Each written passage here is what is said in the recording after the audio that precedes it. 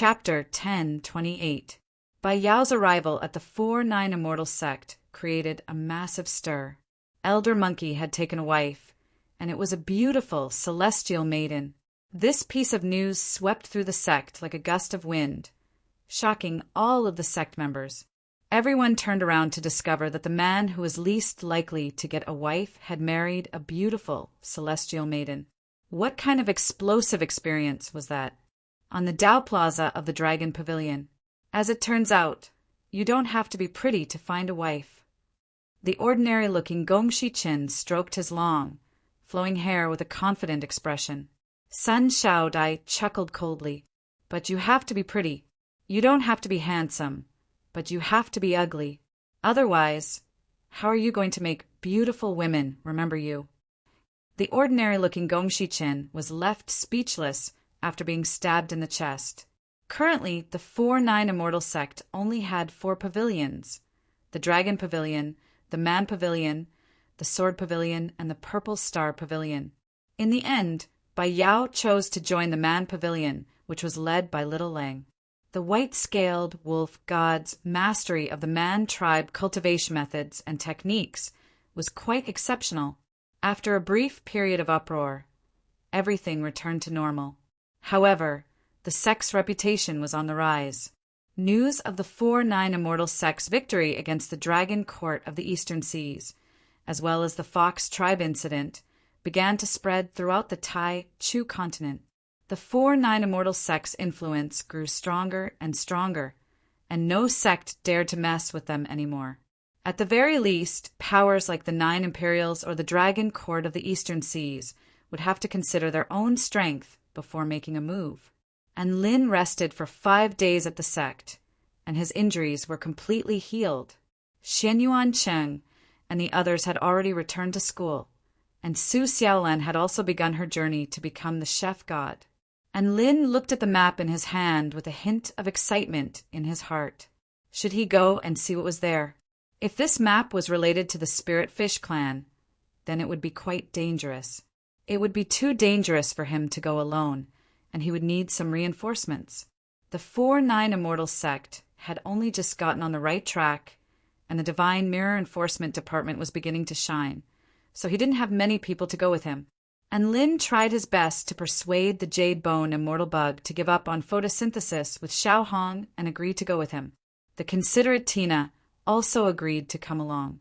To her, traveling and adventuring to interesting places was her favorite thing to do. Just like that, the 3 of them immediately set off for the West Sea. As the name suggested, the West Sea was the westernmost ocean of the Tai Chu continent. The sea there was boundless, and all kinds of mysterious and powerful sea beasts and sea demons thrived there. In the West Sea, the 2 most prominent powers were the Spirit Fish clan and the Heavenly Turtle tribe. And Lin knew that these 2 tribes were also 2 of the most intelligent tribes among the 10 Realm Guardian tribes. He had even seen their development in the Divine Mirror world. All in all, the Spirit Fish clan was quite aggressive, while the Heavenly Turtle tribe was content to stay out of worldly affairs. And Lin was naturally going to look for the Heavenly Turtle tribe. 1,000. And Lin waved sword. Of Yao Heaven see a Yao clan sect, of Yao, and an smile of sect disciples. And Yao, a satisfied smile appeared on Lin's face. It had to be said that Bai Ling was very adept at teaching others. This sect rule of sending off the sect leader was very much to his liking. A little fairy sat on Lin's left shoulder, which was a portable teleportation hack. A little rainbow butterfly floated on his right shoulder, which was a simple poison and barrier hack. And Lin walked toward the teleportation spell formation and began his journey to the West Sea. The farthest teleportation spell formation in the Kingdom of the 9 States could take him was the Western Paradise. The Buddhist kingdom and the Celestial Court maintained a friendly relationship, and Qing Ji had transcended his tribulation with Lin's help. He had heard a lot about this renowned region on the Tai Chu continent, and he had always yearned to visit it. After a rush of dizziness, Lin appeared on a circular Dao Plaza. This place was filled with living beings who who had been teleported here. Wow, there's so many dazzling bald heads. Xiao Hong would love this place. The jade bone immortal bug had clearly been influenced by Xiao Hong, and it was extremely excited. Most of the living beings here were monks and nuns, and their bald heads shone brightly under the sun like moving light bulbs. And Lin couldn't help but recall the bald, muscular monks with benevolent smiles on their faces that had been summoned by Xiao Hong's domain upon hearing this. Thinking of this, he silently shivered again, and Lin looked up at the clear sky, the radiant sun, and the smiles on the faces of the passers-by. This place really did look like a paradise. All the shops along the way were open, and he heard that they didn't have to close at night. There were no thieves on the streets, as there was no need to steal anything. If you had no food or shelter, the monks would provide you with food and shelter. If you had no job, the monks would introduce you to a job. If you had no cultivation methods, the monks would give you a good cultivation method. If you had no money, the monks would provide you with money for emergencies. If you had no women, the monks would create an inflatable doll for you to play with. However, if you forced yourself on a woman, then I'm sorry, the monks would send you to the true paradise. In any case, this was a world where you could live a very peaceful and happy life. All of your basic needs could be satisfied. There was very little desire to commit crimes. And Lin and the others strolled around the city and discovered that Qinghu City was still the most interesting place. The monks weren't as handsome as the fox boys, and the nuns weren't as seductive as the fox girls. He bought a few tranquil joss sticks to help him relax before setting off for the West Sea. That's right, he had to get down to business. Little Na, it's all up to you now. Go west, and Lin instructed. All right. Tina spread open her arms and tore open the space before her. Cries of surprise erupted from all around. A return to Void Stage mighty figure who could control spatial power was extremely eye-catching no matter where they went, especially when it was being unleashed by such an adorable little fairy. Tina held onto Lin's large hand, and they stepped into the spatial passageway together. They disappeared from the heavenly realm, thus concluding their short journey. The Western Paradise was about 500,000 kilometers away from the West Sea. Tina's spatial spell techniques were extremely proficient, and Xue Zhantian's road rage disorder was no match for her. Thus, she covered 500,000 kilometers in just 2 days. Above a vast expanse of blue ocean, a spatial crack appeared, and Lin, Tina, and the jade bone immortal bug had arrived at the legendary West Sea. Wow, there's so much water. What a huge ocean. Tina's eyes widened in amazement, and Lin's lips twitched. You should learn some idioms from little Tian. Otherwise, it'll be very embarrassing for you to speak in such a vulgar language. Tina pursed her lips and humphed in displeasure before ignoring him, and Lin turned his eyes toward the vast ocean. So, how are we going to find the Heavenly Turtle Tribe's moving Heavenly Star Island? Chapter 10:29. It was as if the mermaid had been meticulously sculpted by the heavens. She sat on a chair with her blue fishtail tilted to one side as she wept incessantly. Su Xiaolan said that I would understand once I arrived here, and Lin murmured to himself as he gazed at the boundless sea. So, what did I understand? He didn't even have any passion left. He turned his gaze toward the northwest, where there seemed to be a thin layer of mist enshrouding the area in the distance. The mermaid guard used its precious life to prove to us the sea monsters that had volunteered to be the seafood had already filled up 5 top-quality storage rings. Most of these species were trash, aside from the fearless and brainless sea urchin warriors, who were a bit annoying. The jellyfish all silently avoided Lin. He curiously stopped the brick to see what it was. Princess, don't cry. The dead can't be brought back to life. Don't cry, one of the mermaids consoled. And Lin, even though the sea monster was within his field of view, that didn't mean that it was very close to him. The main reason why Lin was able to see it was because the black shadow was too massive and had an extremely wide field of view. It was said that it was an island that floated in the West Sea and moved according to a certain pattern. I'm innocent. That's not what I meant. When a woman was angry, she would not listen to reason, and Lin continued onward. The reason why he didn't speed up was so that Tina could broaden her horizons and see if there were any interesting fish in the sea. And Lin and the others continued onward, and all of the sea monsters that they killed were stowed away by Lin into his storage ring. He would be able to get some seafood to eat in the future. All of the bone-devouring fish exploded at the same time as they were unable to withstand the terrifying power. Tears streamed down the mermaid guard's face as it made its final struggle. What the F***CK was wrong with it? "Little Na, you've changed," and Lin said with a pained expression. Bam, bam, bam. At this moment, countless splashes appeared and thousands of black fish pounced at Lin like missiles, opening their bloody, jagged mouths.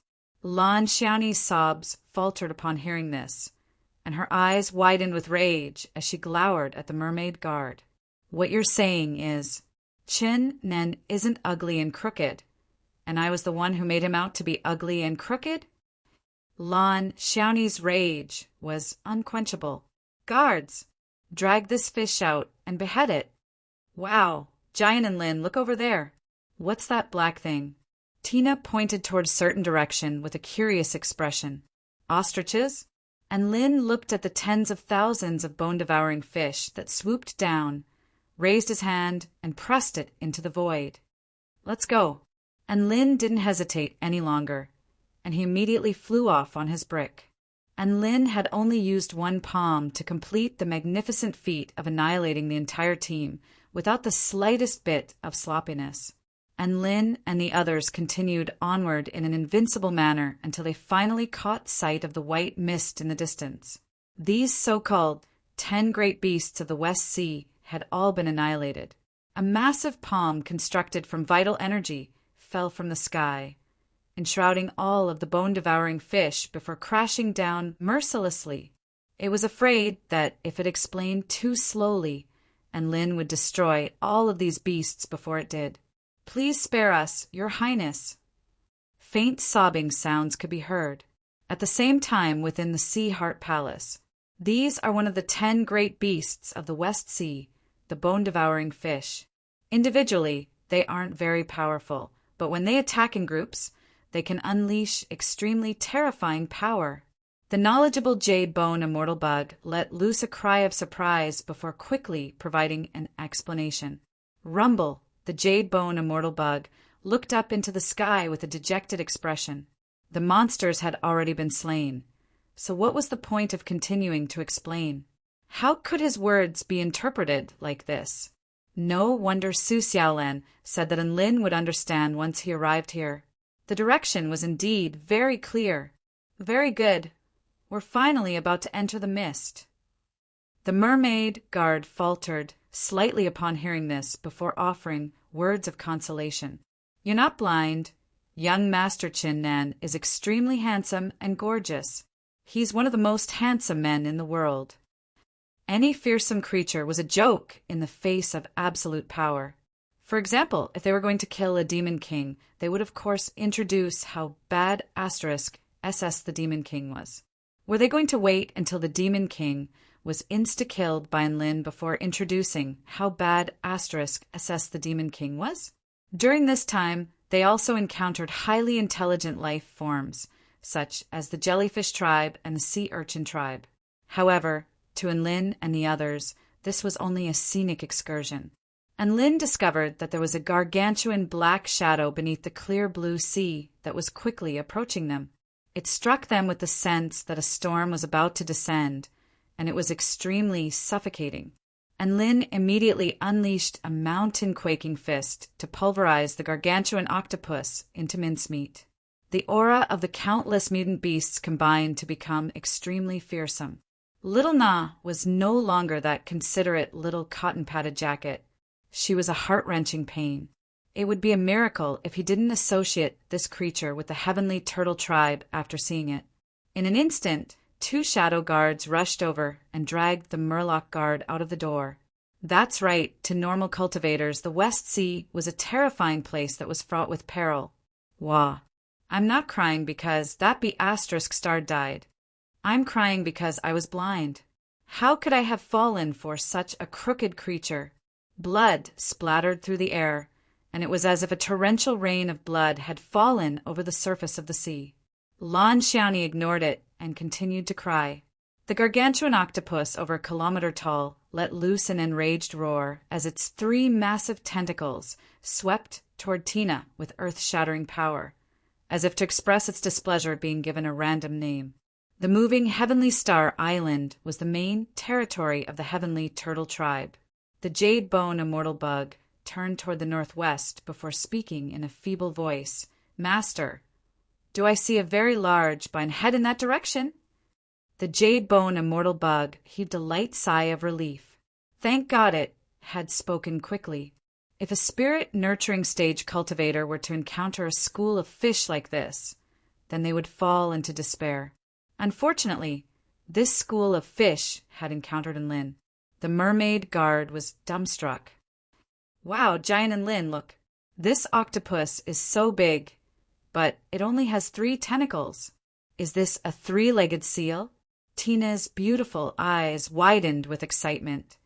"Wow, little sister Little Goo is so awesome. You know so much. Go on, I want to hear more." Tina put on an adorable smile and spoke in a very understanding manner. "This is a West Sea ghost hand demonic octopus. It lives in the depths of the ocean and is—" The jade-bone immortal bug didn't even get a chance to finish her introduction before the octopus was insta-killed. The sobbing creature was none other than the princess of the spirit fish clan, Lon Shawnee. His heart tightened slightly. He was finally going to have to deal with one of the 10 realm guardian tribes, the Heavenly Turtle Tribe, so he was quite nervous. A massive black figure that resembled the head of a turtle shimmered in and out of existence. There were no living beings that were directly connected to that island. There weren't even any navigation routes, let alone teleportation spell formations. Tina tapped her chin. "Do you understand how useless you are?" Her voice faltered as a sense of indignation welled up in her heart. Thus, they traveled for tens of thousands of kilometers. Chapter 1030.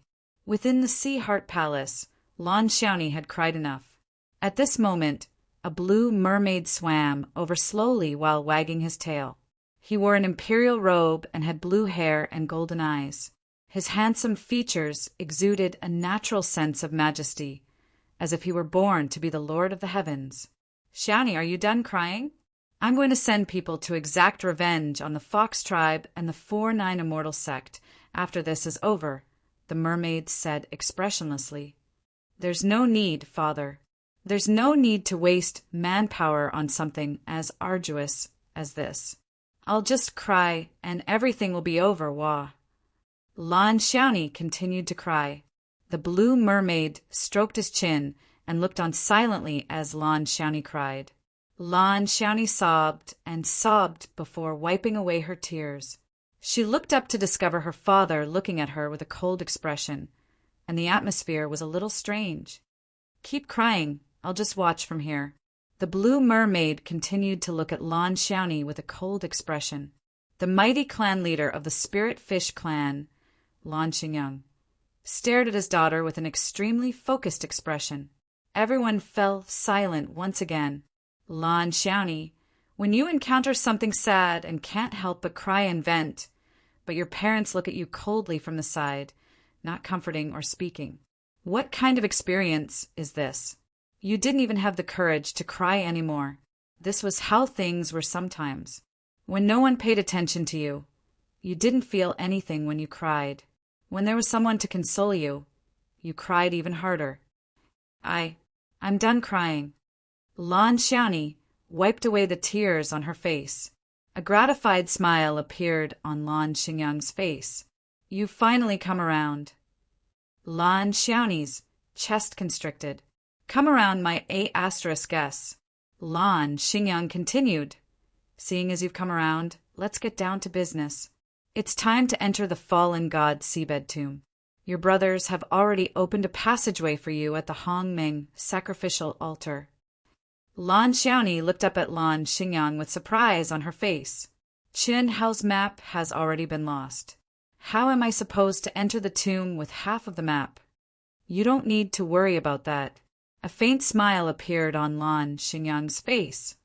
The high priest of the Hongmeng sacrificial altar has already seen the future. You'll know how to enter once you get there. Lan Xiaoni fell silent at the mention of the high priestess, and she nodded lightly.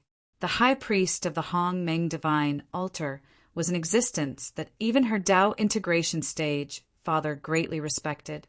He was an extremely powerful astrologer, capable of divining celestial phenomena. When do I go? Lan Xiaoni asked. Lan Xingyang handed a white dagger to Lan Xiaoni. Now go over there and wait. This is a power that can determine the fate of the Spirit Fish clan. Please complete your mission and obtain that information from the fallen god seabed tomb. Lan Xingyang spoke in a solemn voice. Lan Xiaoni nodded. The ancient tomb at the bottom of the fallen god seabed was protected by an ancient forbidden formation and the laws of heaven and earth. Only deity transformation realm cultivators with a key could enter, and she was the best candidate. Lan Xiaoni's brows furrowed slightly as she spread open the star trajectory chart in her hand. But the other person, who could it be? In the northwest of the West Sea, and Lin entered the white mist. As soon as it entered the range of the mist, the black shadow disappeared, and Lin felt as if he had passed through a natural barrier and arrived in a brand new ocean. Within the mist, his vision was completely unobstructed, and he could see a vast expanse of ocean that stretched as far as the eye could see. Could it be that I'm looking at a fake turtle head? And Lin was a little incredulous. The jade bone immortal bug didn't understand. She had never been to the moving Heavenly Star Island. As for Tina, she was a complete noob, and she was always curious about where she went. Thus, and Lin continued to fly on his brick and wander around aimlessly. When he came across an island, he would ask the leader of the island for directions. Unfortunately, even within the white mist, the moving Heavenly Star Island was still extremely mysterious. On an extremely large island, powerful sea pterodactyls thrived here. These dragons were related to lizard dragons, but their wings were thinner and their bodies were sleeker and more streamlined, thereby minimizing resistance when diving. The most powerful being on the island, Tianhai, was being ground into the ground by Lin as he wailed with anguish. "Ah, please spare me. Be gentle. Don't do this." The huge sea-winged dragon lay on the ground as its body wriggled in pain, and Lin rode atop the dragon's back, and a golden light shone from his fists. "Are you going to tell me or not? Tell me everything you know about the moving Heavenly Star Island." And Lin spoke with a cold smile on his face as he held a mirror in his hand. "That's really all I know," Tianhai sobbed. "It's lying," the vermilion bird mirror replied in a crisp voice. "Huh." And Lin chuckled coldly as his fist continued to fall. Tianhai was tormented within an inch of his life, and he was unable to withstand Lin's ferocious attacks. I'll tell you. Tianhai really couldn't hold on any longer. If things continued like this, he was going to be hammered to death. His life was more important than his oath to the Heavenly Turtle Tribe. At midnight, the direction in which the 9 brightest stars in the night sky are aligned is the direction in which the moving Heavenly Star Island is located. Tianhai replied, and Lin turned to look at the vermilion bird mirror, which remained silent. The lie detector didn't respond, so it looked like he was telling the truth. He nodded with a satisfied smile.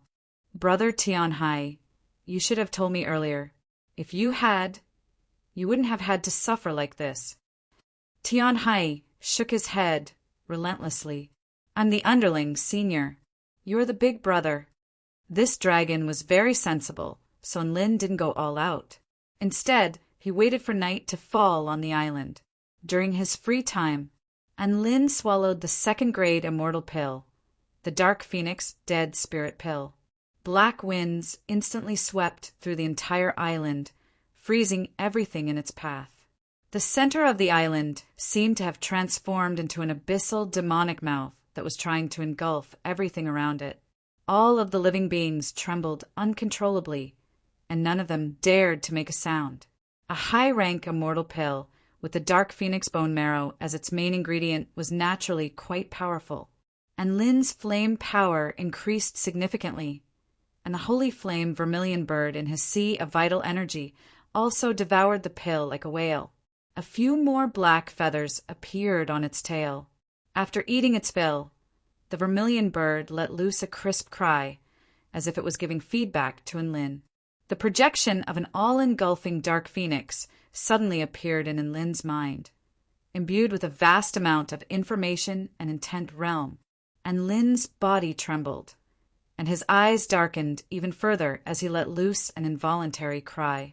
Tina and the jade bone immortal bug were given a fright upon seeing this. Thankfully, this didn't last long, and Enlin soon came to his senses before panting heavily. "Are you all right?" Giant Enlin. "Master." The fairy and the butterfly fluttered around Enlin with concerned expressions. Enlin shook his head with undisguised joy on his face. "I'm fine." He looked up at the twinkling stars in the night sky with a faint smile on his face. "Let's go. We've already confirmed the direction we're heading to. Let's go to the moving Heavenly Star Island." Chapter 1031. It was midnight, and the West Sea had fallen into complete darkness and silence. Only the rustling of the waves was still active. Moonlight and a sky full of stars appeared in the sky and on the surface of the ocean, as if they were two inverted mirrors that were intersecting with one another. And Lin raised his head to discover that among the countless stars, the 9 brightest stars seemed to be pointing in a certain direction. However, as the stars shifted, the direction they were pointing in was also changing slightly. This really is a moving island. And Lin smiled. He leaped onto his brick and flew toward the direction the stars were pointing in without any hesitation. The ocean at night was not actually very peaceful. Dangers lurked in the depths of the ocean, and powerful sea monsters would occasionally turn their attention toward Enlin. However, none of them had the guts to attack Enlin. After traveling for over 5,000 kilometers, a sea of light appeared before his eyes. As the name suggested, the Sea of Light was a sea that glowed. This Sea of Light was extremely colorful and dreamy in the dark night, as if he had arrived in a different country. All of the fish that lived in this Sea of Light could glow, and they swam in schools, creating a series of dazzling, vibrant, and dazzling images. There were also many things that resembled fireflies that leaped out of the water and breathed in the air with elation. Each and every breath they took was accompanied by a flash of golden light. Wah! A vast and distant voice reverberated between heaven and earth, extremely penetrating. The sound was ethereal and clear, as if it could travel from the past to the future, and Lin immediately halted his flight atop his brick, and his nerves tensed as he unleashed his divine sense to its fullest extent. Tina and the jade bone immortal bug were also silently preparing their spell techniques, clearly preparing for battle. A being that could emit such a sound was definitely not to be underestimated. Wah! Another sound struck straight into the depths of his soul. A certain spot on the boundless sea of light suddenly became empty. All of the glowing sea creatures retreated, as if they were fearful of something, but also as if they were making way for it. A faint blue light appeared at the bottom of the ocean, and it grew brighter and brighter until it stained the inky black ocean a bright blue. The pure blue overshadowed all of the colors in the sea of light. A gargantuan head slowly emerged from the surface of the ocean, sweeping up massive waves. So big! Tina's mouth gaped open as her eyes widened, and Lin also took a deep breath. Is that a whale? Its gigantic body began to leap out of the sea, bringing with it hundreds of millions of tons of seawater. The pitch-black night sky, above the sea of light under the full moon. Its round body glowed with a blue light as it drew an arc in the air, dyeing the night sky blue. This scene seemed to last for eternity. Rumble. The whale once again fell from the sky into the ocean, creating a huge wave. The wave surged and roared. The blue light gradually disappeared into the bottom of the sea, returning to the darkness. Is it gone? The encyclopedic jade-bone immortal bug remained silent for the first time in the face of this monster, as she was also completely dumbstruck. Little sister, Xiao Gu, what kind of creature is that? It's so big and so beautiful. Tina was still in shock, and she asked excitedly. The jade-bone immortal bug shook her head. I don't know. There are no descriptions of such a gargantuan, glowing creature in any of the books. How about we call it the blue whale? And Lin suggested with excitement in his eyes. Huh? So casual? Tina cocked her head to the side with displeasure. Isn't it better to make it easy to understand? Let's call it Delon. And Lin clapped his hands together. This is a new species. We've discovered a new species. Tina, the jade-bone immortal bug, I feel like no one will acknowledge a new species like this. The jade-bone immortal bug grumbled. Giant and Lin, what else can we expect apart from naming creatures based on size and color? Tina splayed her hands open in exasperation, and Lin couldn't be bothered to respond to these two fools and turned his attention back to the stars in the sky. He followed the guidance of the stars in the sky and continued onward. The appearance of the blue whale was only an interlude. However, that scene had been deeply engraved into their hearts, and they would never be able to forget it. A certain phrase suddenly occurred to Lin. Seeing a whale when the sea is blue. This phrase seemed to be quite appropriate in a situation like this. He couldn't see the whale's cultivation base, but he could sense that the passage of time had left an imprint on its body.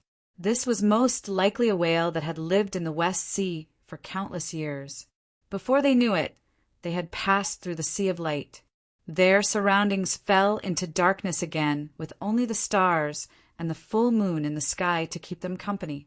And Lin continued onward, and a vast expanse of darkness finally appeared at the end of the horizon. Look, there's a group of islands up ahead. That's the moving Heavenly Star Island. That's right. That's indeed our destination. I can see that the island is moving at an extremely slow speed as time passes by. And Lin narrowed his eyes as he expanded his divine sense to its maximum extent to survey his surroundings. As they drew closer and closer, the moving Heavenly Star Island was gradually revealed to them. This was a large expanse of islands of various sizes, and the environments of each island were vastly different. Some islands were covered in lush green grass, some islands were covered in poisonous mist, some islands were covered in ice and frost, and some islands were filled with lava that flowed like rivers. The islands were as different as heaven and earth, but the only similarity was that all of them had heavenly turtle tribe living beings living happily and leisurely on them no matter what environment they were in. These turtles were not picky about where they were. They lazily lay on the island. It was late at night, and some of them were sleeping. Some of them looked up at the sky and silently gazed at the stars, as if they were trying to glean something from them. This wasn't to say that they were unfathomable. Most of them were just bored. The average lifespan of Heavenly Turtle Tribe members was over 1,000 years. Even though they lived for a very long time, there were very few things that they could do. Every day was nothing more than basking in the sun during the day and gazing at the stars at night. This was the idle life of the Heavenly Turtle Tribe members. They didn't like to fight, and they wasted their time every day. Occasionally, they would research some strange things. For example, astrology, fortune-telling, and Lin flew over one island after another atop his brick and concealed his aura. The relationship between the human race and the Heavenly Turtle Tribe wasn't actually very friendly. The Heavenly Turtle Tribe and the Eastern Dragon Tribe were at odds, and the Eastern Dragon Tribe was on good terms with the Celestial Court. Hence, the human race and the Heavenly Turtle Tribe viewed each other as enemies in the ancient Tai-Chu realm. Of course, there was no vendetta between the two tribes, and Lin concealed his aura only to avoid unnecessary trouble. He didn't want to provoke some resentful turtles, which was an arduous and unrewarding task.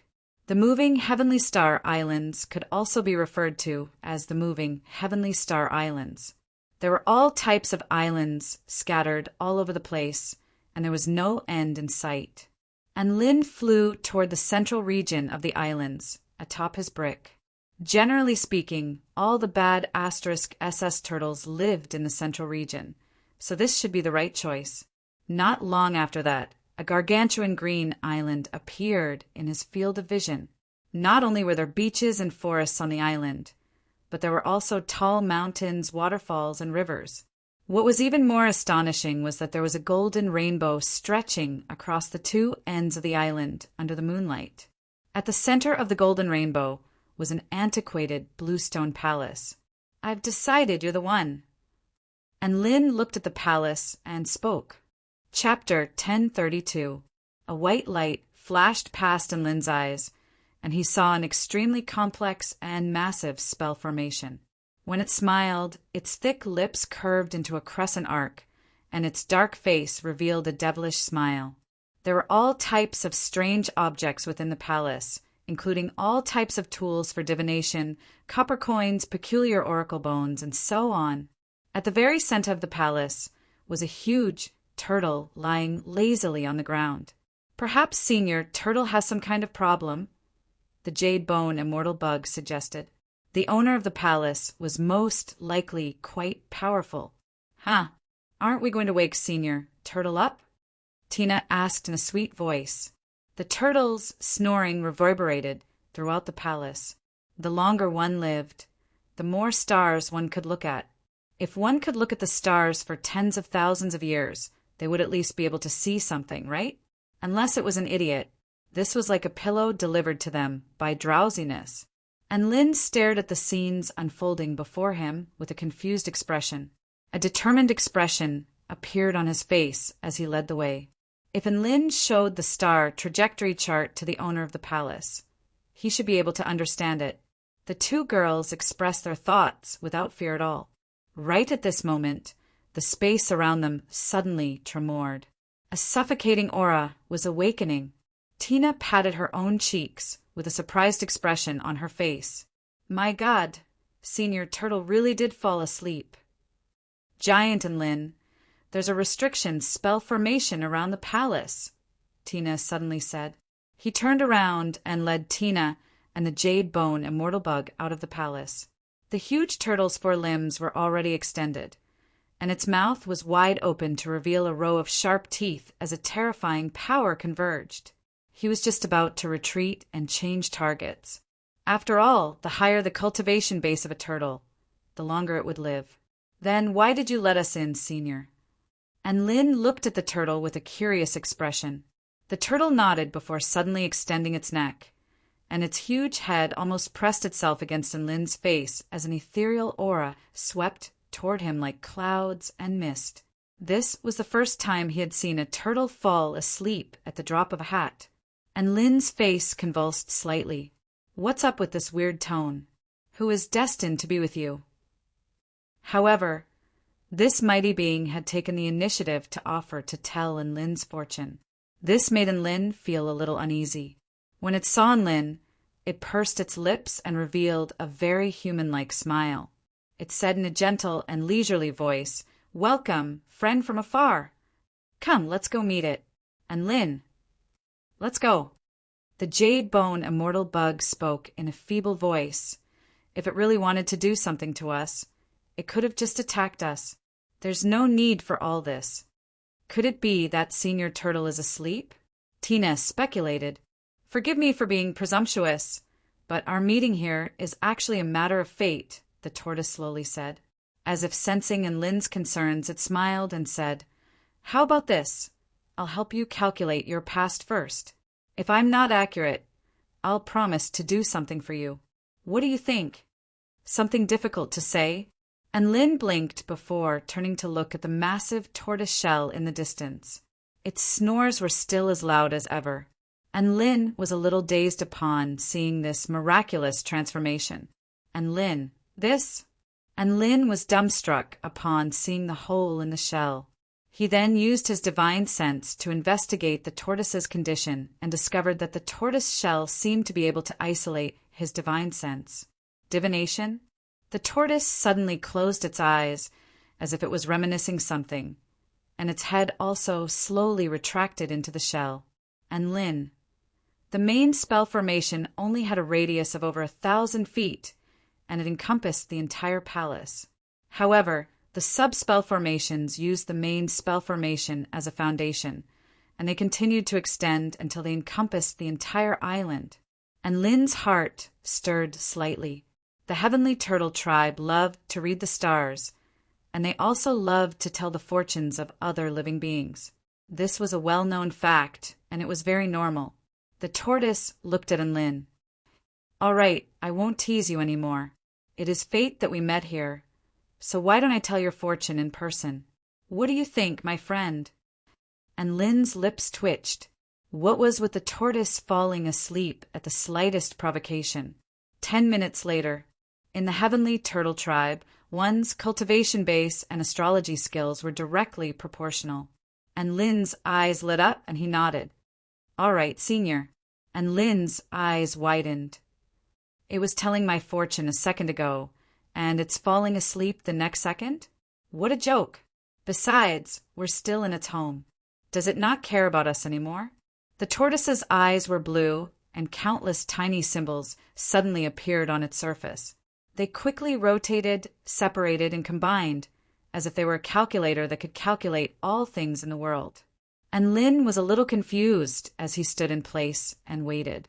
At this moment, an opening suddenly appeared in the restriction spell formation, an opening that allowed him to enter.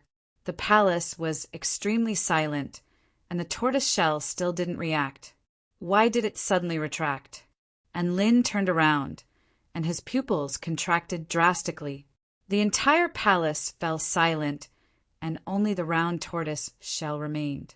However, that thing was too dangerous, so he hadn't used it much lately. If Enlin chickened out, then he really wouldn't be a man anymore. Snore! Whoosh! No one responded. No tortoise responded. Tina and the jade bone immortal bug. The huge tortoise looked quite ferocious, but who would have thought that its voice would be so gentle? Snore! Whoosh! And Lin's expression remained unchanged. Instead, he looked at the tortoise with an intrigued expression. And Lin, Tina, and the jade bone immortal bug looked at one another. "Didn't I let you in because you wanted to come in first?"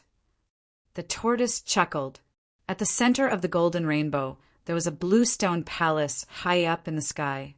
Boom! He actually had a very bad *SS divination technique known as the divine simulation technique, which was of a higher level than the one used by the tortoise. Not only that, but even its limbs had retracted back into its shell. And Lin chuckled coldly. "Why do we have to wake it up? If it likes to sleep, then let it sleep. We'll just look for the next one. It's not like we have to look for it." And Lin took a deep breath. The owner of this palace is someone we can't afford to mess with. This kind of behavior made his scalp tingle, and he really didn't want to stay here. "Senior?" And Lin couldn't help but ask. "Senior is inviting us in for some tea. Should we come in or not?" And Lin asked.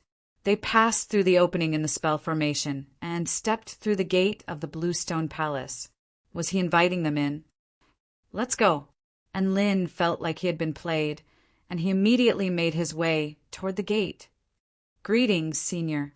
Please forgive us for approaching your territory without your permission." And Lin extended a respectful salute.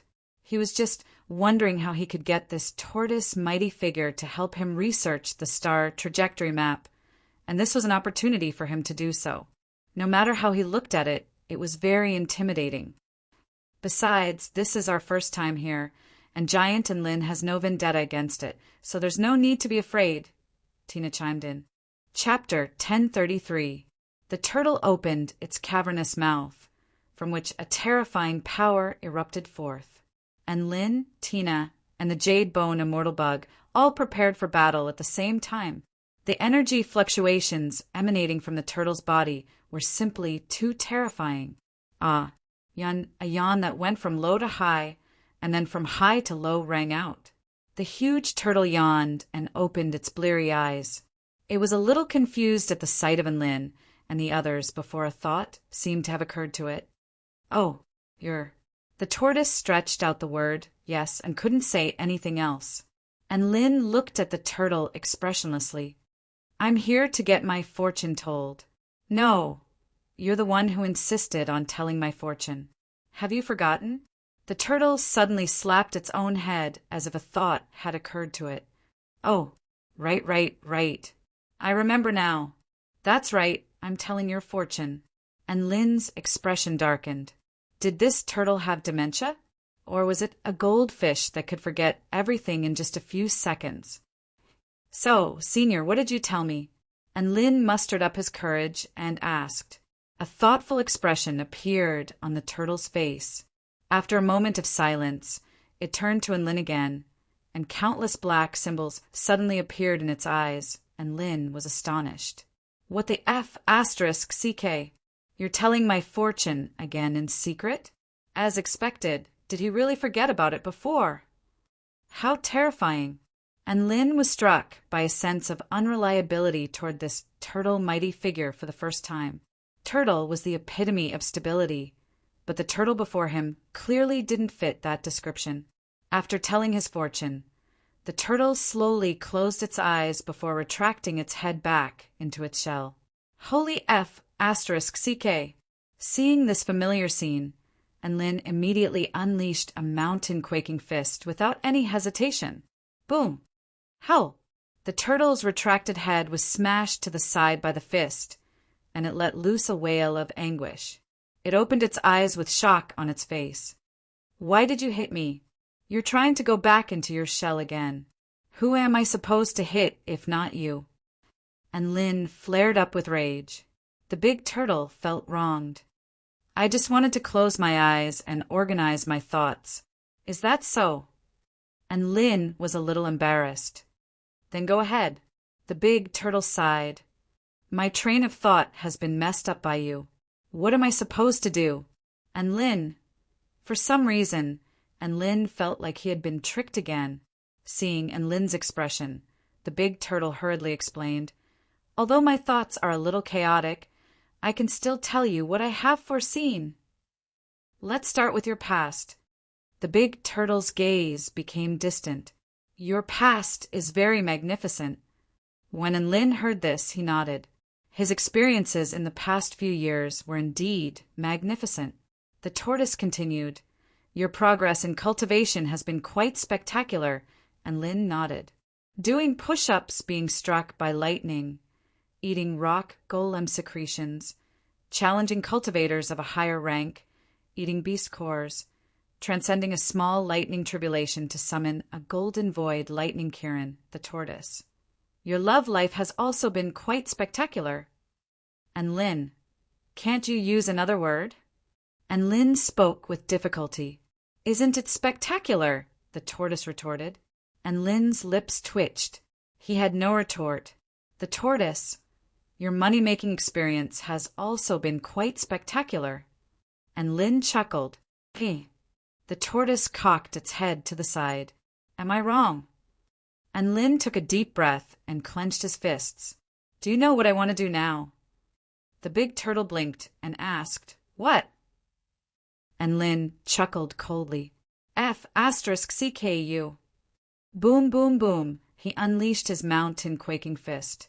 "Ah!" The tortoise's head was ravaged by Lin. "What did I say wrong? Why are you hitting me?" The huge turtle glowered at Lin with an enraged expression, and Lin's fists glowed with golden light, and he chuckled coldly. "You didn't say anything wrong. I just want to let you know that my fights are spectacular too." The tortoise, right? "I won't use the word spectacular anymore," the tortoise said with difficulty. And Lin nodded with satisfaction upon hearing this. He extended his hand and made an inviting gesture. "Please continue with your performance." The tortoise wagged its head. "Your beast pet taming journey has also been quite turbulent." And Lin was astonished. Was this the tortoise's resolution? The magnificent waves had turned into raging waves? The veins on Lin's forehead bulged, and he repressed the urge to beat the tortoise up before turning to leave. Hey, hey, little friend, why are you leaving? The big turtle panicked upon seeing this, and it hurriedly urged him to stay. And Lin replied without even turning his head, I'll walk my own path, and you can have your fun. We'll mind our own business. My friend, I know you have something to ask of me. I'll agree to it, all right? The tortoise asked in a panicked voice, and Lin's footsteps faltered, and he looked at the tortoise with a hint of surprise in his eyes. Free fortune-telling, free errands for him. There was something fishy about this situation, no matter how he thought about it. As the saying went, those who were unaccountably solicitous were hiding evil intentions.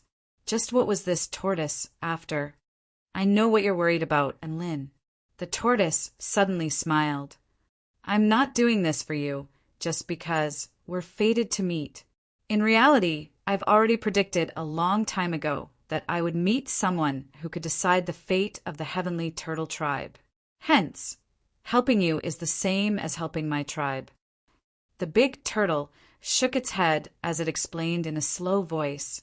Hence, I'll help you with that matter, and you'll help us when the heavenly turtle tribe is in danger.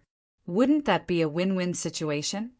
Oh, so that's how it is, and Lin came to a sudden realization, and he nodded before joining his hands in a salute toward the old tortoise. My apologies for disturbing you. Farewell. He began to walk even faster as he spoke. Hey, hey, my friend, why are you still leaving? Did I not explain myself clearly enough? The tortoise extended a claw and urged Lin to stay. No, your explanation was very clear. It's just that, and Lin's lips twitched slightly. I only wanted you to help me look at a map, and you King want me to get involved with the fate of the heavenly turtle tribe? This is like saying that I only want to buy a mouse pad and you can give it to me, but I have to go save the world with you. Are you kidding me? The tortoise was a little dazed. What's a mouse pad? And Lin's expression darkened. That's not the point. I can't mess with them, but I can at least hide from them. Farewell. Please wait, my friend. I understand what you're trying to say. The tortoise said, however, you have no choice but to cooperate with me this time. I am the high priest of the heavenly turtle tribe. And Lin's footsteps faltered. There were over 100 priests in the heavenly turtle tribe, but there was only one who could become the high priest, and that was High Priest Guyu of the heavenly turtle tribe. His status was extremely transcendent, and it could even be said that he was the spiritual leader of the heavenly turtle tribe. And Lin turned around with incredulity on his face. He didn't think that he would encounter a legendary figure in the heavenly turtle tribe. That's right. I am High Priest Guyu. The tortoise looked at Lin with a serious expression. I have no choice but to cooperate with me. Otherwise, you will die. Chapter 1034. And Lin's eyes widened. I'm going to die? If any other fortune teller were to tell Lin that he was going to die if he didn't hand over the money, and Lin would definitely reward that fortune teller with a mountain-quaking fist without any hesitation. However, hearing this from High Priest Guyu of the heavenly turtle tribe made him quite wary. That's right, you're going to die. You're going to be killed by the Spirit Fish clan. Guyu nodded, and Lin's brows furrowed slightly. Even though he had a vendetta against the Spirit Fish clan, only a Dao integration stage, super mighty figure would be able to kill him. Would the Spirit Fish clan dare to do that? Guyu spoke in a slow voice. I can only deduce the scenario where you don't want to cooperate with me. Of course, if you cooperate with me, I can guarantee your survival. I know what you want me to help you with. That's the only thing that's connected to the fate of the heavenly turtle tribe. There are actually quite a few living beings in the heavenly turtle tribe who can understand your map. However, I'm the only one who can guarantee your survival and provide you with a massive opportunity. Guyu's voice was filled with extreme confidence as he looked at Lin with a calm expression. And Lin stroked his chin.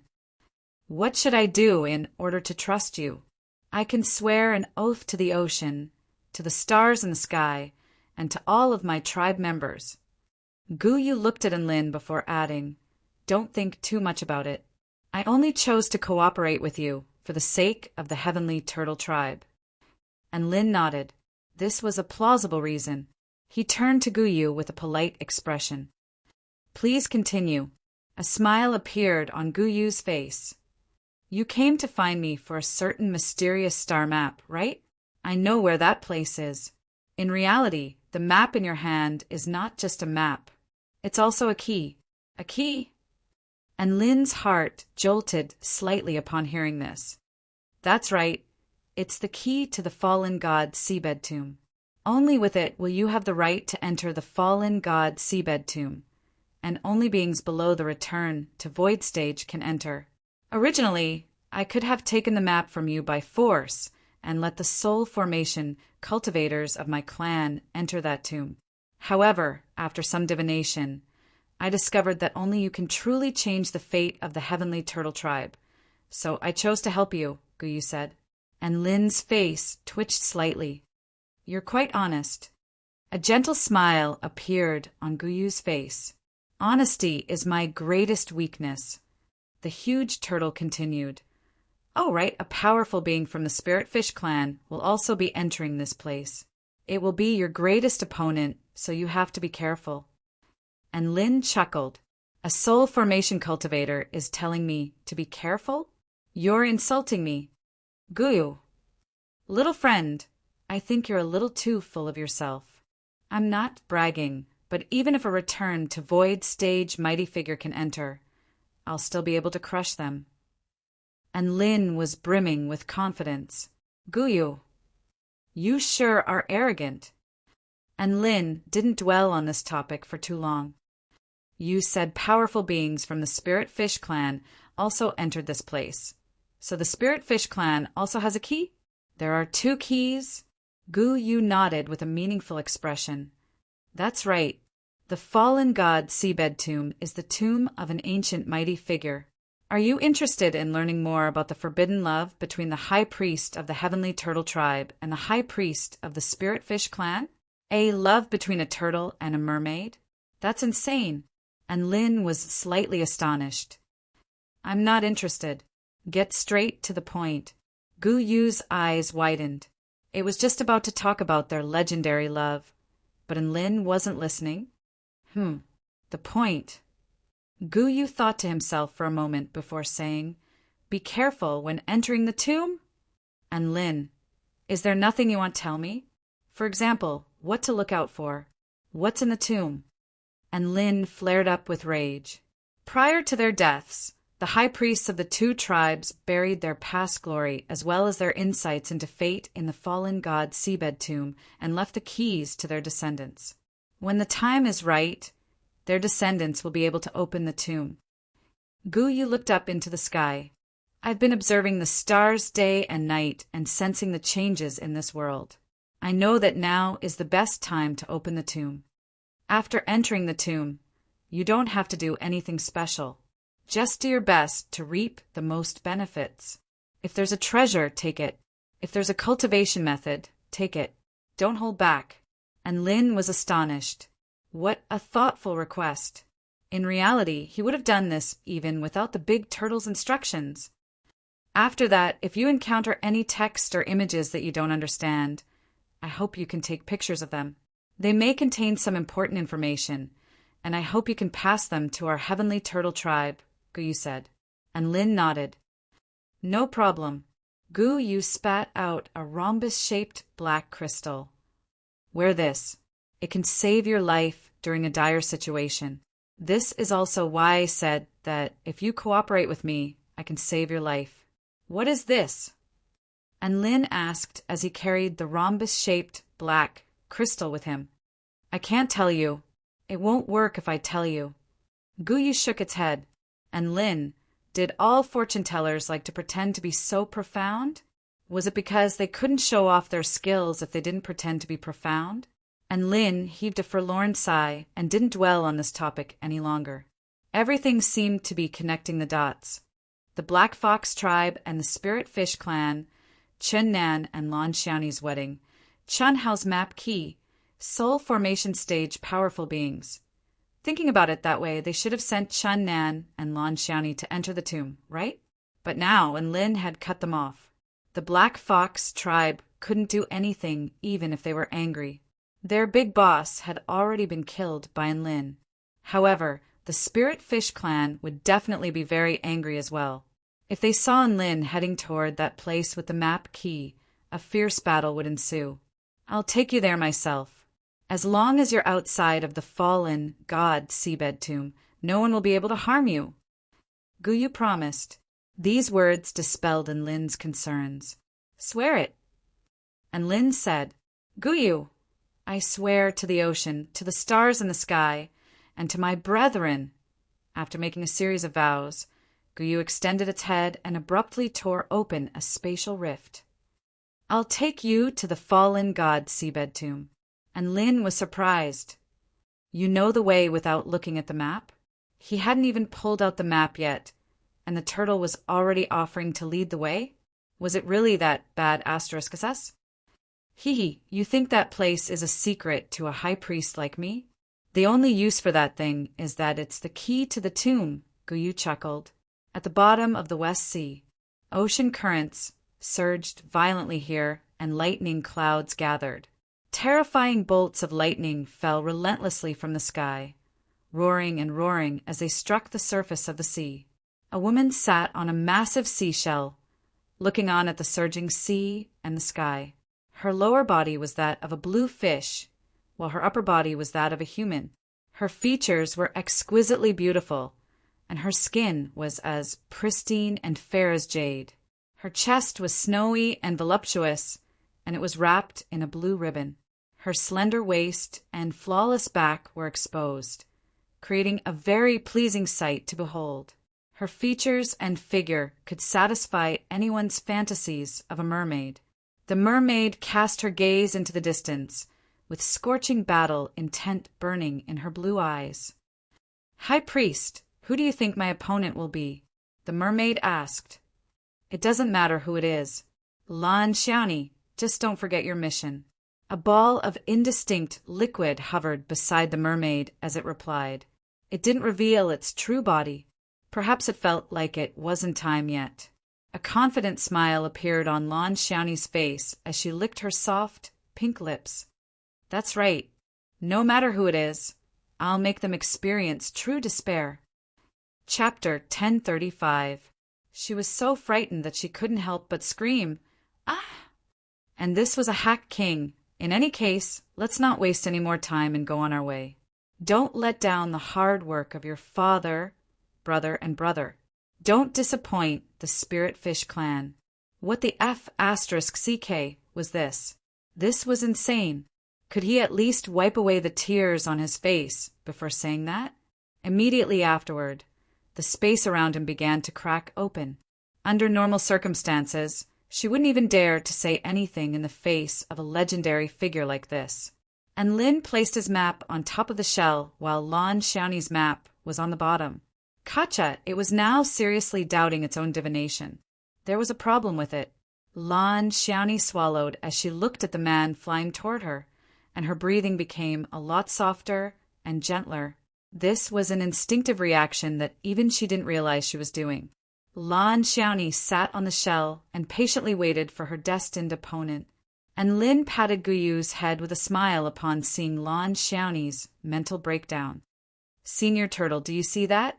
The Spirit Fish clan powerful being you're talking about, my biggest opponent, has already been defeated. Victory belonged to the Spirit Fish clan. Lan Xiaoni faltered slightly upon hearing this before turning to Guyu with gratitude in her eyes. All of a sudden, a voice sounded from within the spatial passageway. Lan Xiaoni's body shuddered upon seeing Enlin's smile, and her face instantly paled. He turned to Lan Xiaoni with encouragement in his eyes as he yelled in his heart, "Hurry up and show some of the power you should have as Enlin's nemesis." How could it be you? Enlin? Lan Xiaoni drew a sharp intake of breath as her nerves became even more tense upon seeing the giant turtle's true appearance. This was the high priest of the heavenly turtle tribe, Guyu. Lan Xiaoni nodded obediently with an extremely strong will to live. With her aptitude and power, she could look down on all soul formation stage powerful beings, and even Chunnan was no match for her. No matter who it was, they were all trash to her. That's right. She had thought that her opponent would be a bronze rank being, but it was a king. Yu Feiyu. The poor girl was stammering from fear. All she had to do was torture the living being who had entered the tomb with her. And Lin had heard this from Guyu once. Lan Xiaoni had a mental breakdown. Never would she have thought that her opponent would be this man. The big turtle was so frustrated. Couldn't the Spirit Fish clan powerful beings give it some face and show it some respect? But now, she had the high priest of the Spirit Fish clan, Yu Feiyu, by her side. She looked young and helpless, but she could still cry, "Oh my God, it's fate!" Yu Feiyu and Guyu were on the same level as Guyu. Furthermore, Lan Xiaoni's expression wasn't an act. Guyu was quite perplexed. It had clearly divined that Lin's opponent was extremely threatening. Why was it that the current scene was like a newbie meeting a big shot? There was no comparison at all. A teammate who cheers on the enemy? Air. You. I.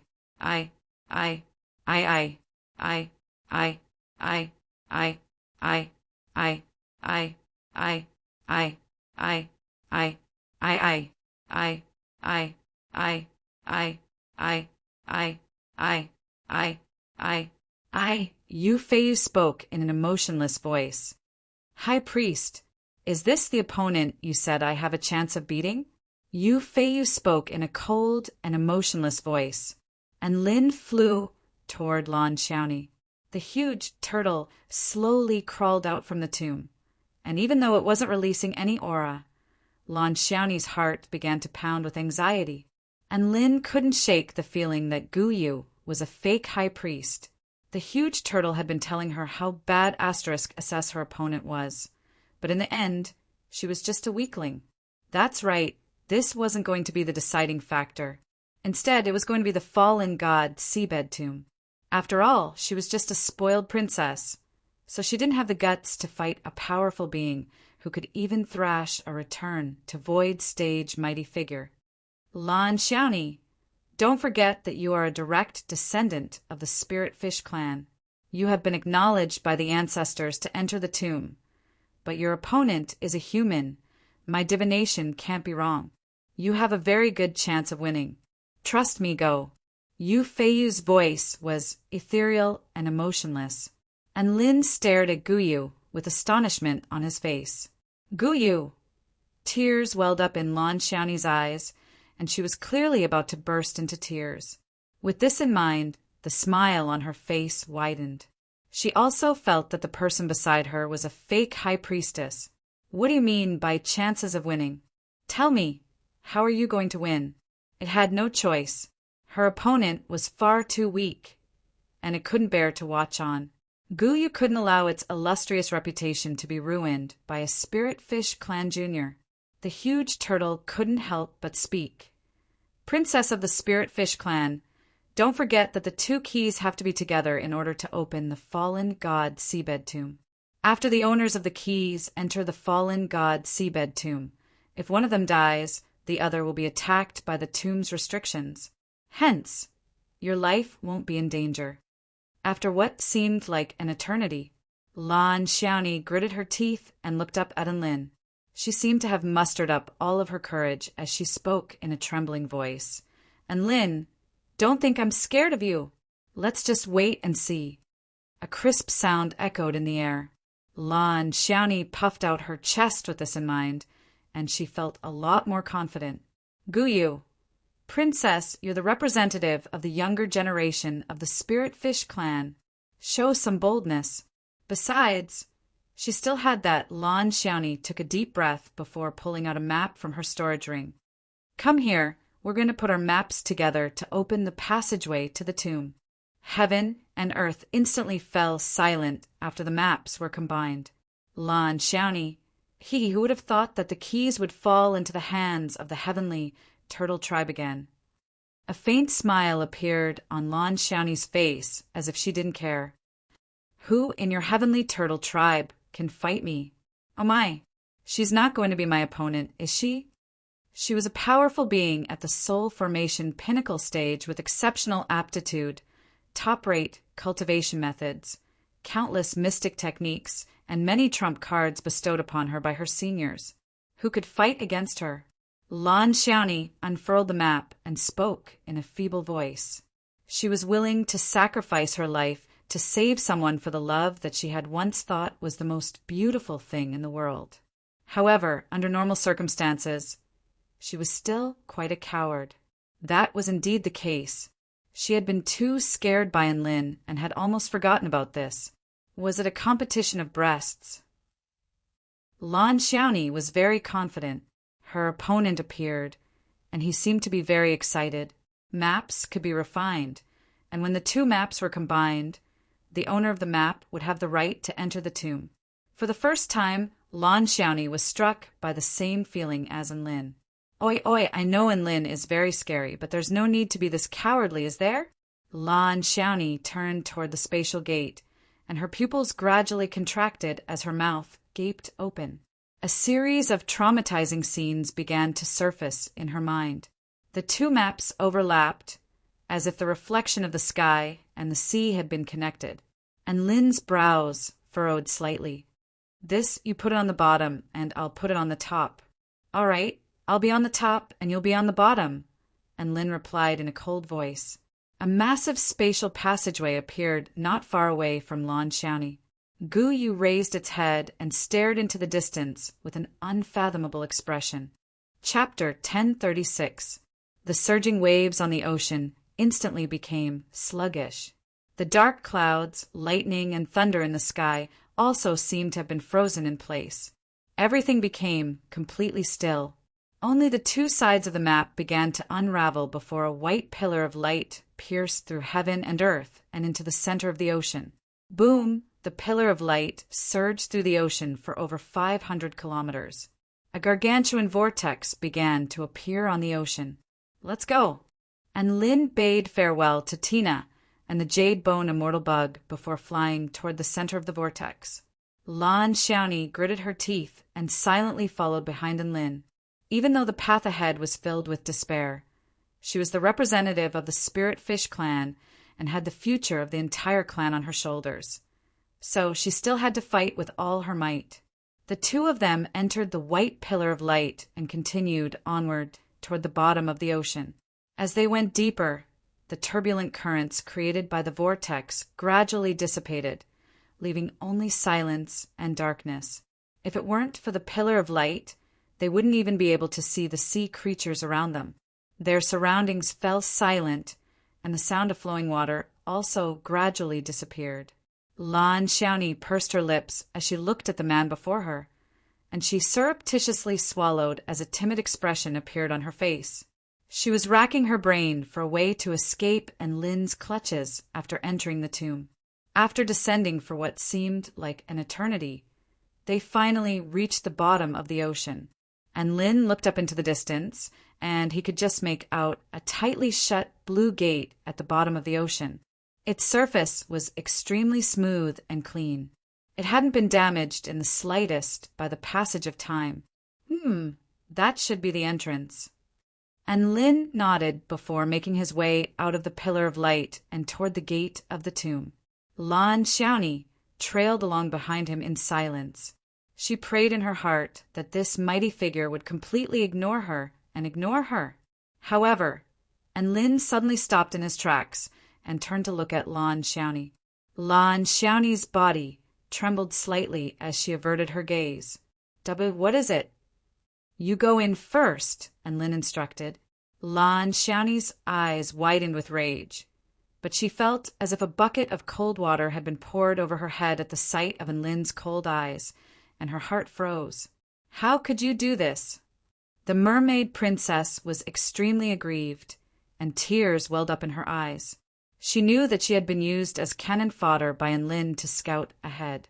She was the princess of the Spirit Fish clan and the beloved daughter of the clan leader, Lan Xingyang.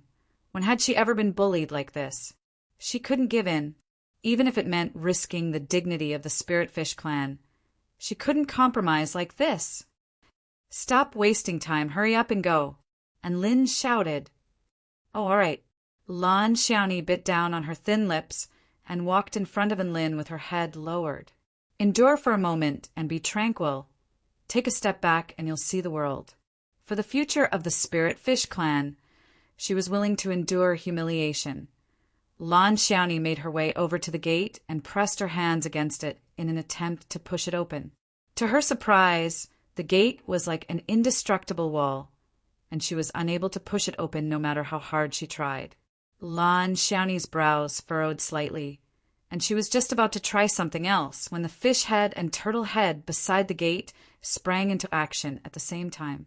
They looked directly at Lan Xiaoni and opened their mouths as a burst of terrifying spatial power swept toward her. "Ah!"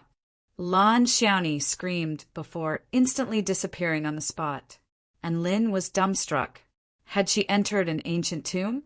Speaking of which, if they could teleport into an ancient tomb, then what was the point of having a gate here? Just as he was hesitating about whether he should stand in front of the gate like Lan Xiaoni, the fish head and turtle head seemed to have sensed something, and they turned toward Lin before opening their mouths. "Holy F***CK!" And Lin let loose a cry of surprise as he was struck by a rush of dizziness. The space around him began to warp violently. His eyes regained clarity, and he discovered that he had arrived in a strange world. The sky was murky, and there was a light enshrouding the entire earth. Countless ancient swords were stabbed into the ground as far as the eye could see.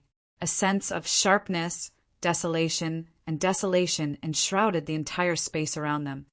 Infinite sword technique. And Lin's eyes lit up with excitement. He could sense that each and every ancient sword had its own history, as well as its own battles and blood. When countless ancient swords were gathered together, the accumulated sword intent could even pierce through the heavens. Boom, boom, boom, powerful energy fluctuations erupted from nearby. And Lin looked up to discover that Lan Xiaoni was flying toward a certain direction while unleashing one extremely powerful spell technique after another. Countless ancient swords rose into the sky from the ground before attacking Lan Xiaoni. The powerful power of water clashed with the ancient swords, upon which an earth-shattering boom erupted. "What is she fighting?"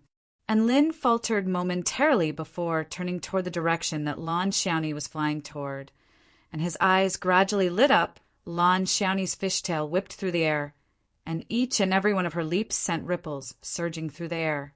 Her body sped through the air as if she were swimming through water. All of the ancient swords seemed to have been stimulated, and they slashed toward Lan Xiaoni with astonishing sword intent. Lan Xiaoni twisted her agile waist to evade the flying swords, and if she couldn't evade them, she would slap them aside with her hands, which were imbued with the extremely powerful power of water. "I'm almost there.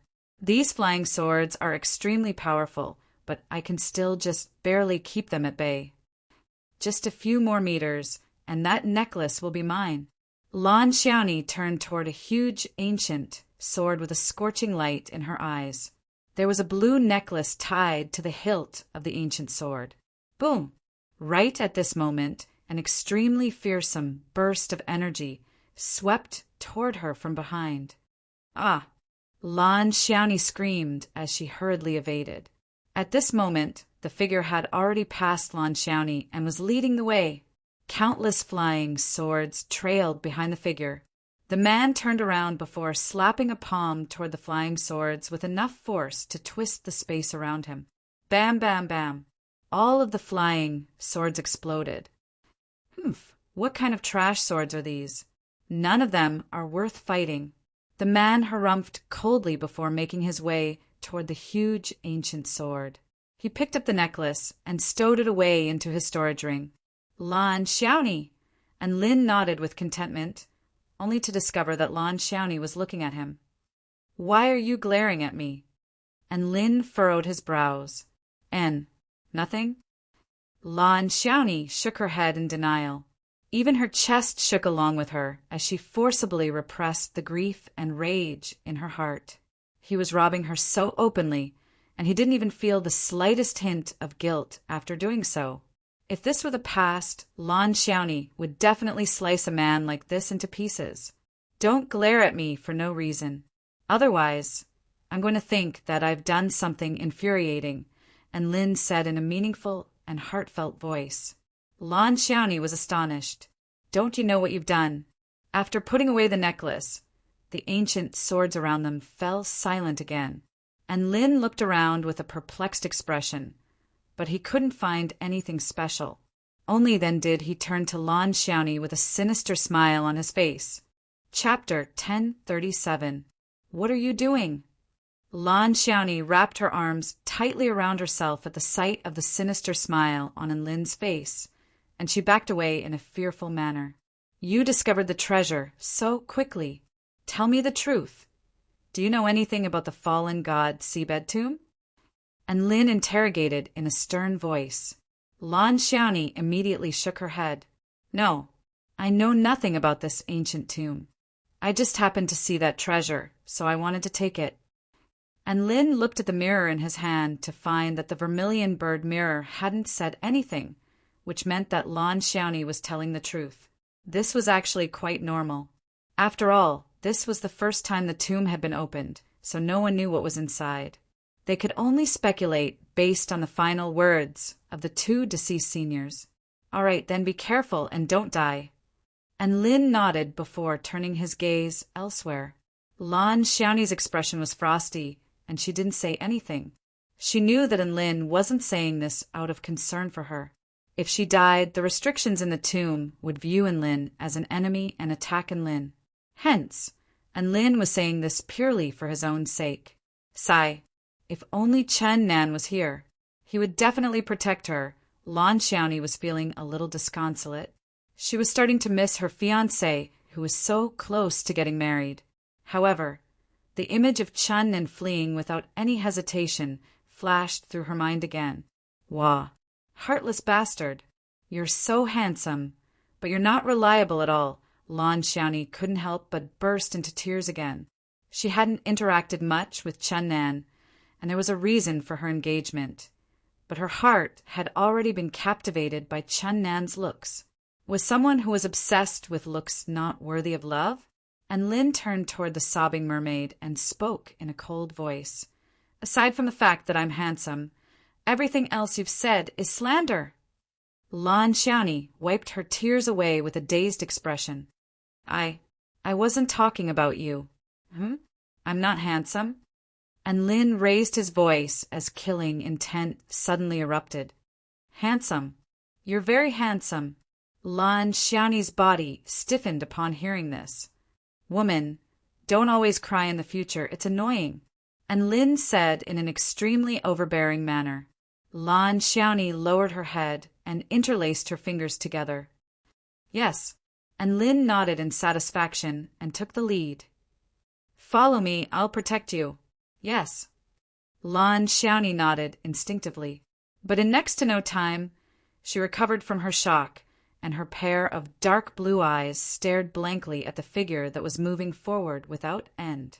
She thought with slight disbelief he said he would protect me, and Lin's original plan was to have Lan Xiaoni lead the way as cannon fodder.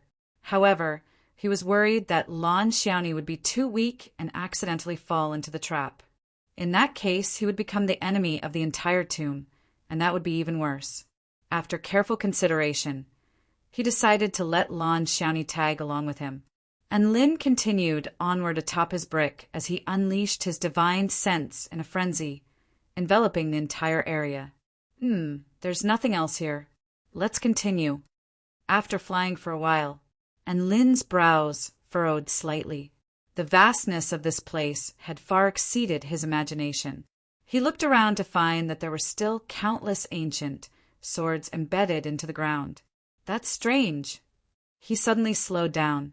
Lan Xiaoni was caught off guard and almost crashed into Lin's back, upon which her heart skipped a beat. What's wrong? The mermaid princess was a little nervous as she looked around with her dark blue eyes, thinking that they had fallen into some kind of trap. Where did the Spirit Fish clan and the Heavenly Turtle tribe get so many swords? And Lin was a little perplexed. Lan Xiaoni, I've been so nervous for so long, and this is what you're telling me.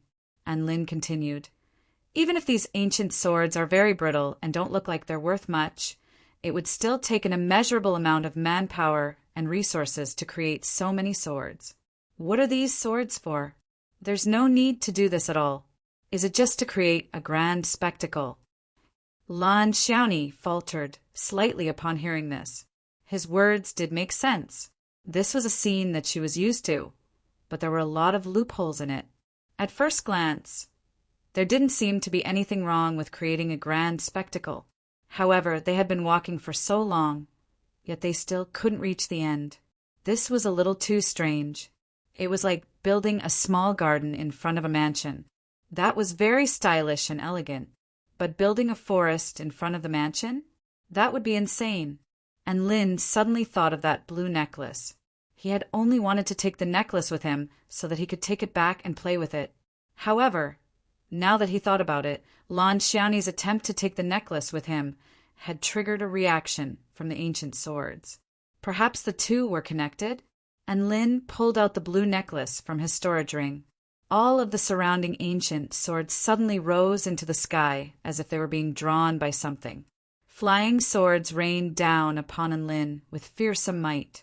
Lan Xiaoni's expression shifted drastically, and she was just about to unleash a spell technique to defend herself when she suddenly heard a cold harumph. Boom! Purple divine flames erupted, enshrouding the two of them as the terrifying temperatures caused the air to warp and twist and the earth to melt. The flying swords crashed into the wall of flames, only to be vaporized into wisps of smoke by the scorching temperatures. None of them were able to penetrate the wall. Lan Xiaoni stopped and turned to look at Lin, only to be greeted by the sight of his calm expression, as if he didn't even take these powerful flying swords seriously. For some reason, a thought suddenly popped up in her mind.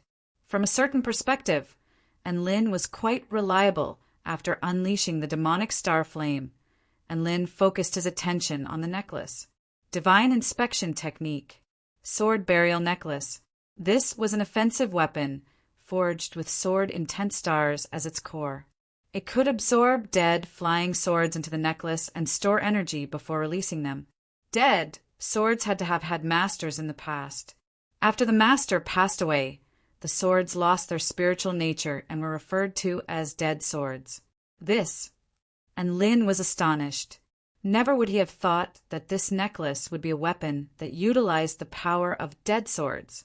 Dead swords were quite rare and were often seen on battlefields, where they were stained by the blood of men and death.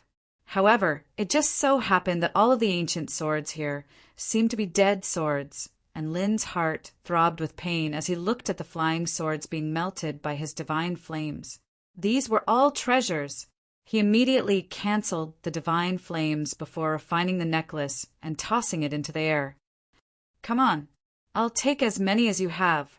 He activated the spatial absorption ability of the necklace with all his might. A dark light erupted from the sword burial necklace before forming a blue hole. The entire earth instantly began to tremor. Countless ancient swords rose from the ground. Like a surging river, they swarmed toward the blue, a hole released by the necklace, and disappeared. 10,000, 100,000, 1,000,000, 100,000,000. That's right. All of the flying swords in this world had begun to move. And Lin's excitement was tinged with a hint of concern. Dead swords were so rare, but there were so many of them here. He felt like the mystery was only getting bigger. Tears welled up in Lan Xiaoni's eyes as she stared blankly at the scenes unfolding before her eyes. Even an idiot would know that this treasure that she had stumbled upon was super bad *SS. She had missed such a bad *SS treasure by a hair's breadth. Lan Xiaoni's heart throbbed with pain, but she couldn't do anything about it. And Lin couldn't be bothered with the emotions of a lowly soldier, and he continued to absorb the dead sword. The dead sword would be nurtured within the sword burial necklace, and it would be able to unleash even more power than before. It would also become more powerful as its master's power of the Tao of the sword deepened. It could be said that this was a treasure with a lot of room for growth.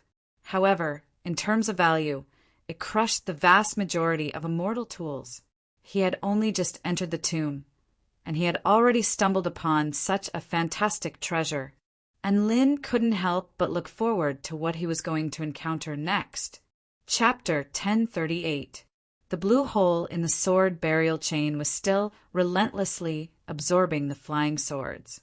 A peculiar phenomenon began to unfold, and in Lin and Lan Xiaoni's expressions shifted drastically. The ground around us is shrinking. Lan Xiaoni's eyes widened, and she instinctively flew into the air as she instinctively distanced herself from the ground. This is most likely a fake ground. And Lin's lips twitched. The ground continued to shrink with the blue hole at the center, as if the entire world was shrinking with it at the center. As for where the disappearing matter went, even Lin didn't know. The only consolation was that the death swords in the ground weren't fake. As the ground shrank, the entire space seemed to be shrinking as well. And Lin could see a murky gray boundary quickly crashing down toward him, as if it were a cage that was enshrouding a living being, and it continued to shrink until it exploded. After all of the death swords had been absorbed, and Lin quickly stowed the sword burial chain away before unleashing his divine flames and holy flames toward the boundary. Lan Xiaoni's features paled, and she summoned a massive wave to crash toward the shrinking boundary. However, the massive wave was instantly evaporated into water vapor upon crashing into Lin's divine flames. And Lin's divine flames were also slightly weakened as a result. And Lan Xiaoni, if it weren't for the fact that you can't die, I would definitely toss you out of here right now, and Lin said with a serious expression. Lan Xiaoni hung her head in shame as tears welled up in her eyes. Boom! The shrinking boundary clashed with the flames, instantly dispersing them. It's this powerful. And Lin drew a sharp intake of breath. He was just about to unleash his origin energy of the netherworld in a last-ditch effort when the spatial boundary completely shrank before engulfing both his and Lan Xiaoni's bodies. Another burst of dazzling spatial teleportation ensued, and Lin opened his eyes again to find that he had arrived in a sealed corridor. The corridor was quite wide and was constructed from green bricks. Countless blue candlelight lit up the sides of the corridor, and there were statues of mermaids and heavenly turtle tribe members standing on either side of the corridor. The expressions of the statues were either smiling, laughing, fearful, or twisted. Some of their smiles were so wide that their mouths even reached their ears. In any case, they all looked very painful to the eyes. Sealed, quiet, strange, terrifying, a certain atmosphere was spreading. Lan Xiaoni's reaction became even more intense at the sight of the mermaid statues, and her breathing accelerated as she silently leaned against Lin. And Lin said impatiently, "Stay away from me. Your seafood smell is too strong." Lan Xiaoni almost threw up a mouthful of blood upon hearing this. "This is not the aroma of seafood. It's the aroma of your body. Do you understand? How can you use such a clumsy adjective as seafood when I have such an enchanting aroma?" The noble mermaid princess couldn't hold it in any longer. For the first time, she dissed Lin. He could look down on her, but how could he insult her fragrance? And Lin didn't get angry. He just asked curiously, "But it smells delicious. Isn't it just the smell of seafood?" Lan Xiaoni's teeth chattered with rage. All of a sudden, she seemed to have noticed something, and she couldn't help but stumble back a few steps as she screamed, "Ah, don't even think about that. I may be beautiful, but I don't taste good." And Lin stared at Lan Xiaoni with confusion on his face. Why did she say something like that? He didn't understand what was going on. Was there something wrong with this woman? He had yet to realize just how much damage he had dealt to this mermaid princess heart by describing her as a seafood flavor. Lan Xiaoni felt like Lin was trying to eat her by describing her as seafood. And Lin shook his head and continued down the corridor. He touched the statues to find that they were all made from copper and didn't look very special.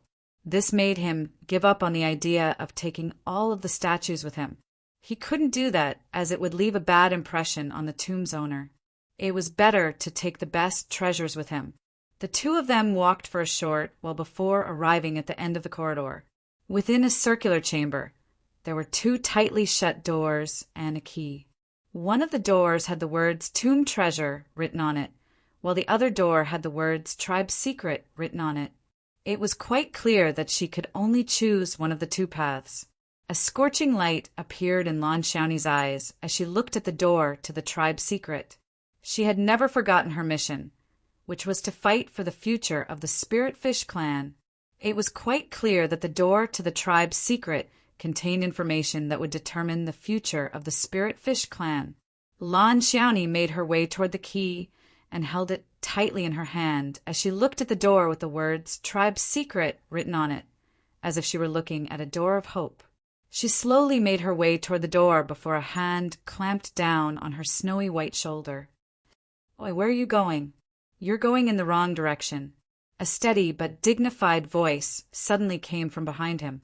Lan Xiaoni's body shuddered, and she turned around with difficulty to look into the eyes of a man with an implacable expression.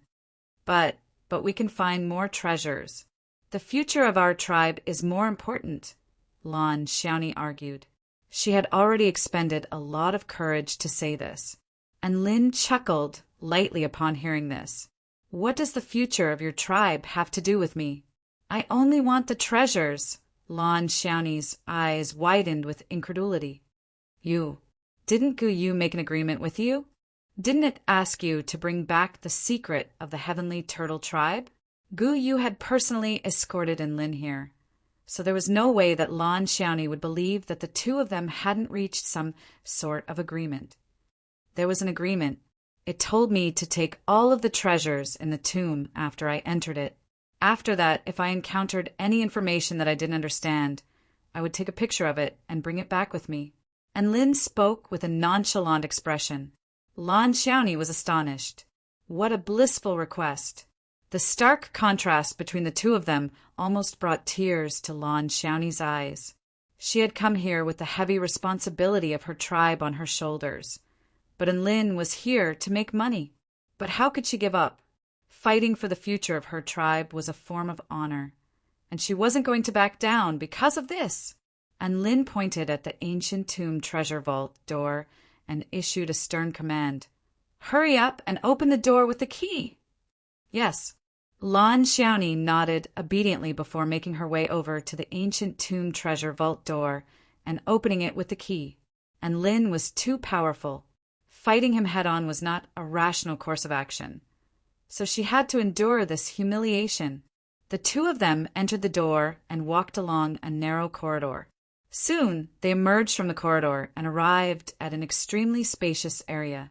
A statue of a spirit fish clan man over 10,000 feet tall stood at the very center. He had a handsome face with long, curly hair that fell all the way down to his waist, and he held an intricately crafted staff in his hand. After the two of them arrived at the spacious area, the two eyes of the statue suddenly turned to stare directly at Lin and Lan Xiaoni. And Lin's heart constricted as he felt like he was being stared at by some kind of power. Lan Xiaoni couldn't help but let loose a cry of surprise. "He's the high priest of our tribe buried in the ancient tomb. Shihaizi." Chapter 1039. Shihaizi? And Lin chuckled upon hearing this. "I'm talking about Siemens." The huge spirit fish clan statue's eyeballs could move around, which was quite a harrowing sight to behold. However, Lin was already used to its gaze, so he didn't pay it much heed. No matter how bad SS it was still a statue. Was it going to jump out and beat him up?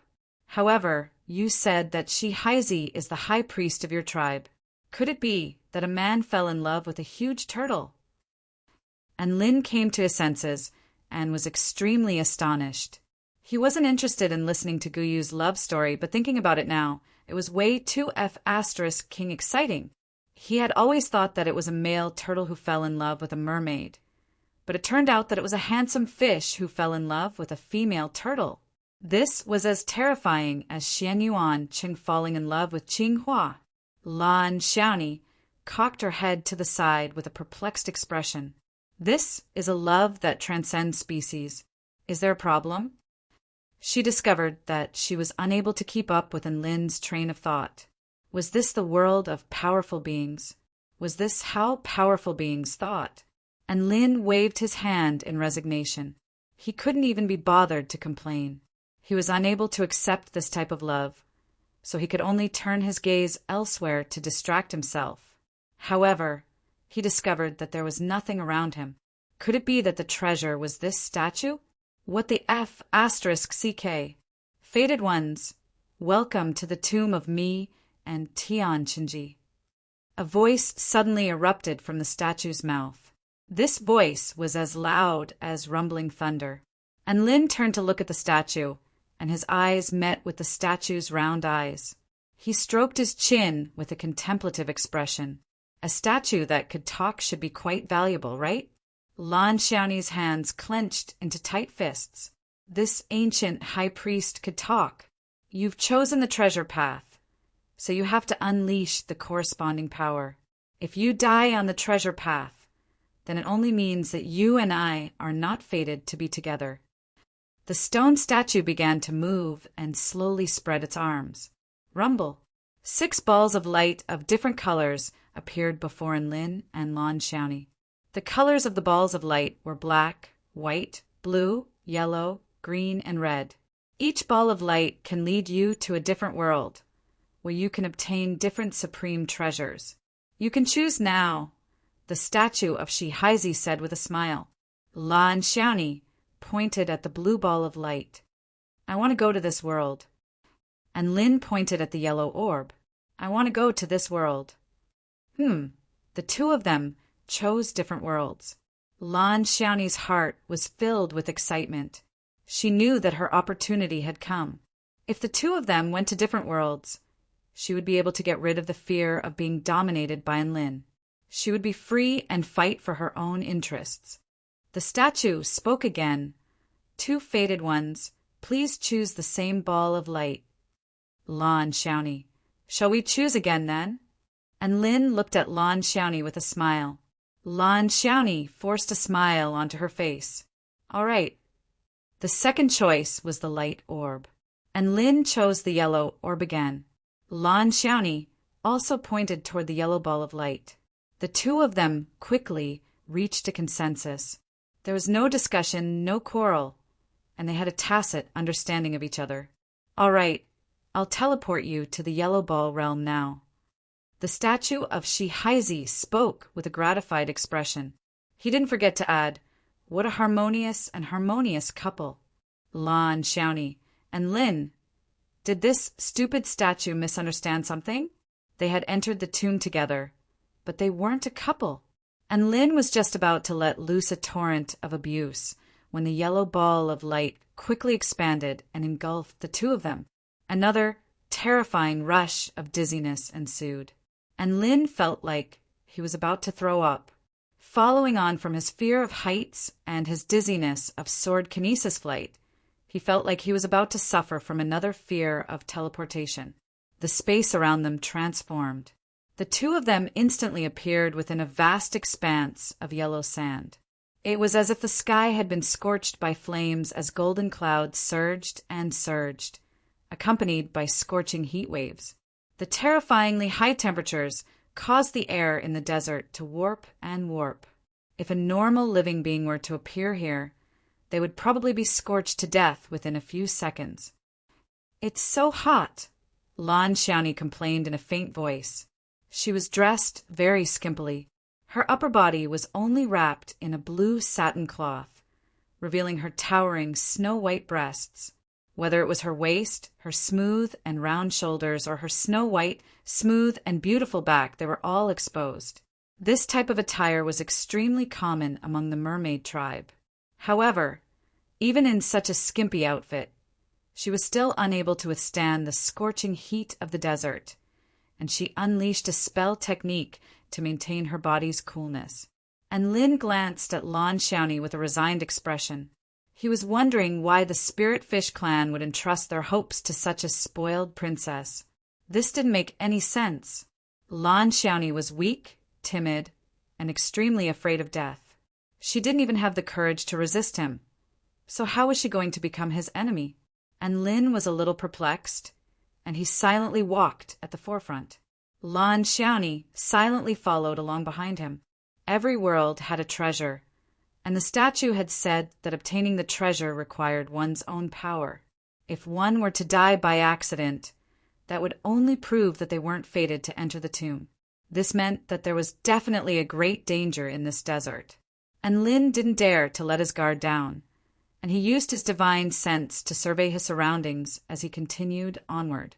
The scorching desert appeared to be boundless and boundless, but he soon discovered through his powerful divine sense that the temperature was different depending on which direction he walked in. He began to walk in the direction where the temperature was getting higher and higher. Why is it getting hotter and hotter?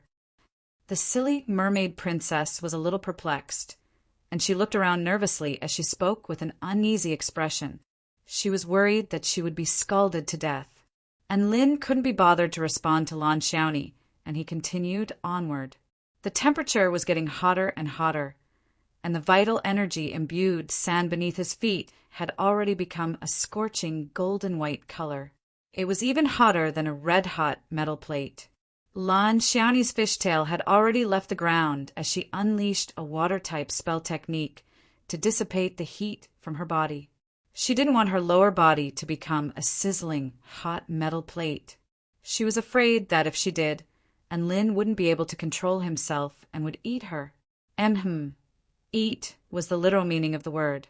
Lan Xiaoni had already imagined Lin to be a demon king who liked to eat spirit fish clan cultivators. He had said that her body odor was seafood, and that was a blatant attempt at seduction and innuendo.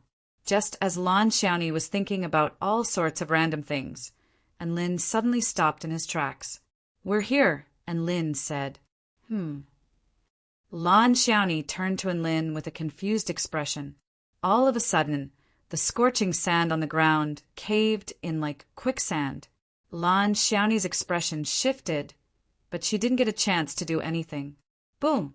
The sand suddenly exploded. A huge insect enshrouded in golden flames flew into the sky before opening its mouth, which was lined with sharp teeth, and it bit toward Lan Xiaoni at an extremely terrifying speed. The insect had made a choice between Lin and Lan Xiaoni. It wanted to eat seafood. Chapter 1040. Only black, white, blue, green, and red remained within the ball of light. Lan Xiaoni clasped a hand over her voluptuous chest as her heart throbbed with pain at the sight of Lin's elated expression. Boom! Blue energy erupted into the sky, and it had killed a sandworm. This was the spell technique derived from the first stage of Lin's God cultivation method, Extreme Frost Vortex. With each and every breath it took, white spikes would expand and contract on its body, bringing with them bursts of heat waves. And Lin silently pulled out the shimmering golden ball and activated his divine inspection technique. However, Lin didn't even look at the sandworms. Instead, he abruptly stomped a foot into the sand. Her ice wall was still erected in front of her. The little blue fish had been accumulating energy for too long, and its eyes had rolled over into the back of its head. It had no choice but to unleash its energy into the sky. And Lin, what the F asterisk CK? Were these treasures left for the heavenly turtle tribe and the spirit fish clan? My dear ancestor, you're giving all your treasures to a human so that he can revitalize the entire human race. She had been on guard against Lin eating her seafood this entire time. But who would have thought that the monsters of this world would also want to eat her seafood? The blue vortex instantly expanded to over 1 kilometer in size, and the power of extreme frost within the dark blue darkness froze and engulfed everything around it. Heaven and earth seemed to have sensed that its most powerful being had been slain, and a powerful spatial power enshrouded Lin and Lan Xiaoni's bodies. And Lin shrugged and kicked the ball lightly without looking at Lan Xiaoni, who was trying to put on a cute front. A certain patch of golden sand suddenly exploded, and a ball burning with golden flames flew out, causing the temperature in the entire space to soar explosively. However, it didn't even get a chance to unleash its power before the vortex engulfed it. And Lin. So many powerful sandworms and super terrifying fireball monsters had been insta-killed. Lan Xiaoni let loose a delicate cry as the white ball materialized an ice wall in front of her. At the same time, she commanded the blue fish to open its mouth to accumulate powerful frost energy. Too late, and Lin let loose a light cry. Extreme frost vortex. TSK, TSK, TSK. That's more like the hope of the entire spirit fish race. And Lin chuckled. A gratified smile appeared on the Shi Haizi statue's face. What a harmonious couple. There's no need for any discussion. Gotcha! And Lin snatched the treasure away again, but she didn't get anything. She had obviously put in a lot of effort. Okay, the fireball seemed to be able to feel the terror of the vortex in Lin's palm. Its spikes retracted, and its whole body trembled. Wait, the fireball contained an extremely terrifying power of fire. Wherever it passed, the void distorted, and the special golden sand on the sandy ground was instantly melted into high-temperature golden liquid. Lan Xiaoni had a mental breakdown, and she threw up a mouthful of blood. Bang! The golden spiked fireball let out a loud roar, and a dazzling golden light erupted from its body, as if it wanted to draw the flame power of the entire desert to resist Lin's vortex. Lan Xiaoni's expression shifted slightly upon seeing so many sandworms, and she was just about to take the initiative to attack. A faint smile appeared on Lin's face. I definitely will. Moments later, Lin and Lan Xiaoni appeared in the cavernous chamber again. Get the F***CK out here. Roar. A roar of pain intermingled with rage erupted, and Lin silently made his way toward the fireball that had been frozen into a block of ice. A gratified expression appeared on the Shi Haizi statue's face. Congratulations, fated ones. You have successfully passed the trial of the ball of light. I hope you can take the treasures with you and revitalize your tribe. The vortex gradually subsided, and snow began to fall from heaven and earth. Boom, boom, boom. A ball of light appeared in front of the Shi Haizi statue again, and it floated toward Lin and Lan Xiaoni. And Lin picked up a shimmering golden ball from the ground and put it into his storage ring with a practiced motion. He was very familiar with killing bosses and obtaining treasures. The nauseating feeling of dizziness struck him again. The golden spiked fireball chortled with glee as two smaller fireballs appeared on either side of it, which it hurled toward Lin and Lan Xiaoni. The 8 huge, flaming sandworms didn't even have a chance to wail before they were frozen into pieces. And Lin stroked his chin and pondered for a moment before pointing at the green ball of light. Just the blue fish alone wasn't enough. This was her other trump card. At this moment, the statue began to move again. The sandworm opened its mouth to swallow Lan Xiaoni, and it was just about to chew on her when its body suddenly shuddered as a blue stream of energy exploded from within, instantly freezing the flaming sandworm's body and extinguishing its flames. Everything fell silent again. The power that Lan Xiaoni had just displayed was the power that belonged to the most powerful group of living beings of the soul formation stage. But she was only at the soul formation stage. She couldn't compare to Lin. Lan Xiaoni!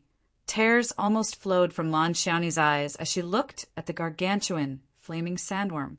A violent tremor erupted as the sandy ground caved in from his stomp. Ah! The ball of flames wailed with anguish like a drowning sun, but its voice grew softer and softer before it was engulfed by the power of extreme frost. A faint smile appeared on Lin's face as he clapped his hands together. When they separated again, a blue vortex appeared between his palms, and the power of extreme frost instantly extinguished the scorching heat within a radius of over a kilometer, only to be replaced by the frigid coldness of winter. Boom! Now, you still have a chance to enter the world of the ball of light and search for your opportunities. And Lin hated this type of spatial transfer method. It wasn't friendly at all. The mermaid princess was so frightened that she summoned another white ball and stared at the ball of flames with a fearful expression. The flaming sandworm was most likely at the soul formation final stage, but it was insta-killed by Lan Xiaoni. Lan Xiaoni's expression shifted drastically upon seeing this. That powerful aura, that terrifying temperature. There's no mistaking it. It's the source of this world's heat. Golden Sun Chaotic Stone, a divine stone that exists within chaos. It's extremely sturdy and possesses powerful energy storage properties. It's a divine rank material. And Lin drew a sharp intake of breath. The value of this treasure had once again exceeded his imagination. The two of them happily reached an agreement. The ball of flames exploded into a vast amount of ice shards that rained down upon the earth. Heaven and earth were extremely cold, and the vortex was boundless. Roa, seeing as you're so eager to die, I'll grant your wish. Lan Xiaoni remained silent. Insta-killed? They're all dead? Lan Xiaoni stared blankly at the scenes unfolding before her eyes. Lan Xiaoni pointed toward the green ball of light expressionlessly. Lan Xiaoni's lips twitched, but she couldn't bring herself to smile. She was going to offer a salute to Enlin for his battle. Crack! Lan Xiaoni's entire body was enshrouded in a suit of ice, and a cold and proud expression appeared on her face as a fierce aura emanated from her body. There was a small blue fish swimming around her palm. The flaming sandworm's body exploded. Bam! Lan Xiaoni pouted with an aggrieved expression, but she didn't dare to say anything. The ball of flames was still shrieking in fear, but its expression had frozen. 8 more flaming sandworms with extremely powerful auras crawled out from the sand around them before glaring at the two of them with menacing expressions. Divine rank material. Unfortunately, the statues were like dumb NPCs, completely oblivious to this fact. Chapter 1041. A wave of nauseating dizziness swept over them again, and Lin and Lan Xiaoni appeared within a forest. They began to search for treasures of this world in the forest. The forest was very large, and there were all types of ferocious beasts and extremely poisonous plants attacking them. However, all of these malicious beasts were wiped out by Lan Xiaoni, and Lin couldn't be bothered to do anything. So Lan Xiaoni did her best to make her presence known and demonstrate her value, hoping that Enlin would see her efforts and reward her with a treasure of this world. Of course, this was only wishful thinking on her part, and Lin continued onward with a buoyant grin and didn't stop the mermaid from fawning over him. Why would he stop an underling from clearing monsters for him for free? Lan Xiaoni could handle normal dangers, so he didn't have to worry about her safety. The two of them continued onward into the forest. All of a sudden, an inky black vine broke through Lan Xiaoni's wall of water like a sharp sword before extending its flexible branches toward her. Ah! Lan Xiaoni screamed as her body was bound by the vines, temporarily immobilizing her. Inky black vines wrapped around Lan Xiaoni's long and sleek fishtail, and her slender waist was also tightly bound. Her snowy white arms were locked in place, and her chest was also bound by vines. Her snowy white breasts were almost about to pop out of the blue silk fabric. As Lan Xiaoni struggled, every inch of her body was revealed to the world. And Lin was astonished as he stared blankly at the erotic scenes unfolding before his eyes. Binding? How thrilling! Ha ha ha! Don't even think about getting close to the king of the forest. I'm going to bring an end to all of you. A huge black tree emerged from nearby with a sinister smile on its face.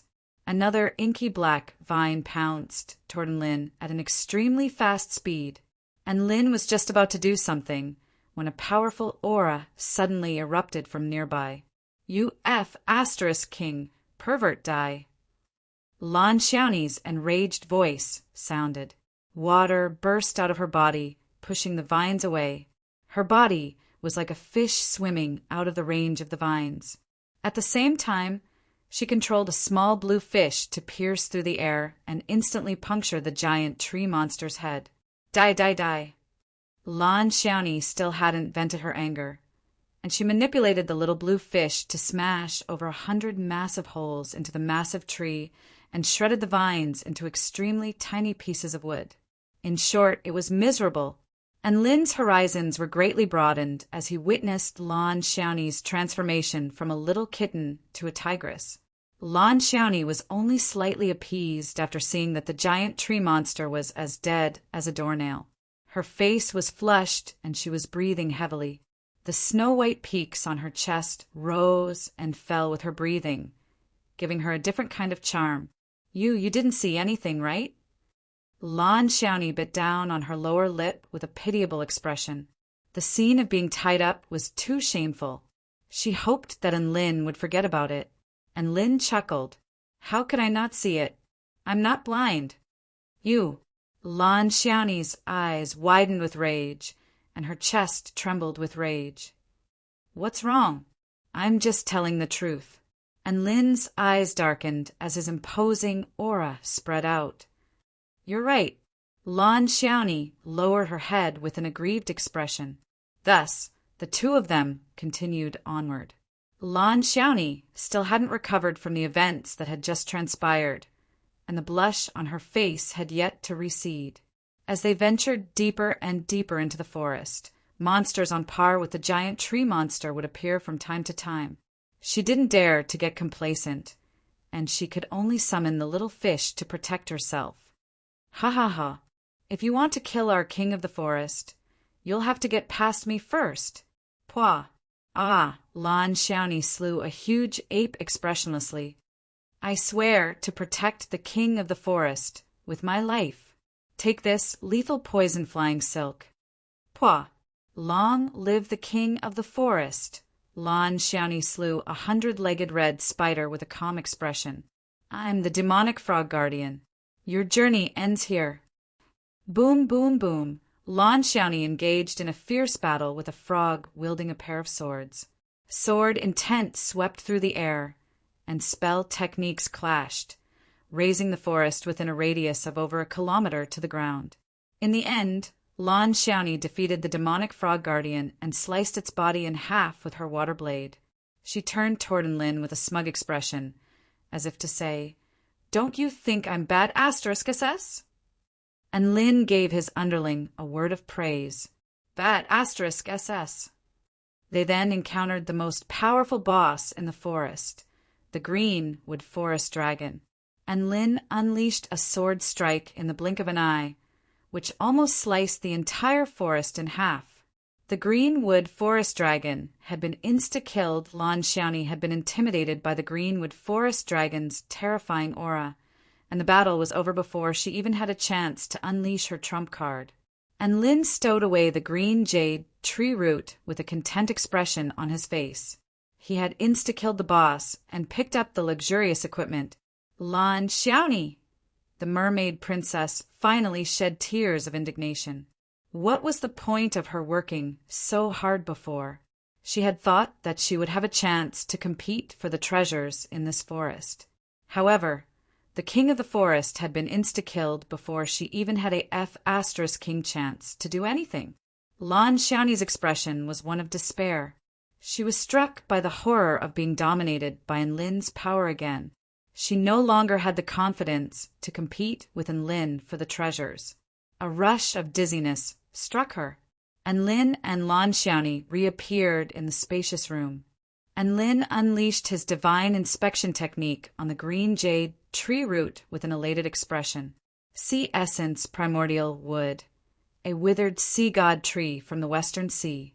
It has survived tens of thousands of years of lightning strikes without being charred. This is a divine rank material that is condensed from the essence of life and lightning. And Lin was ecstatic. Another divine rank material. In terms of value, this divine rank material was even more valuable than immortal tools. This F***king tomb was clearly giving him free money.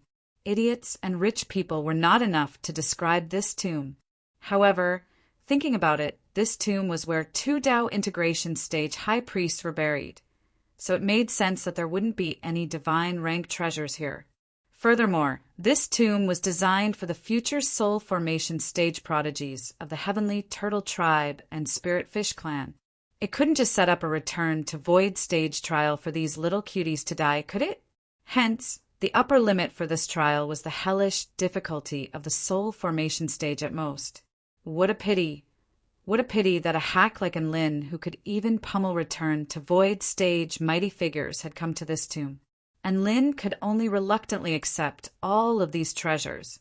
With this in mind, he turned toward Lan Xiaoni and heaved a forlorn sigh.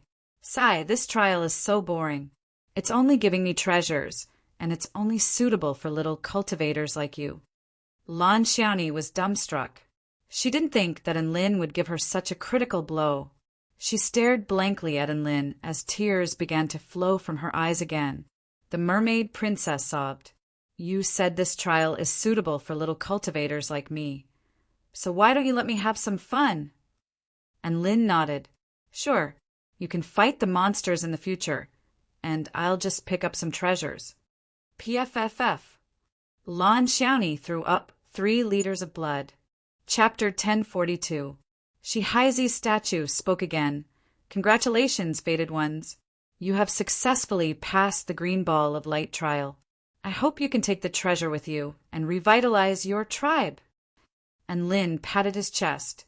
Don't worry, Senior. I'll definitely do it. What a familiar phrase. Lan Xiaoni had a mental breakdown. She really wanted to yell, High Priest, are you blind? Your descendant is here. I'm the future of the Merfolk tribe. You're giving the treasure to a human. Shihaizi silently splayed his hands open, and the ball of light appeared before Enlin and Lan Xiaoni again. They were black, white, blue, and red, and Lin chose red. Lan Xiaoni also chose red with a resigned expression. A gratified smile appeared on Shihaizi's face. What a harmonious couple. There's no need for any discussion. However, the man has to be more forgiving and loving to the woman. It's not a good thing to make the woman cry. And Lin was astonished. This be** starred knew how to give a friendly reminder like this? Was it really that intelligent? Lan Xiaoni clasped a hand over her heart. She didn't know what words to use to describe her current feelings. The statue standing before her was most likely not a fake high priest. The high priest's mighty and unfathomable image had been completely ruined by this stupid statue. The red ball of light began to radiate outward. They were struck by another rush of dizziness.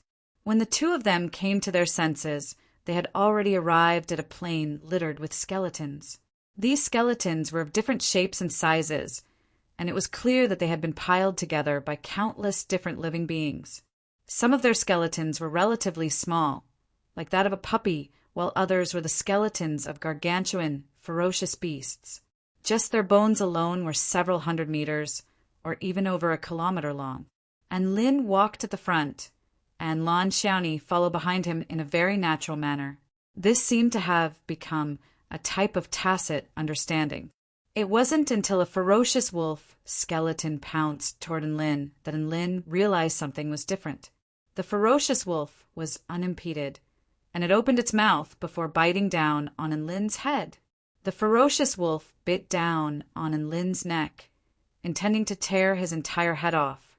Kacha! Accompanied by some kind of cracking sound, the wolf's teeth broke. Enlin coldly snorted, and with a burst of powerful true essence, the vicious wolf's bones began to crack, and in an instant it turned into ashes. He turned toward Lan Xiaoni with a curious expression. Why aren't you fighting anymore?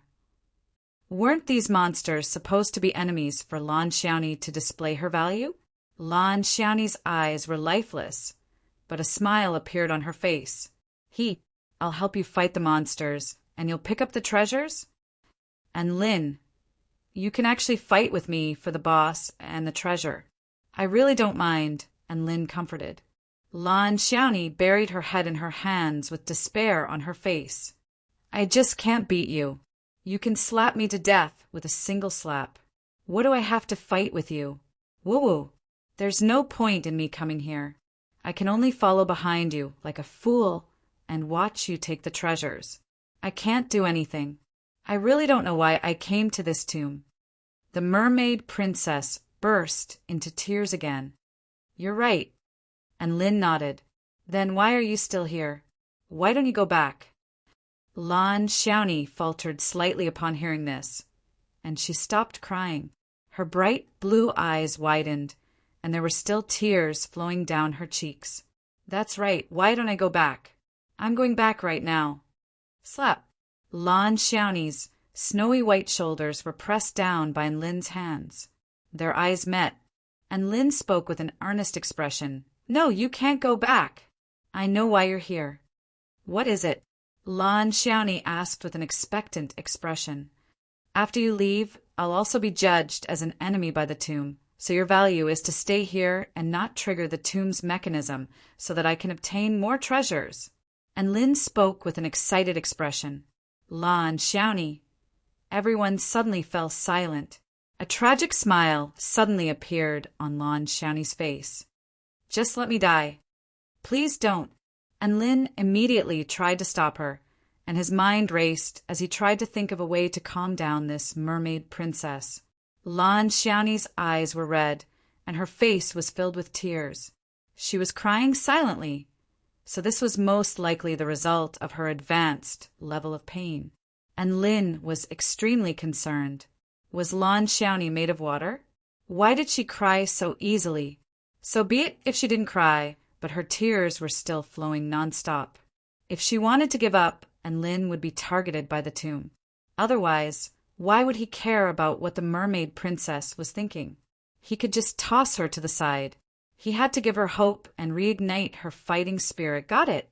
And Lin's eyes lit up. Ahem, how about this? I promise you that I won't attack when we encounter a monster with a treasure. I'll attack after a minute. I'll give you a chance to defeat the monster. How about that? And Lin proposed. Really? Lan Xiaoni drew a sharp intake of breath as she stared at Lin with incredulity on her face. And Lin nodded with a solemn expression. I swear on my integrity. That's great. Thank you for giving me a chance. Lan Xiaoni wrapped her arms around Lin with excitement, and Lin was caught off guard and taken advantage of. Lan Xiaoni's body was extremely soft, as if she didn't have any bones, and her voluptuous breasts assaulted Lin's chest, making Lin's blood boil. Don't even think of using the mermaid trick to covet my beauty. And Lin pushed away the warm, fragrant body in his arms with a serious expression. Get away from me. Your seafood scent is too strong. Lan Xiaoni's chest trembled with rage, and she clenched her fists. However, her rage was overshadowed by excitement and elation in the end. She decided not to bicker with someone like this. She was going to fight for the future of the Spirit Fish clan and fight for the treasures. Lan Xiaoni's body fragrance was actually quite pleasant. It was fresh and elegant, but it was also tinged with a hint of vastness, like the fragrance of flowers on an island. The reason why Lin said it smelled like seafood was mainly because Lan Xiaoni's fishtail was making him think too much about other things. The two of them continued onward. Lan Xiaoni was extremely motivated, and she dealt with the monsters in high spirits, taking on the role of a lackey. Mr. Lin, you don't need to do anything. I'll do it. Don't attack him. Crimson Bone Crocodile, I'm your opponent. Heh, a bunch of trash. Come at me together. Lan Xiaoni displayed the poise of a prodigy as she slaughtered all the monsters that she encountered. In Lan Xiaoni's words, killing these monsters was a warm-up for her in preparation for the final boss. And Lin nodded with a smile and offered some comments from time to time. Who wouldn't like such an enthusiastic lackey? Thus, the two of them continued onward toward the place where the aura of death and blood was the most abundant. Neither of them realized that they were slowly becoming more and more out of character. Finally, after a while, Lan Xiaoni had encountered the final monster of her dreams. Chapter 1043. This was a crimson, humanoid skeleton with a big head and it held a bone whip with sharp bone spikes protruding from its hand. And Lin felt like this creature was a little familiar. Cuckoo! The big-headed skeleton cackled menacingly as the whip in its hand lashed through the air toward Lan Xiaoni. Time begins! And Lin silently pressed a stopwatch. Lan Xiaoni's battle intent was extremely high, and she let loose a delicate cry before pouncing toward the big-headed skeleton instead of retreating. She activated the white ball to materialize a wall of ice beside her, and at the same time, she activated the little blue fish, which transformed into a streak of light that crashed directly toward the big-headed skeleton's head. The bone whip clashed with the ice wall, sending ice shards flying through the air. This was one of Lan Xiaoni's trump cards, and it was quite powerful to be able to block an attack from a boss. At this moment, Lan Xiaoni had already activated the little blue fish to ram into the big-headed skeleton's head. The treasure of this world is mine, Lan Xiaoni yelled with excitement on her face. However, right at this moment, a peculiar smile suddenly appeared on the big-headed skeleton's face. Cuckoo! Boom! The big-headed skeleton's head was crushed by the little blue fish. Before Lan Xiaoni had a chance to figure out what the skeleton's smile was, a bony fist was already hurtling through the air before striking Lan Xiaoni's pristine, white lower abdomen. Another earth-shattering boom erupted as the shock wave shattered the ground within a radius of over a kilometer. A searing pain shot through Lan Xiaoni's body, and she threw up a mouthful of blood as her body was sent flying back by the immense force. Never would she have thought that the skeleton monster would still be able to move after having its head crushed. A faint smile appeared on Lin's face upon seeing this. Did she really think he would be so kind as to give Lan Xiaoni a chance to obtain the treasure? There was indeed a chance, but it was very slim. Lan Xiaoni had underestimated the power of world bosses far too much. And Lin could insta-kill world bosses, but that didn't mean that world bosses were weak. One had to realize that even a return to Void Stage mighty figure would be fearful of an attack from Lin. So how could he compare to Lan Xiaoni? A world boss was at least at the Soul Formation pinnacle stage. How could Lan Xiaoni defeat such a powerful opponent in under a minute? That was impossible. The headless skeleton pounced toward Lan Xiaoni with its bone whip before lashing out again. Pa! Ah! Lan Xiaoni's lower abdomen was struck by the whip, and a bloody gash appeared on her waist. She couldn't care less about her injuries. She immediately urged the little blue fish to defend herself in an attempt to restrain the headless skeleton.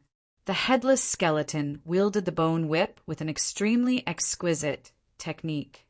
It changed the angle of the bone whip at an extremely fast speed and swung it toward the little blue fish with tremendous force. The collision of the two caused a loud explosion. The small blue fish was sent flying by the bone whip with an extremely powerful momentum. The headless skeleton gripped the air in Lan Xiaoni's direction. Kacha! Space suddenly froze, and everything within the range was fixed like a painting. And Lin's heart skipped a beat. This blood-colored headless skeleton had actually used a spatial seal. The skeleton's overall combat prowess was slightly more powerful than the previous two, but it was still only at the Soul Formation pinnacle stage. If it unleashed its full power, it could unleash an attack comparable to that of a rookie return to Void Stage mighty figure. However, it was unreasonable for them to use spatial spells in a place like this. The headless skeleton's laughter reverberated through the air. The bone whip suddenly froze, and its edges became extremely sharp as it transformed into a long-boned saber. It stepped forward and quickly approached the immobilized Lan Xiaoni with the bone saber in its hand. An expression of despair appeared on Lan Xiaoni's face.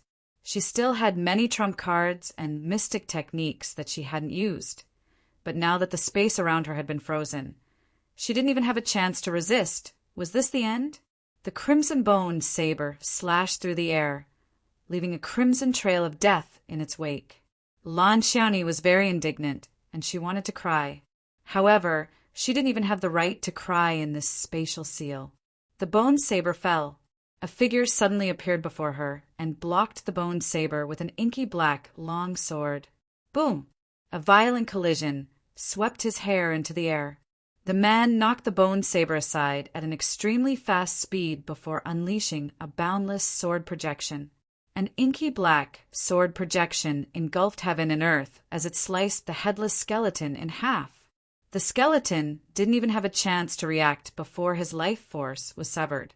Another insta-kill. Lan Xiaoni stared blankly at the figure. And Lin, tears welled up in the mermaid princess eyes as her emotions welled up. This was different from the despair she felt when she saw Lin insta-kill the boss. This time, a certain chord in her heart was tugged at by Lin's insta-kill. She was beyond touched. Lan Xiaoni had been following this figure ever since she entered the tomb, no matter what dangers they encountered. She felt as if there was nothing to be afraid of as long as he was there. This figure was so reliable, and he gave her an indescribable feeling. Lan Xiaoni, I didn't keep my promise. You won't blame me for waiting for a minute, right? And Lin didn't turn around, and he spoke in a gentle voice. Yes, I don't blame you. Thank you, Lin. I was too stubborn. Tears flowed from Lan Xiaoni's eyes as she spoke with both gratitude and self-reproach. And Lin nodded. I'll go buy a few oranges. Stay here and don't move. Okay. Lan Xiaoni nodded obediently. What oranges? She came to her senses and turned to look at Lin with confusion in her eyes. And Lin made his way over to the shattered bones and pulled out a red bone before putting it away into his storage ring with elation on his face. Lan Xiaoni, for some reason, she felt a little less touched. Heaven and earth spun around them. The two of them returned to the statue of Shihaizi. The statue of Shihaizi spoke again. Congratulations, fated ones, on successfully passing the trial of the red ball of light. I hope you can take the treasures with you to revitalize your tribe. And Lin patted his chest. Don't worry, Senior, I'll definitely do it. A smile appeared on Lan Xiaoni's face as she looked at Lin. Here, these are oranges, the supreme oranges produced in the southern Heavenly Wing Nation. They're quite delicious. And Lin tossed 2 oranges that were about the size of watermelons toward Lan Xiaoni. His underling had worked hard to clear out the monsters, so as the big brother, he naturally had to give them some benefits. This was the way of managing others, and Lin was naturally not going to forget this. Lan Xiaoni hugged the oranges in her arms and was at a complete loss for what to do for an instant. She didn't know whether it was because the oranges were too big or because Lin had suddenly given her a present. For some reason, a peculiar feeling welled up in her heart. Thank you. Lan Xiaoni said in a faint voice. These were 2 9th-grade spirit fruits. As a princess who lived in the Sea Heart Palace for many years, they weren't all that valuable, but she still carefully stowed them away. This was her labor fee, so it was quite significant. If all of the treasures in the tomb were taken by Lin and she came out empty-handed, if the high priest and her father asked her about the treasures in the tomb, she could still give them 2 large oranges. Chapter 1044. That's right. Lan Xiaoni was already prepared to receive nothing. Anyone would be struck by despair in the face of Lin's monstrous power. And Lin used his divine inspection technique to appraise the red bone in his hand. Bone of the Dead Emperor, a Dao integration stage divine monster. This is the essential Dao bone of the West Sea Dead Emperor. It contains an extremely powerful intent realm and essential power of death and is a divine rank material. And Lin's hand trembled slightly as he held the bone. F***CK. Even a Dao integration stage, Dao bone appeared. Another divine rank material. A bold idea suddenly appeared in his mind. He had obtained 3 divine rank materials in a row up to this point. If there were also divine rank materials later on, would he be able to use these materials to forge a divine rank weapon? A divine rank weapon. And Lin was extremely excited at this thought. This was a feasible idea. The Shihaizi statue released another ball of light. This time, there were only 3 balls of light, black, white, and blue. 2 faded ones. You can continue to challenge us and obtain the treasures we left behind. And Lin thought about it for a moment before choosing the blue ball of light. Lan Xiaoni obediently chose the blue ball of light as well. A gratified smile appeared on the Shi Haizi statue's face. What a harmonious couple. There's no need for any discussion. The man is even giving a gift to the woman, which is very beneficial to their relationship. And Lin looked at the crazed statue and repressed the urge to lash out at it. Why was this statue talking so much nonsense? It even had a gossipy expression on its face. Was it poisonous? If it weren't for the fact that it was a statue that could only speak, and Lin couldn't be bothered to deal with it. If it weren't for the fact that it was a statue that could only speak, it would have most likely been reduced to dust already. The blue ball of light expanded and enshrouded the 2 of them. Space warped and transformed. An extremely terrifying pressure suddenly swept toward them. And Lin's expression shifted, and he instinctively used his vital energy to protect his body. Lan Xiaoni seemed to be accustomed to this kind of pressure. Not only did she not need to unleash any spell techniques to defend herself, but she also felt very comfortable. A glimmer of light flashed through her blue eyes as she said in surprise, "We've come to the deep sea. This time, we're in the underwater world." And Lin glanced at the pitch-black surroundings and the powerful water pressure that was constantly assaulting him. He nodded and said, "Looks like we're at the bottom of the sea. Judging from the pressure, it should be at least 50,000 meters deep, right?" Lan Xiaoni nodded. "About 53,060 meters. She was a mermaid, so she was more sensitive to the ocean." Lan Xiaoni pointed in a certain direction as she spoke. "Then the power of water there is more powerful. Can we go there and have a look?" Looking at the mermaid princess who didn't have any backbone even at the bottom of the sea, and Lin couldn't help but find it funny. He nodded and said, "Let's go."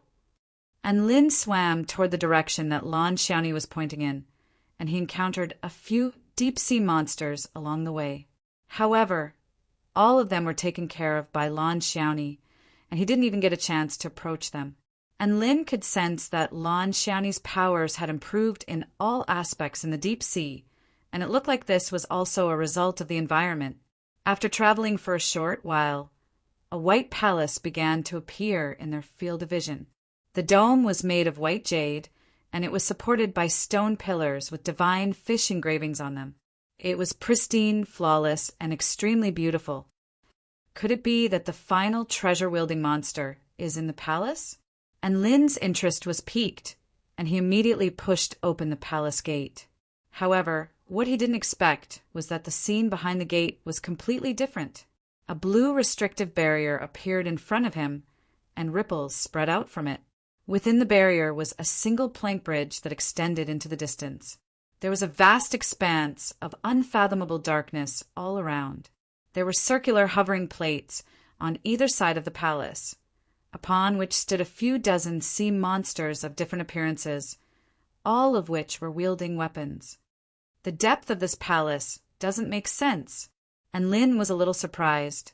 From the outside, the palace was only around 1,000 feet in size at most. However, just the bridge alone was over 10,000 feet in length. Perhaps this palace is also an independent mystic realm. Lan Xiaoni made her way forward, and she seemed to have sensed something as she laid a hand on the blue barrier. However, she found that the barrier was like a curtain of water, and she passed right through it.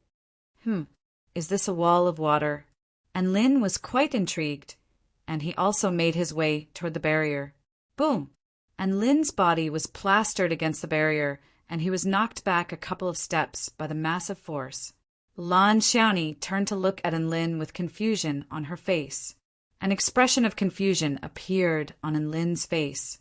He launched a fist toward the barrier. Boom! And Lin was knocked back a few steps by a massive force, but the barrier remained completely unscathed. And Lan Xiaoni's eyes widened. "You can't come in?" And Lin took a deep breath as a white light flashed through his eyes. Divine inspection technique. A terrifyingly dense array of energy appeared before his eyes, stacking on top of one another to form an indestructible barrier. And Lin was astonished. This was not some spell formation.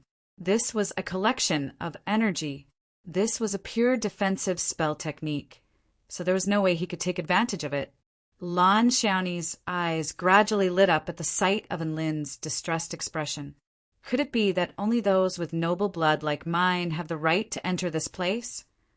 And Lin's expression darkened. Please watch your language. Lan Xiaoni smiled for the first time. Her smile was as vibrant as a flower, and she was extremely elated. Ha ha ha. Even Lin would have such a day like this. This is fate. She placed her hands on her hips and looked at Lin with an extremely smug expression. This time the treasure is mine. After waiting for so long, I finally have a chance to turn the tables. High Priest, Father, Big Brother, Little Brother, and all of the Spirit Fish Clan brethren, I have not let you down. I, Lan Xiaoni, have done it. Ha ha ha. Ha ha ha. Lan Xiaoni laughed heartily and even began to hum a Spirit Fish Clan song. Us commoners are so happy today. La la la la. And Lin stared at the woman before him with astonishment on his face. Has she gone insane? Just how much grievance had she been holding back for her to be able to laugh so happily? Lan Xiaoni laughed for a long while before finally feeling satisfied, and she waved a hand at Lin. And Lin, this is fate. I'm going to go now. I won't be holding back on this treasure. Bye-bye. Lan Xiaoni turned to Lin as she spoke, and Lin wore a resigned expression. He couldn't think of a way out of this situation. This was not a soul formation stage or return to void stage barrier. Instead, it was a Tao integration stage barrier. In other words, this was something that the High Priest of the Spirit Fish Clan had designed in order to open a backdoor for his juniors. From a certain perspective, Lan Xiaoni was right when she said that he had a noble bloodline. What could Lin do? He was also in despair. However, Lin still had a sliver of hope. A faint smile appeared on his face as he looked at Lan Xiaoni's departing figure. Chapter 1045. An earth-shattering boom erupted as the little blue fish clashed with the silver trident. Jida nodded with a smile. I'll naturally give you the treasure you want, princess. Water formation wall. Lan Xiaoni let loose a clear cry as a barrier constructed from divine water appeared before her. Lan Xiaoni screamed as her body plummeted from the sky, and Lin's eyes widened with incredulity. Spatial seal. Azure snake. Jida waved his left hand through the air, and over 100 tiny blue snakes imbued with extremely pure power of water pounced toward Lan Xiaoni. At the same time, he stabbed his silver trident toward the little blue fish. The silver trident struck the water barrier, upon which an extremely dazzling light flashed, and Lin was astonished.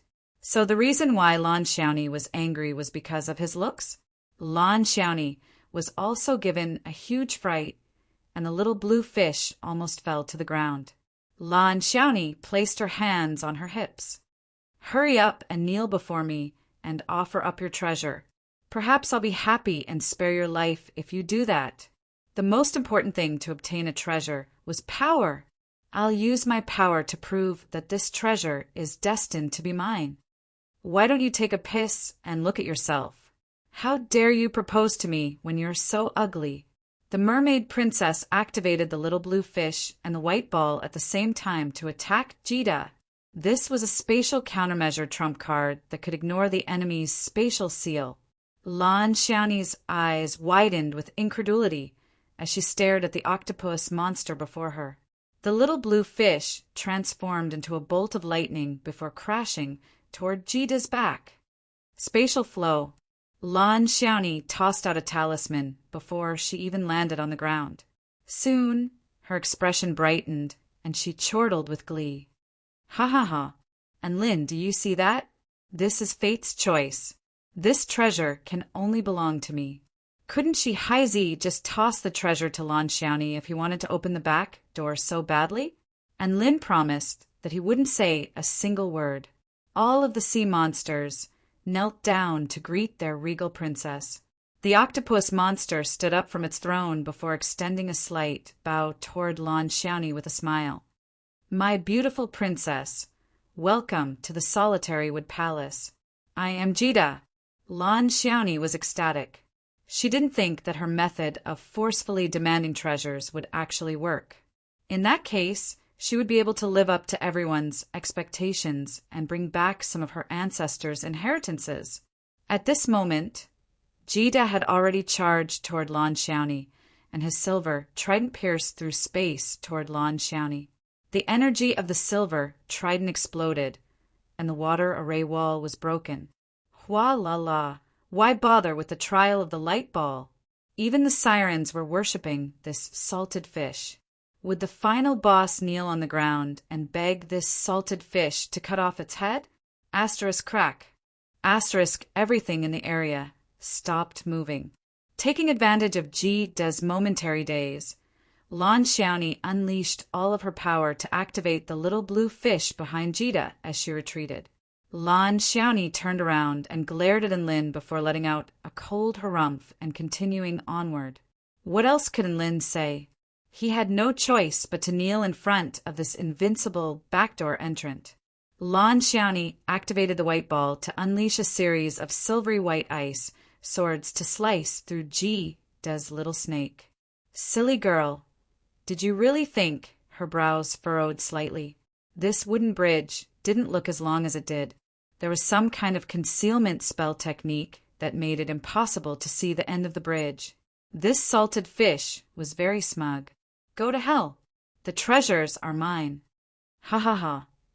Lan Xiaoni felt like she was floating in the air at the sight of Enlin's enraged expression. All of the frustrations in her heart had been resolved, and she hummed a song as she made her way toward the end of the wooden bridge. Boom! What did you say? If you marry me, everything here will be yours. Jida pointed at every part of the palace as he looked at Lan Xiaoni with a scorching gaze. I can smell your fragrance, and I can sense your beautiful appearance. I can sense your bloodline, and I can only look up to it. I want you. She flew toward the wooden bridge, just like that, and a power that restricted flight suddenly descended. There was a golden throne at the end of the wooden bridge. There was a monster with dark golden skin on the throne. It had the head of an octopus and the body of a human, and it was holding a silvery white trident in its hand. Boom! Jida's explosive power was already comparable to that of a rookie return to Void Stage mighty figure. Boundless power erupted from the tip of the trident, and the little blue fish was knocked flying. This sentence was like a bolt of lightning that struck Lan Xiaoni like a bolt of lightning. And Lin was just about to enjoy the show when an extremely shocking scene unfolded. The sea monsters' voices were extremely loud and clear. However, a mysterious smile suddenly appeared on Jida's face, and a hint of greed flashed through his eyes as he looked at Lan Xiaoni. Princess, the prerequisite is that you have to marry me and become my woman. Ever since the concealment spell technique had been dispelled, and Lin had also witnessed the scenes unfolding before his eyes, he was slightly dumbstruck. He didn't think that things would develop like this. Terrifying shock waves erupted forth for over a kilometer, but they were unable to destroy the wooden bridge. It looked like the wooden bridge was made of some special materials. She had to say those words now. She had no choice but to wiggle her tail and slowly walk forward. You're courting death. And Lin, F***CK off.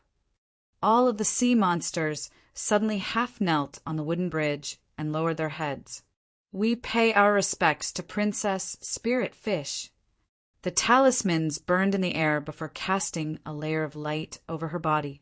However, they would probably say those words.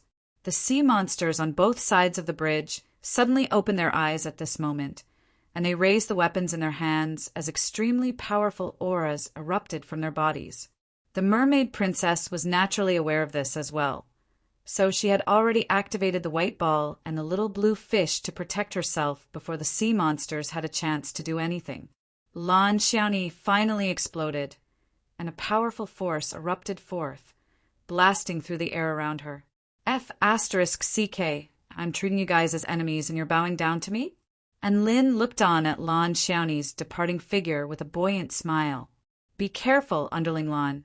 Don't die on the bridge. Lan Xiaoni didn't really care that her boss was only saluting instead of kneeling down. She extended a slender hand. Jida, give me your treasures and I'll leave. Lan Xiaoni continued onward, and the end of the wooden bridge suddenly appeared before her. Boom! This was most likely the final boss of this level. I'll make you fall in love with me.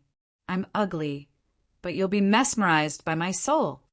The octopus monster pounced toward Lan Xiaoni with a scorching light in its eyes, and its tentacles wriggled incessantly, clearly very excited.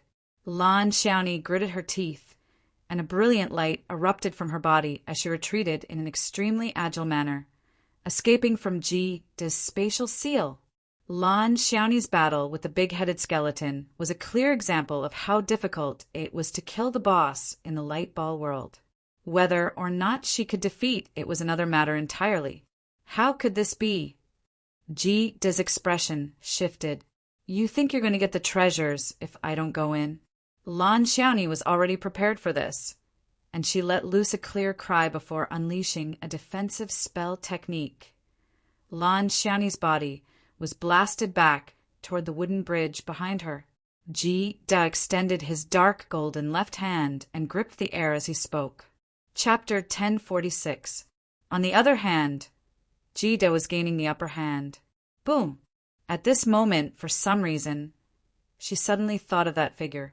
That was an unforgettable figure that gave her a sense of security. Even in Lin's expression shifted slightly upon seeing that terrifying power.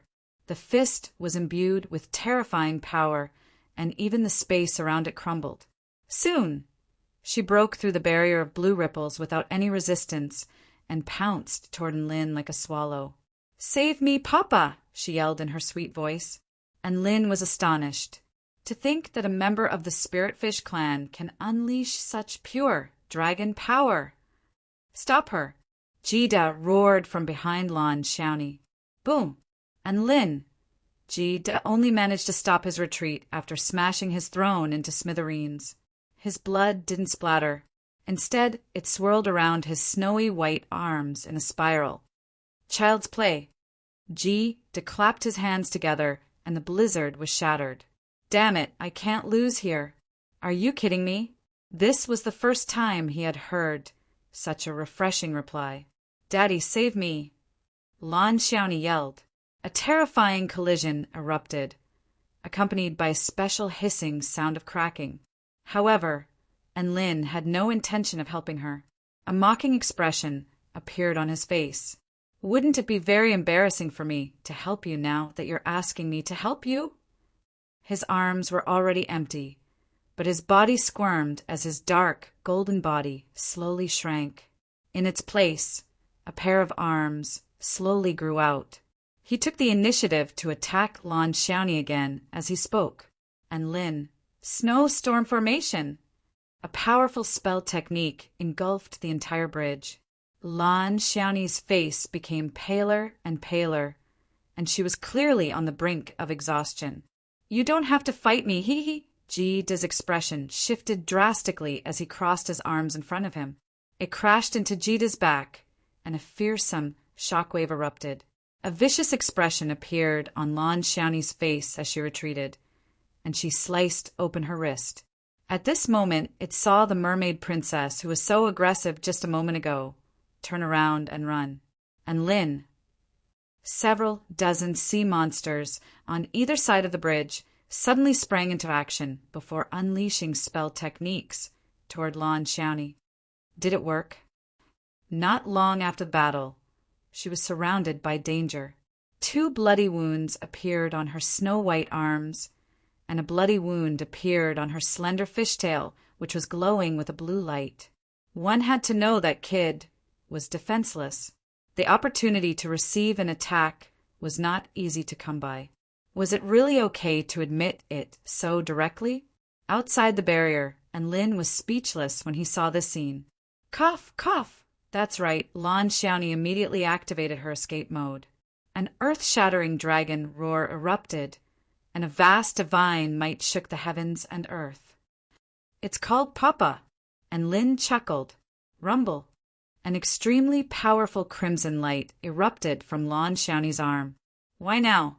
Do you still want to fight? I'll accompany you any time. Lan Xiaoni was not elated in the slightest, and Lin chuckled coldly. Which idiot was the one who said that only those with noble blood could enter, and that the treasures belong to you? Is this the choice of fate? And Lin, save me. She squeezed her body into her arms, as if she were squeezing dough. The white ball was responsible for defending against the sea monster's attacks, while the little blue fish was responsible for keeping Kid occupied. Lan Xiaoni's escape was extremely arduous. Kid didn't think that Lan Xiaoni would have the power to break free from his spatial seal.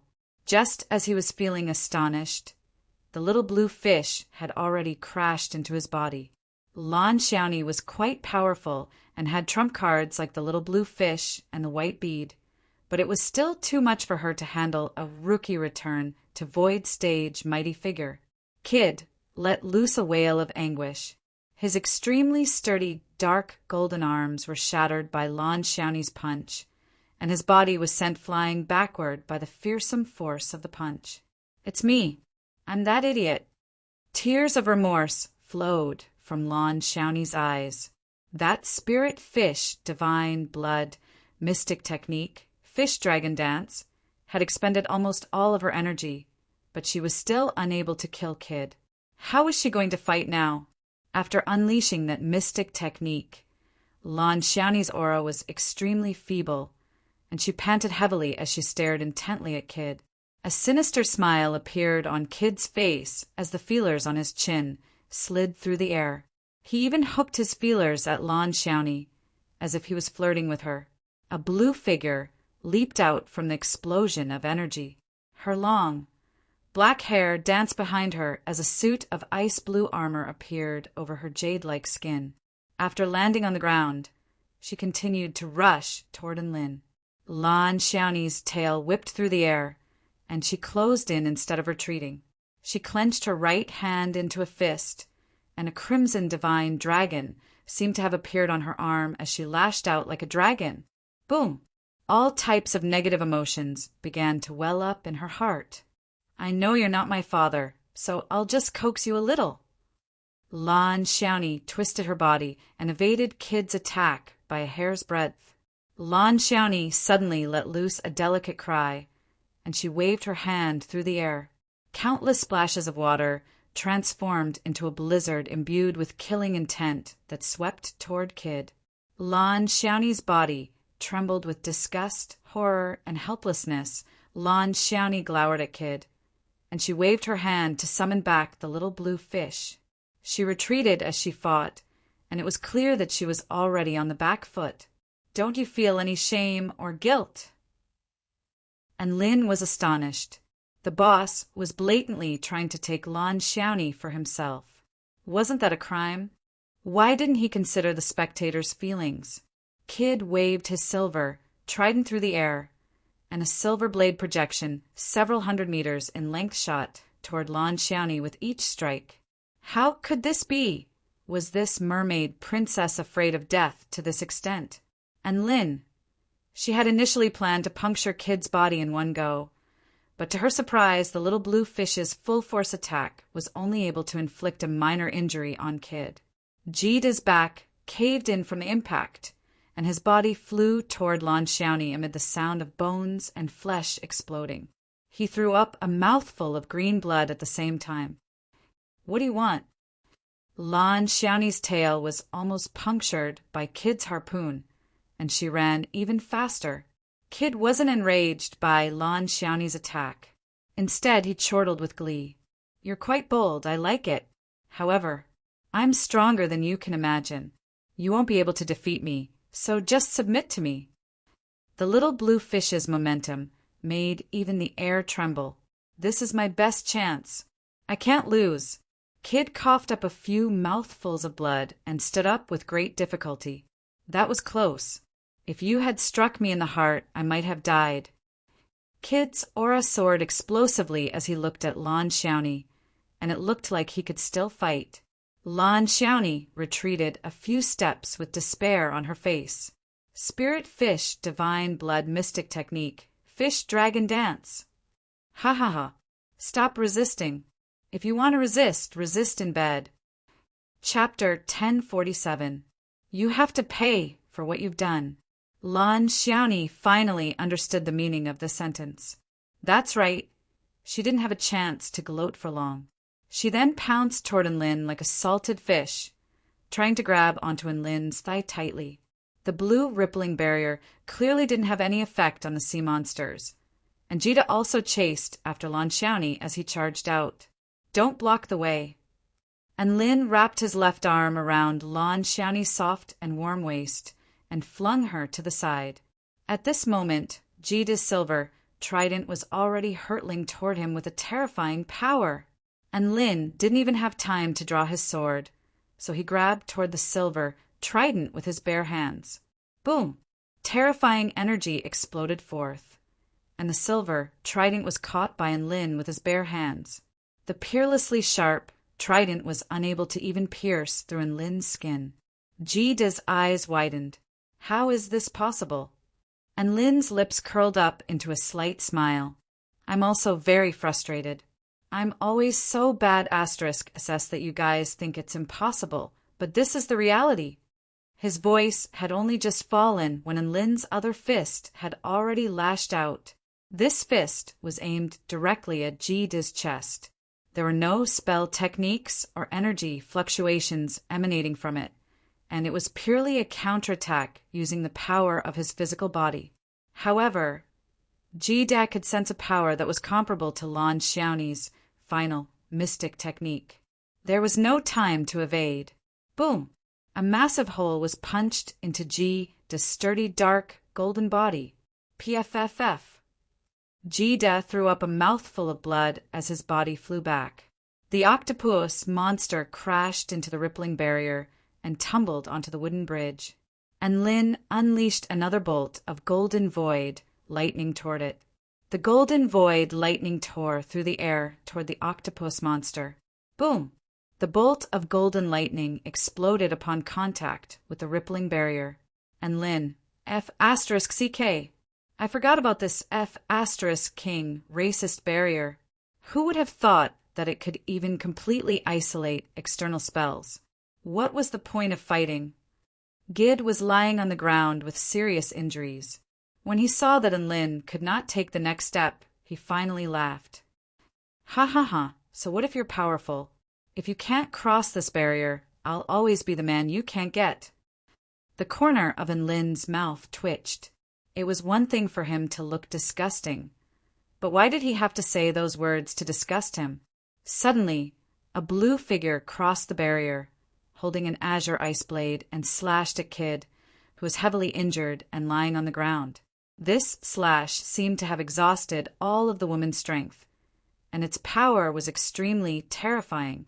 No, Jida screamed as his body was cut in half by the ice blade. Enlin couldn't cross this barrier, but Lan Xiaoni could. Lan Xiaoni's ice blade dissipated, and her features were extremely pale.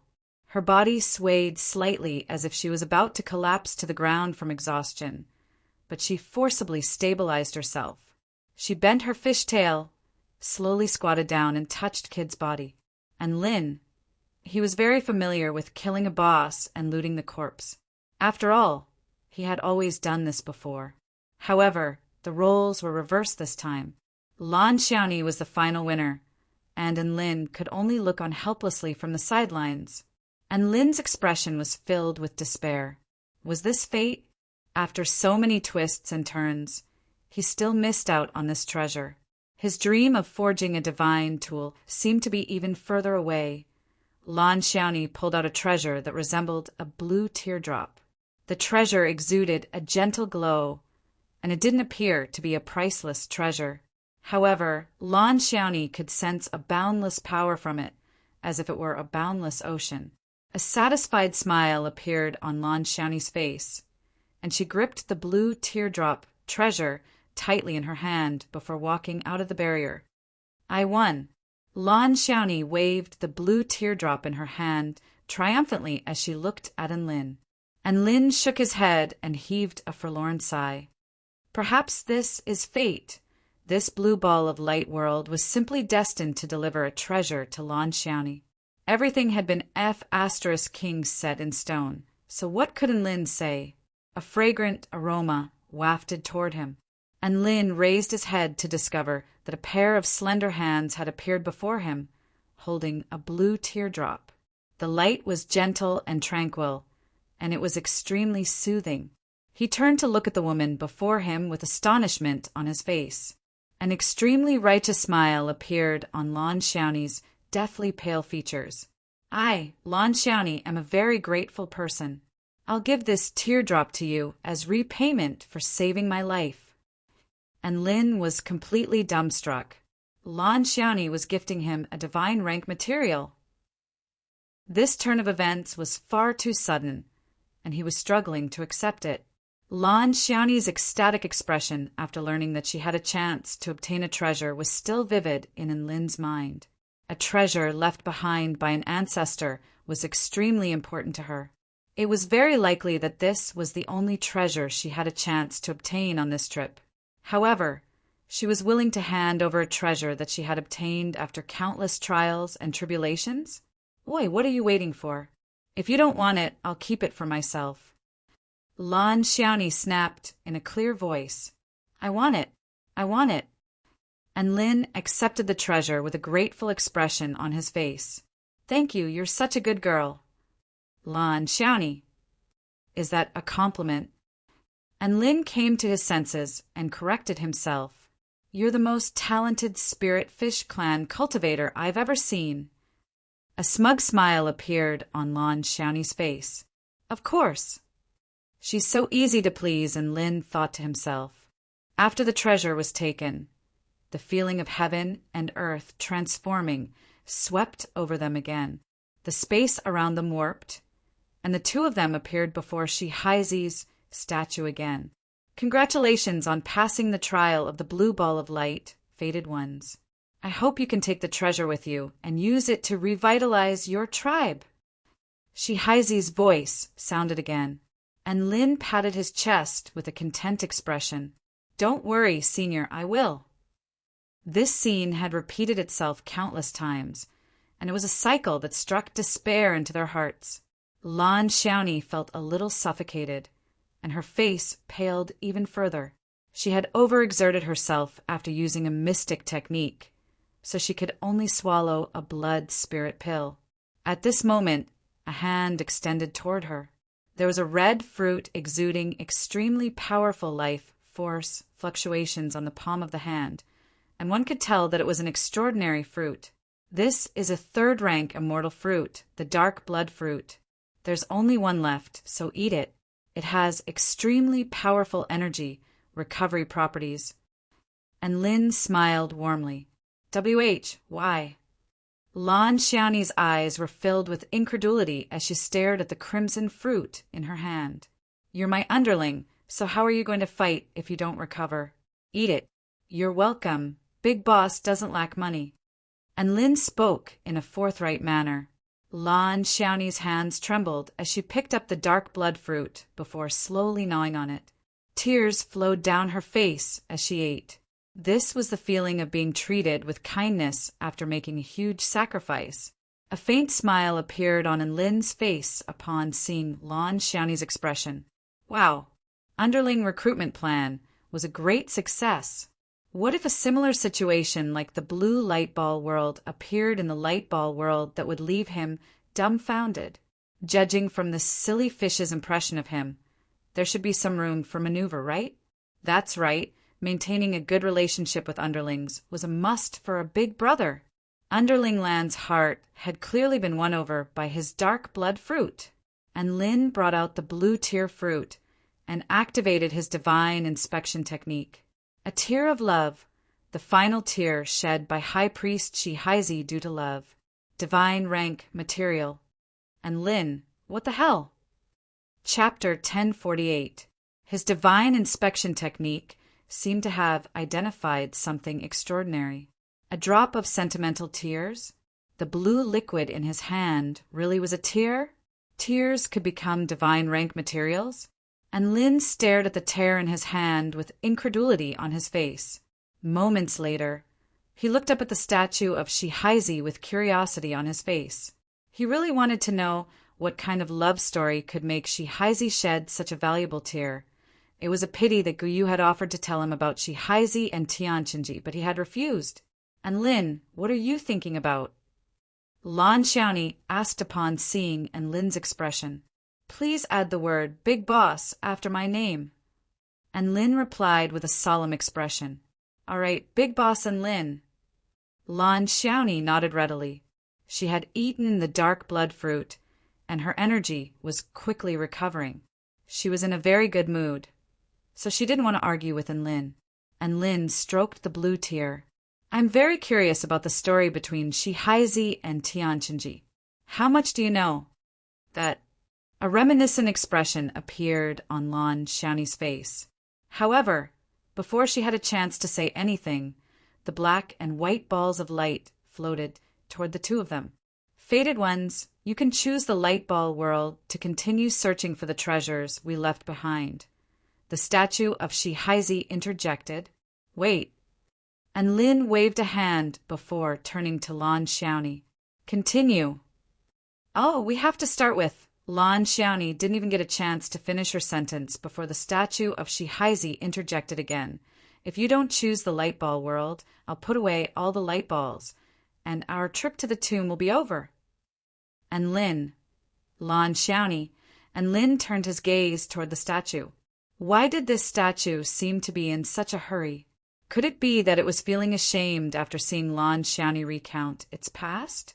My God, wasn't it something similar to a puppet NPC or something? Why does it have such emotions? Then I choose this one. And Lin pointed at the white ball. Lan Xiaoni obediently pointed at the white ball. The world spun again. When their vision became clear again, the two of them were already in the clouds. In front of him was an endless stretch of white clouds. Stepping on them was soft like a sponge. All around him was a vast and deep blue sky. It was extremely clean and connected with the white clouds in the distance. This world seemed to only have these two colors. Amidst the simplicity, there was a sense of loneliness and distance. Thankfully, there's no one here to bother us. Hurry up and tell me about Shihizi and Tianqinji. And Lin turned toward Lan Xiaoni with a gossipy expression. A blush appeared on Lan Xiaoni's face upon seeing the scorching light in Lin's eyes. I actually don't know much. I've only heard a few seniors mention them to me. In ancient times, an extremely terrifying fiend celestial appeared in the West Sea. He was known as the ancient heavenly fiend celestial. At the time, our spirit fish clan was forced into retreat by the ancient heavenly fiend celestial. Most of the West Sea has become the territory of the ancient heavenly fiend celestial. Finally, one day, the ancient heavenly fiend celestial tried to eradicate our spirit fish clan in one fell swoop. At the time, his army even reached the Sea Heart Palace. The ancient heavenly fiend celestial was simply too powerful.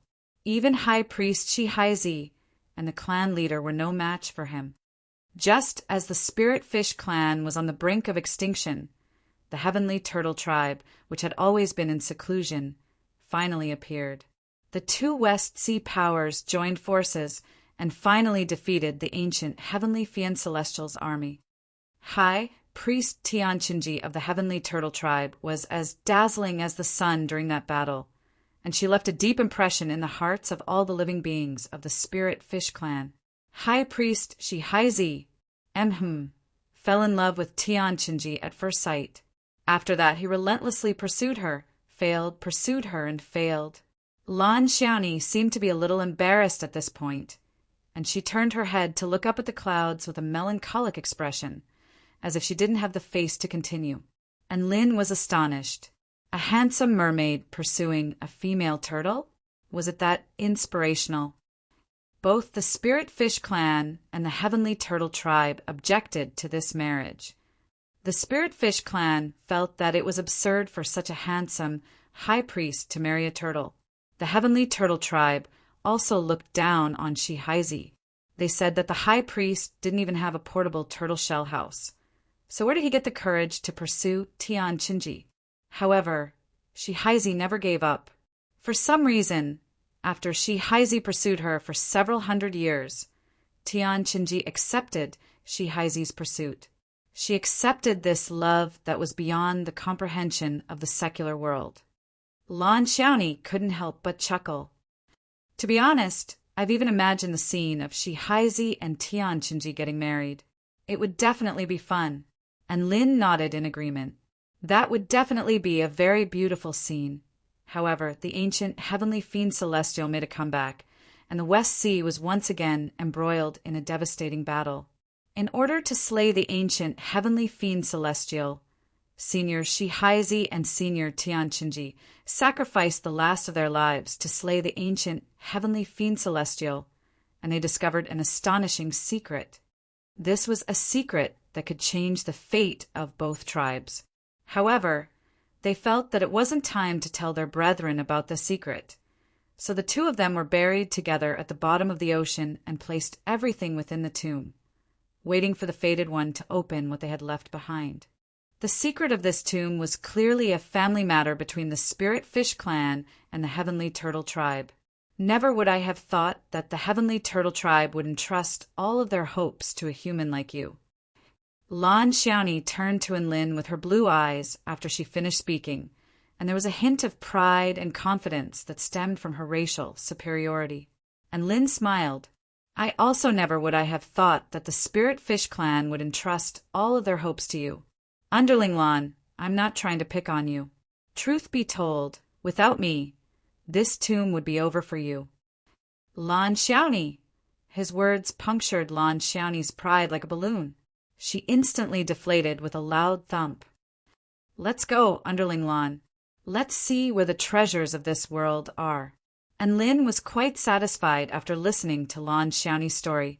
Even though he still didn't know the story behind the tears, he had at least gained a rough understanding of Shihaizi. To be able to relentlessly pursue a female turtle for several hundred years. He had to be a badass. The two of them didn't walk this time. Instead, they flew.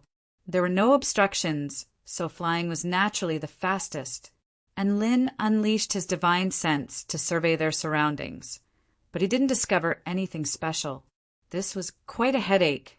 There were no special areas or abnormal energy, which meant that there were no clues. They could only be like headless flies, randomly choosing a direction and hurrying on their way. White clouds covered the sky, and the sky was clear as day. Thus, they flew for an hour, covering a distance of over 5,000 kilometers. In the end, there was still nothing. Not even a single life form was to be found, let alone some small monsters. And Lin fell into a daze as he looked around at the empty heaven and earth. Chapter 1049. Boundless, when would it reach the end? What was most frustrating wasn't that there were many monsters along the way, or that the environment was extremely harsh. Instead, it was that there was nothing they could do along the way. This, Big Boss and Lin, I feel like this place is a little strange. Lan Xiaoni couldn't help but speak up as she trailed behind Lin, and Lin rolled his eyes and snapped, Aren't you just spouting *T? But I just want to spout nonsense. This place is so empty and scary. Lan Xiaoni looked around with a nervous expression, fearful that a life-threatening danger would suddenly appear. And Lin, sometimes the more peaceful a place was, the more unsettling it was. She was afraid that it would explode at any moment. Let's continue onward. I refuse to believe that this place is infinitely large. And Lin spoke in a firm voice. Lan Xiaoni nodded and continued to follow behind Lin. Whenever she was feeling uneasy, she would look at the white-robed figure in front of her. She would feel slightly more at ease just by looking at his reliable back. So what if her enemies were powerful?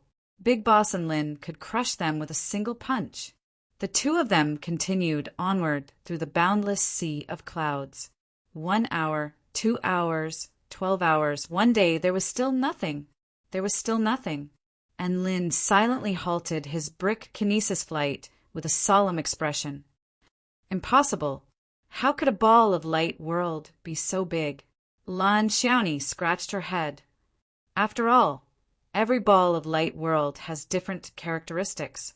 If we flew at full speed for the past few days, we could have circled the Earth several times. Even if we lined up all the dishes that the entire human race ate, it wouldn't be as long as our flight distance. This small world can't be this big.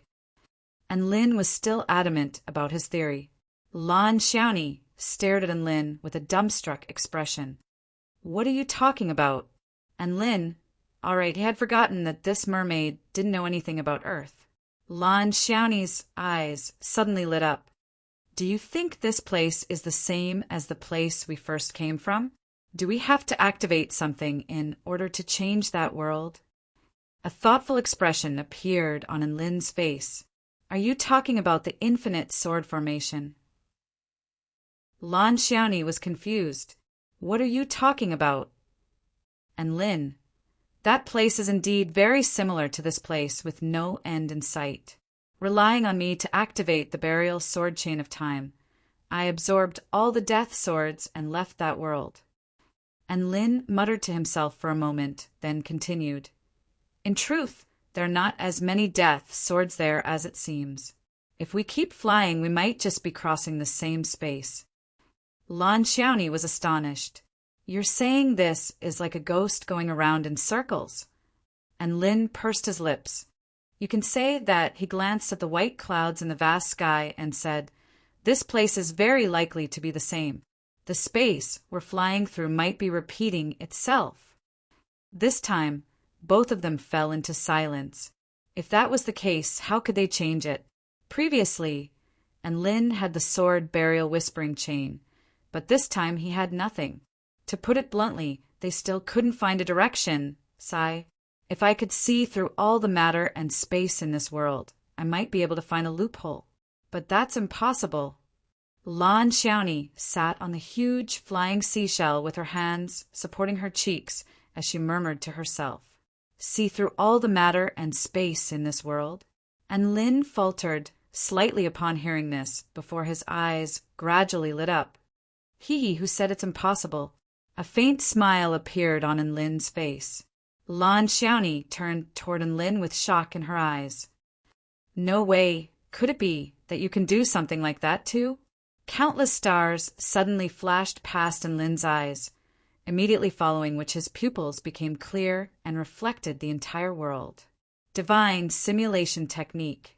In an instant, a colorless ripple proliferated outward for several hundred kilometers.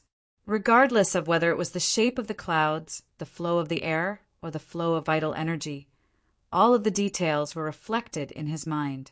Climate, space, matter. He could see everything in a panoramic view. I got it, and Lin's eyes gradually regained clarity, but his face had become extremely pale. Big Boss and Lin, are you all right? Lan Xiaoni was given a fright by the sudden weakening of Lin's aura, and she asked in a panicked voice, I'm fine. And Lin brought out a high-rank spirit pill from his storage ring before swallowing it.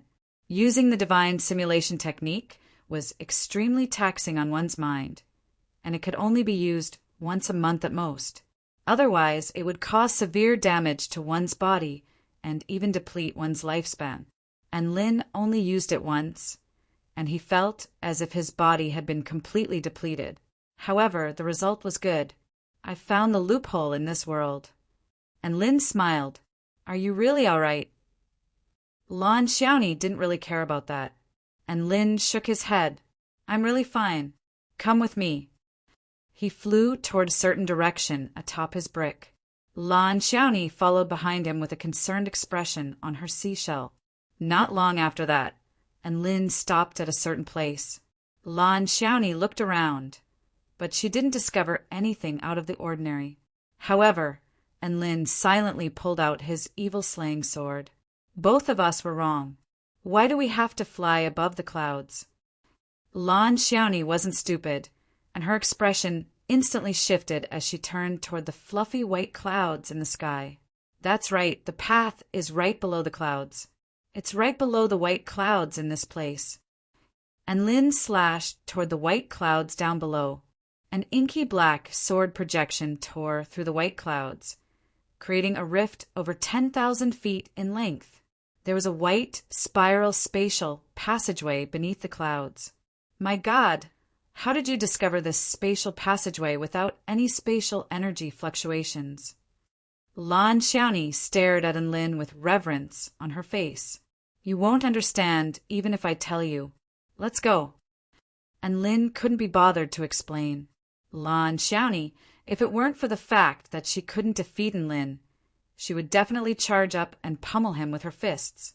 Enlin flew toward the spatial passageway with an extremely grave expression.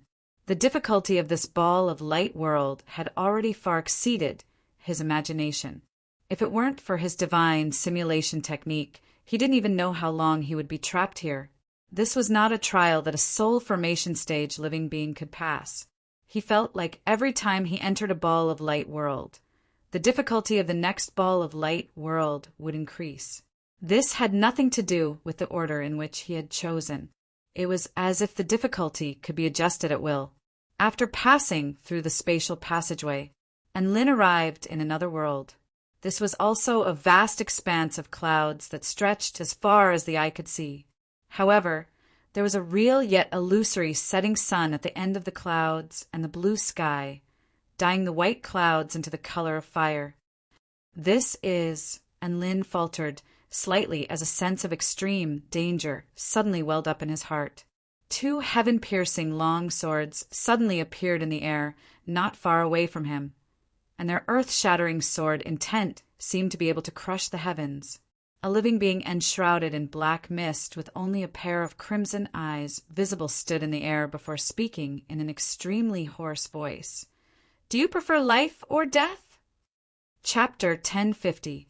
Two extremely fearsome flying swords tore through the air toward Enlin and Lan Xiaoni. Oh, I didn't think you would be able to block my 99th attack. A cruel smile appeared on the ancient, heavenly Fian Celestial's face. However, this must be your limit, right? I'm going to attack again. Oh, who would have thought that you would be able to block one of my attacks? The ancient heavenly Fian Celestial flew through the air with the black and white celestial swords still revolving around its body. Wah, my chest has been flattened by you. Lan Xiaoni was extremely aggrieved, and tears flowed from her eyes. It's all your fault. You have to compensate me. And Lin was once again sent flying for several thousand meters by the two terrifying sword projections. Unless Xiao Shou rose up and became the main attacker. This was the ancient heavenly Fian Celestial the high priests of the two tribes had to sacrifice their lives to kill? Lan Xiaoni immediately hid behind Enlin upon seeing this. After the ancient heavenly Fian Celestial unleashed its 99th attack. At this moment, the black mist figure spoke again. This is the last time. Do you prefer life or death? The sword projections dissipated, and the two of them were still completely unscathed behind the black brick. Speaking of which, is this the only attack you know, esteemed Fian Celestial? The black mist figure nodded. Oh, so you prefer life. Then I'll kill both of you. Do it again, your sister. Thankfully, the ancient heavenly Fian Celestial's attacks were very simple and inflexible, and the chaotic alloy brick was also very sturdy, so they were able to maintain an invincible position. Of course, it was also very unlikely that they would be able to win. If the ancient heavenly Fian Celestial was already dead, then what was this thing before them? Of course it's life, and Lin replied without any hesitation. Boundless sword intent filled the entire space around them with a boundless aura of death. Two extremely terrifying spatial rifts appeared in the trajectory of the flying sword's attacks. from which bursts of turbulent energy that had yet to dissipate tore through everything in their surroundings. What followed next was the inhumane and boundless one more time. And Lin and Lan Xiaoni were still sent flying by the brick. And Lin and Lan Xiaoni were then sent flying for several thousand meters again. Big Boss and Lin, aren't you very powerful? Why don't you go out and beat it? Lan Xiaoni couldn't take it anymore, and she sobbed. The two of them couldn't help but cry out. If women were made of water, then this mermaid was made of the sea. Her tears were so much that no matter how much she cried, she couldn't stop crying. Again, the two of them didn't dare to face the ancient, heavenly fiend Celestial head-on. The black brick hurtled the two of them back several kilometers before they finally managed to stabilize themselves. Suddenly, a hideous face appeared on the black, mist figure. It had two horns on its head, and its face was red with fangs. It grinned and said, "This ancient, heavenly demon god's favorite thing to do is to completely destroy the things you like."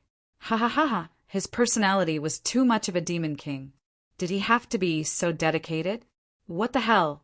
Was this ancient, heavenly fiend Celestial sick? Do you prefer life or death? Even its might hadn't been reduced by much. It was still terrifying enough to make one's heart palpitate. However, this must be your limit, right? Let me do it again. The ancient, heavenly fiend Celestial pointed a finger, and the two celestial swords shot forth like dragons. The two celestial swords struck the chaotic alloy brick, and Lin and Lan Xiaoni were knocked back several kilometers again. And Lin faltered slightly upon hearing this. Wasn't this a retarded question? Who didn't like to live? Come on, ravage me to your heart's content. Lan Xiaoni finally came to her senses, and she released her arms with a sheepish expression. She shook her head from side to side, as if Lin had struck her pretty hard. Death remnant intent? Remnant intent power? Oh, I didn't think it would be able to withstand my fourth attack. Hee, I'm the big boss. Shouldn't I send my underlings to build up my might before fighting? Underling Lan, why are you crying and hugging me from behind? And Lin chuckled coldly. Boom! Two more earth-shattering sword strikes descended as he spoke. Thus, Lin and Lan Xiaoni were knocked back several kilometers again. And Lin and Lan Xiaoni, ancient heavenly fiend Celestial. Thus, the ancient heavenly fiend Celestial unleashed another sword strike. A strange sound erupted, and the two celestial swords trembled lightly in the air as if they had deflated. But they didn't strike Lin's black brick. And Lin was also startled upon seeing this, and he turned to look at the humanoid ball of black mist before him. Don't cry all the time. My clothes are all wet from your tears. And Lin snapped. And Lin, Lan Xiaoni, the ancient heavenly fiend Celestial, unleashed an enraged roar. Slash! Oh, I didn't think you would be able to withstand my third attack. A cruel smile suddenly appeared on the ancient heavenly fiend Celestial's face. However, this must be your limit, right? I'm going to attack you again. Ah! Ah! And Lin was crushed by a hard black brick, and it was extremely uncomfortable. Lan Xiaoni continued to sob and ignore him. He suddenly felt as if there were two soft and fluffy objects pressing against his back as he spoke. His waist was also tightly encircled by a pair of slender arms. The ancient heavenly fiend Celestial's sword strike was imbued with the sword intent and residual power it had attained. Its power was unfathomable, and it struck them with a sense of extreme danger. It was the exact same technique, but it was also the exact same lines. Lan Xiaoni even used a hand to tidy up her slightly disheveled hair as she calmly awaited the ancient heavenly fiend Celestial's attack. F***CK. Oi, let go of me. I'm fine now, and Lin said with a resigned expression. PFFF! The flying sword transformed into two streaks of light, one black and one white, which sliced through the sea of clouds for close to 10 kilometers. A cruel smile suddenly appeared on the ancient heavenly fiend Celestial's face. However, this must be your limit, right? I'm going to attack you again. Lan Xiaoni's voice faltered, and she didn't dare to say anything else. She was afraid that Enlin would use her as cannon fodder if he was displeased. Then the ancient heavenly fiend celestial gave them another attack. Again! Enlin's eyelids twitched, and he positioned his brick in front of him again. Lan Xiaoni screamed at the sight of the figure in the black mist. It's the ancient heavenly fiend celestial. Why is it here? Enlin used all his strength to stabilize the black brick, but it was still sent hurtling toward Enlin like a cannonball. Enlin's expression darkened. Why should I compensate you? I don't have any breasts to compensate you. Countless question marks appeared in Enlin's mind. Lan Xiaoni hugged Enlin tightly, and she couldn't even be bothered to let go. She could attack Enlin again anyway, so she sobbed incessantly. Wah, this fiend celestial is so scary. What should we do? Ah, Lan Xiaoni screamed as her slender body was struck by Enlin's body. Lan Xiaoni was on the verge of tears. Even though it was very uncomfortable, she could only hold onto Enlin with all her might and run outside, where she would be sliced in half by Enlin's sword intent in an instant. Enlin. Thankfully, there was something soft and warm on his back, which provided some cushioning. Otherwise, it would be even more painful. I also like to live. Lan Xiaoni also chimed in a panicked voice. Lan Xiaoni. Enlin and Lan Xiaoni both stared expressionlessly at the ancient heavenly fiend celestial. Then I'll fulfill your wish. All of you go to hell. Ha ha ha. The ancient heavenly fiend celestial burst into raucous laughter as it waved its hand through the air. Oh, I didn't think you would be able to block my second attack. The ancient heavenly fiend celestial flew through the air before a cruel smile appeared on its face. However, this must be your limit, right? Let me try again. I like to die. Lan Xiaoni raised her hands high into the air as she corrected. The flying sword instantly struck the black brick, upon which an extremely terrifying blade projection erupted forth. Enlin's expression also shifted drastically, and he immediately pulled out his chaotic alloy brick before hiding behind the black brick. Phew, that was close. Enlin murmured with fear lingering in his heart. Boom! Chapter 1051. The 100th attack didn't arrive as promised. The two black and white celestial swords beside the ancient heavenly fiend celestial stopped firing.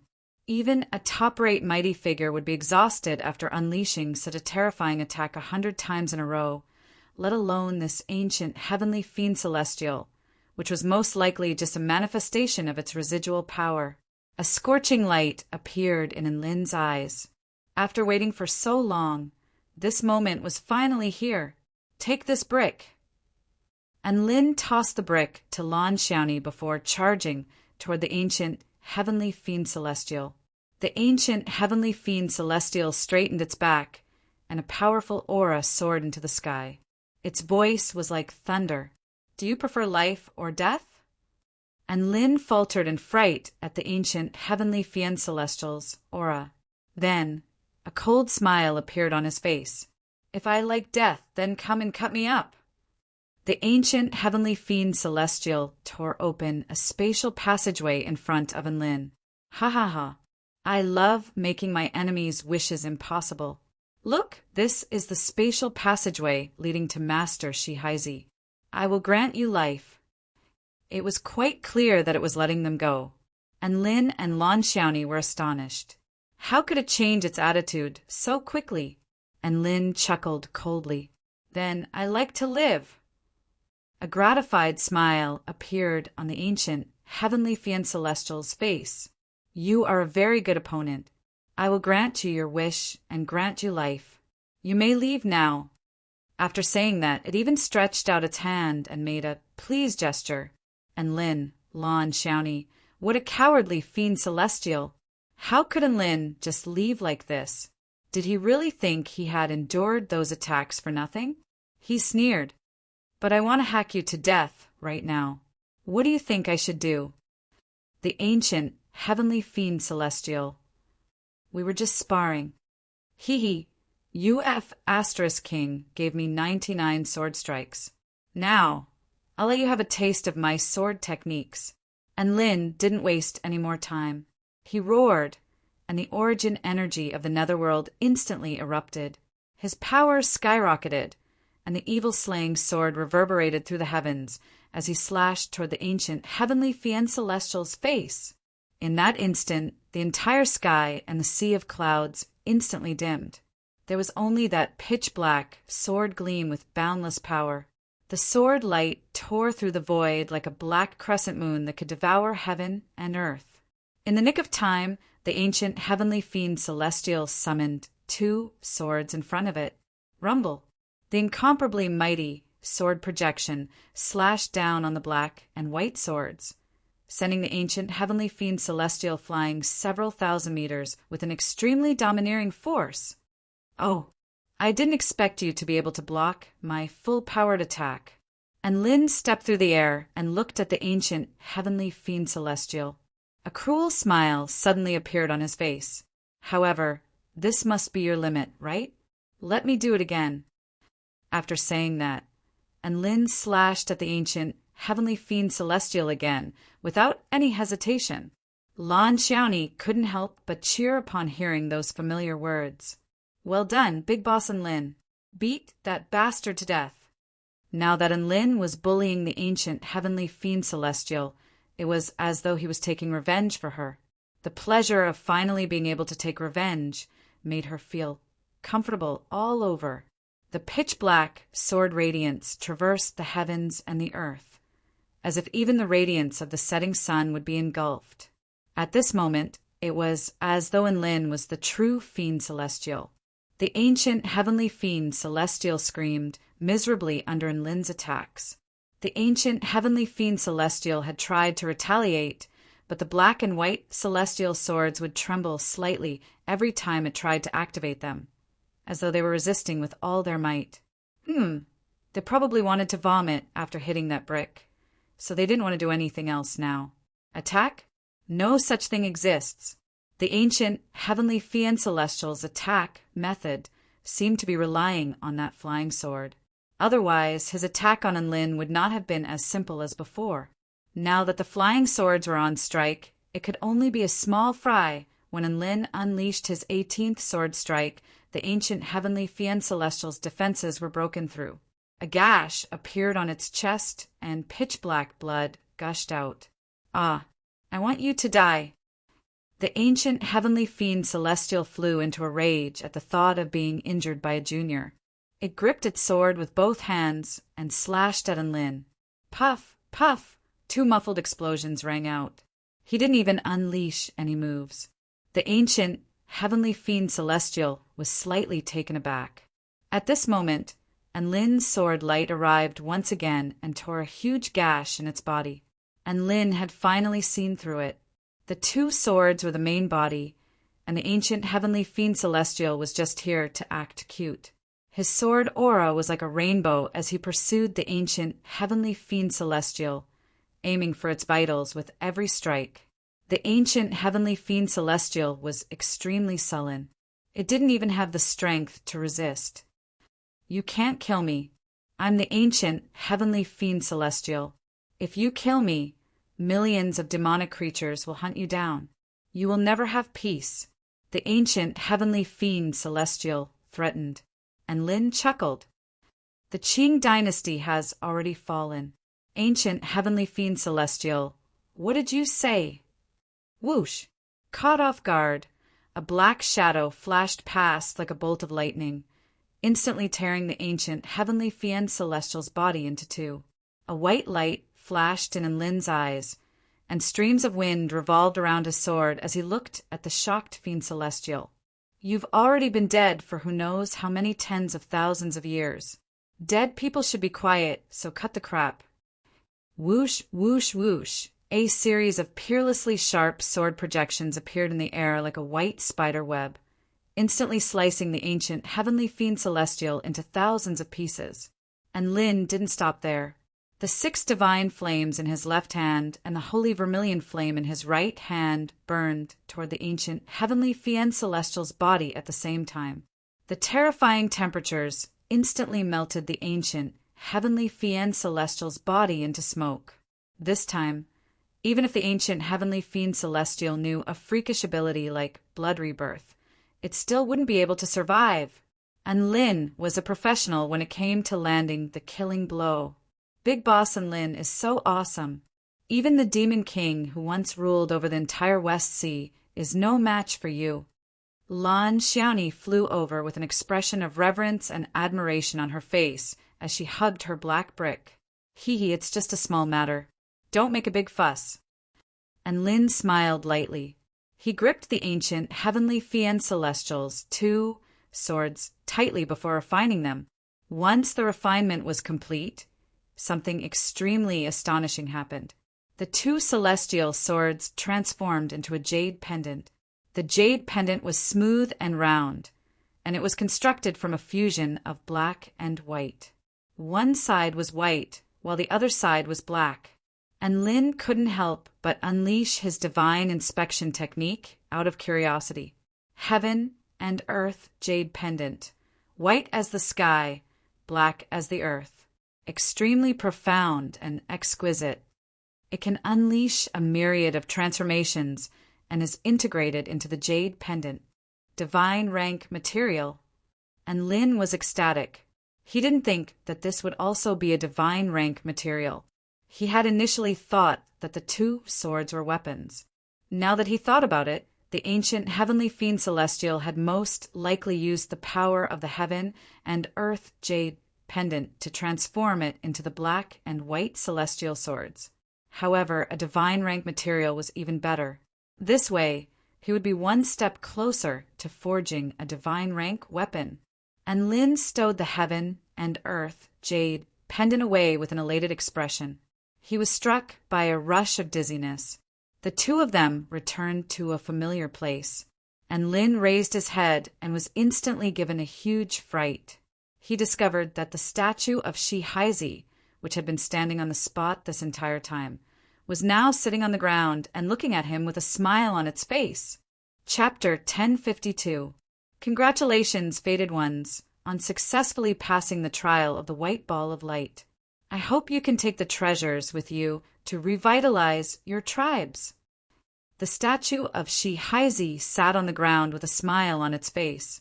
That's right, the statue had developed facial expressions, and Lin was astonished. Did the statue finally become a spirit? Statue, Shi Haizi. Lan Xiaoni's mouth also gaped open in shock. Are you really Senior Shi Haizi? Shi Haizi looked up with a handsome, yet slightly stiff smile. That's me.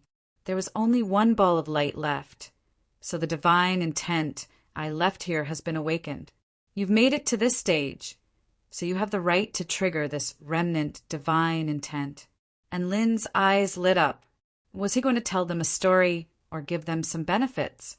Lan Xiaoni's heart was also surging with emotions. She couldn't compete with Lin in the fight for treasures, but if her ancestor was going to give out some benefits, she should get one, right? In that case, she wouldn't have to go back and embarrass herself too much. A disappointed expression suddenly appeared on the statue of Shi Haizi. Sigh. I really didn't think that you would choose to take my treasures instead of the secrets of the 2 tribes. Are all juniors so snobbish these days? Lan Xiaoni was extremely aggrieved. She wanted to choose the secrets of the 2 tribes. However, Lin was simply too terrifying. What could she do if Lin wanted to choose the treasures? She looked at Shi Haizi and was just about to tell him everything, but she swallowed the words that were about to come out of her mouth when she glanced at Lin. And Lin couldn't help but retort, You have the gall to say that? If you really want to give benefits to your juniors, then don't go through all these twists and turns. Why don't you just give us the treasures and the secrets of the 2 tribes? Why do you have to choose one of the 2? The statue of Shi Haizi choked upon hearing this. He opened his mouth, but he didn't know what to say. He fell silent, as if he really was thinking about why he did this in the first place. And Lin, Lan Xiaoni. A thought seemed to have occurred to Shi Haizi, and his eyes lit up. That's because my Tao partner and I wanted to test the fate between us. Now that fate is here, the secrets of the two races shall be buried at the bottom of the sea forever. This is the choice of fate. The corner of Lin's mouth twitched. It was as if he hadn't said anything at all. Lan Xiaoni was astonished. Is this what it means to leave it to fate? Wouldn't that be too irresponsible to the two races? And Lin silently gave a thumbs up. Well said. However, he actually dared to say this in front of the old ancestor, who was really stubborn. Sure enough, Shi Haizi's statue's face darkened. It was literally black. Its pristine white head suddenly turned black, as if it were a little angry. Lan Xiaoni realized that she had misspoken, and her face paled with fright. She was just about to open her mouth to salvage the situation when Shi Haizi spoke again. However, his voice was extremely cold and devoid of any emotion. Who would have thought that a human would be able to sneak in here? Shi Haizi looked at Lin, and Lin puffed out his chest. What's wrong with humans? Are you looking down on humans? A smile appeared on Shi Haizi's face, and he opened his palm. Black Ball World, activate. Rumble. An extremely powerful spatial power instantly enshrouded Lin and Lan Xiaoni. And Lin was struck by a wave of nausea and dizziness before arriving in an extremely vast cave. The cave was riddled with jagged rocks of all shapes and sizes, and there were also many peculiar carvings standing silently around the edges of the cave. What the hell is this? Teleporting us to the light ball world, just like that? I still haven't decided whether I want to continue participating in the trial. And Lin grumbled as he patted his dizzy head. Big Boss and Lin, it's a waste not to take anything from this place. With your power, no enemies can do anything to you anyway. Lan Xiaoni encouraged, and Lin looked at the mermaid princess, who was becoming more and more like an underling, and a gratified smile appeared on his face. After this trial is over, I'll reward you handsomely. All right. A vibrant smile appeared on Lan Xiaoni's face. She had already lost all hope in the trial anyway, so she might as well follow Lin and take some of Lin's specialties home. That way, she would have more confidence in explaining things to her seniors. It could only be said that Lin was too bad asterisk. She had already worked hard for 6 worlds, but her efforts were still futile. She couldn't be blamed for this, and Lin turned his attention to the final trial. The cave was extremely vast, and the very edge of the cave was an inky black rock wall. This was most likely an underground world. There was also a scorching river of flames slowly flowing through the cave, illuminating the entire dark space with its light. There was a strange sacrificial altar on the other side of the river of flames. It was enshrouded in flames and poisonous miasma, creating a perilous realm over a kilometer in radius. At the center of the sacrificial altar, there was a blue stone that was glowing with a faint light. Lan Xiaoni was elated. Big Boss and Lin, could that stone be the treasure of this trial?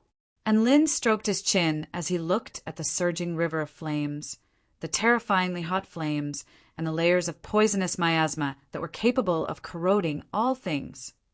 Could it be that this trial isn't about defeating monsters? Instead, it's about progressing from the starting point to the finishing point? Progressing? Lan Xiaoni's features paled slightly as she spoke in a trembling voice. Then those obstacles must be very terrifying, right? The ancient heavenly fiend celestial in the white ball trial was already extremely terrifying. If the difficulty of the black ball trial was changed to flames and poisonous miasma, then wouldn't that mean that those flames and poisonous miasma were extremely terrifying? Stay here and don't move. I'll go on my own, and Lin instructed. Lan Xiaoni nodded obediently as she looked at Lin's reliable figure. All right, I'll wait for you. And Lin's body flashed, and he began to cross over the winding river of flames. Boom, boom, boom. All of a sudden, the river of flames surged violently, and a series of terrifying flaming dragons rose into the sky before pouncing toward Enlin at an astonishing speed. Enlin heaved a sigh of relief upon seeing this. It was always good to see some movement. What if this world remained completely still? That would be quite troublesome. Break. He pressed a hand down. Vital energy surged violently, forming a gigantic vital energy palm with a radius of over a kilometer, which crushed down toward the flaming dragons. And Lin's simple attack was comparable to a full-force attack from a cultivator at the soul formation pinnacle stage. Rumble, the gigantic vital energy palm, was imbued with unimaginable power, and it pulverized several gigantic flaming dragons. And Lin also borrowed the momentum to descend to the ground and successfully cross over the River of Flames. After crossing over the River of Flames, the River of Flames returned to its original calm state, as if nothing had happened. A faint smile appeared on Enlin's face. These obstacles might be troublesome for normal soul formation stage prodigies, but they were extremely easy for a soul formation stage cultivator like him. He began to walk toward the sacrificial altar. The sacrificial altar was enshrouded in terrifying crimson flames, and the scorching power warped the air and incinerated everything in its path. This was an extremely pure and fearsome flame power. And Lin walked up the sacrificial altar, and the 4 divine flames transformed into indestructible armor. He was like the master of all flames, and wherever he went, all flames would bow before him. His path was unimpeded. The flames were extremely powerful, and they were powerful enough to melt all soul formation stage cultivators into puddles of blood. However, Enlin was even more powerful, and his power had long surpassed that of a soul formation stage cultivator. The poisonous miasma within the sacrificial altar was still the same. Even though it was extremely terrifying, it was only effective against soul formation stage living beings and not against Enlin. Isn't this a little too easy? Enlin passed through the poisonous miasma and walked toward the center of the sacrificial altar, arriving in front of the blue, rectangular stone. The stone was very tall, about 12 meters, and it exuded an extremely powerful energy fluctuation. It was this energy fluctuation that made Enlin feel that it was the treasure of this trip. "So, is it you?" Enlin reached out and touched the cold stone. Suddenly, a sense of danger that made his hair stand on end came from behind him. Enlin immediately turned around, and his pupils contracted. Before he could even react, a blue shadow that was invisible to the naked eye had already pierced through his chest. The sharp light was imbued with a vast divine might, and it instantly tore open the divine body that he was so proud of, pierced through his heart, and pinned him firmly onto the blue stone. Chapter 1053. Pwah! And Lin's heart was punctured, and he threw up a mouthful of blood. This was the power of the divine Tao, and it was an extremely powerful one at that. A blue spear pierced through Enlin's body and even the blue rock behind him. Black symbols appeared on the spear, from which an extremely fearsome, restrictive power erupted and rendered Enlin completely powerless. His heart was punctured, and blood flowed down the spear to the ground. His vitality was quickly fading away. Enlin's first reaction was to turn to Lan Xiaoni, only to discover that Lan Xiaoni was also looking at him with an astonished expression. It wasn't her, then who was it? Even with Enlin's powerful divine sense, he was still unable to detect where the enemy was. Right at this moment, the rhombus-shaped black crystal in front of his chest suddenly erupted with an extremely powerful life force energy, which flowed into his body to resist the spear's power of the divine Tao and prevent it from destroying his body any further. Was he saved? No, he wasn't. And Lin could sense that his body was becoming more and more feeble, and his blood was flowing away relentlessly. Gu Yu's black crystal was only delaying his death. If things continued like this, he would still be screwed. A burst of power suddenly converged on his finger, and his storage ring slowly fell off. No, and Lin let loose a heart-wrenching cry. His cries of grief and indignation were even more anguished than when his heart had been punctured.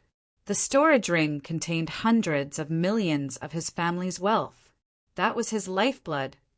However, the storage ring really did fly away. It flew out of the sacrificial altar, past the sea of flames, past the scorching river of flames, and arrived on the other side of the river. Crack! A spatial rift suddenly appeared. This was a white spatial passageway that exuded a gentle light. And Lin's storage ring hovered in front of the spatial rift. Big Boss and Lin, are you all right? Lan Xiaoni let loose a cry of surprise.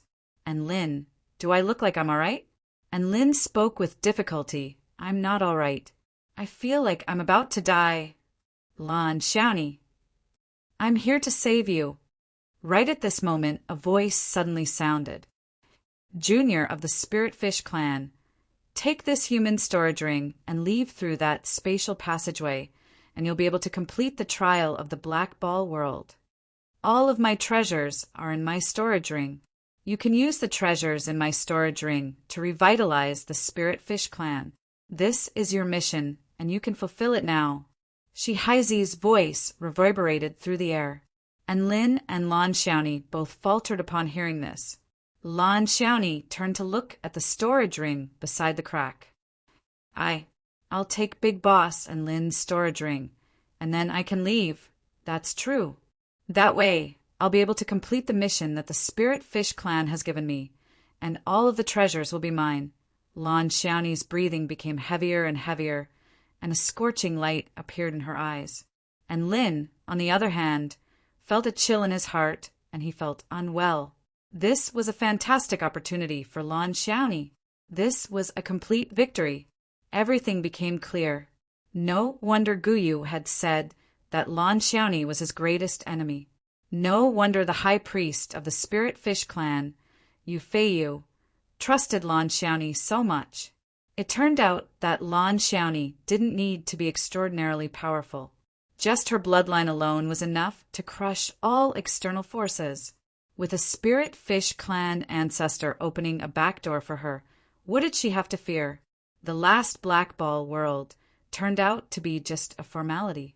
Everything that Lin had worked so hard for was all for Lan Xiaoni. How infuriating! He gritted his teeth in the face of this completely unreasonable trial, but there was nothing he could do. Not only was the terrifying power of the divine Tao imbued within the blue spear, destroying his vitality, but it had also sealed off his meridians, consciousness, and sea of vital energy. Without a powerful external force, there was no way he could break through this restriction. An expression of despair appeared on Lin's face. If things continued like this, his enemies wouldn't even have to do anything. He was going to die from excessive blood loss. Lan Xiaoni was going to take his treasures and leave this tomb before he died. Was he going to die here He gripped onto the spear and tried to pull it out. He let loose an enraged roar, but he couldn't muster any strength, as if he were trying to pull out a nail that had been rooted into his body. Lan Xiaoni's body shuddered slightly upon hearing Lin's roar, and her blue eyes gradually regained clarity. She turned toward Lin, who was struggling to break free. If I take away his storage ring, what will happen to him? That's not something you should be worried about.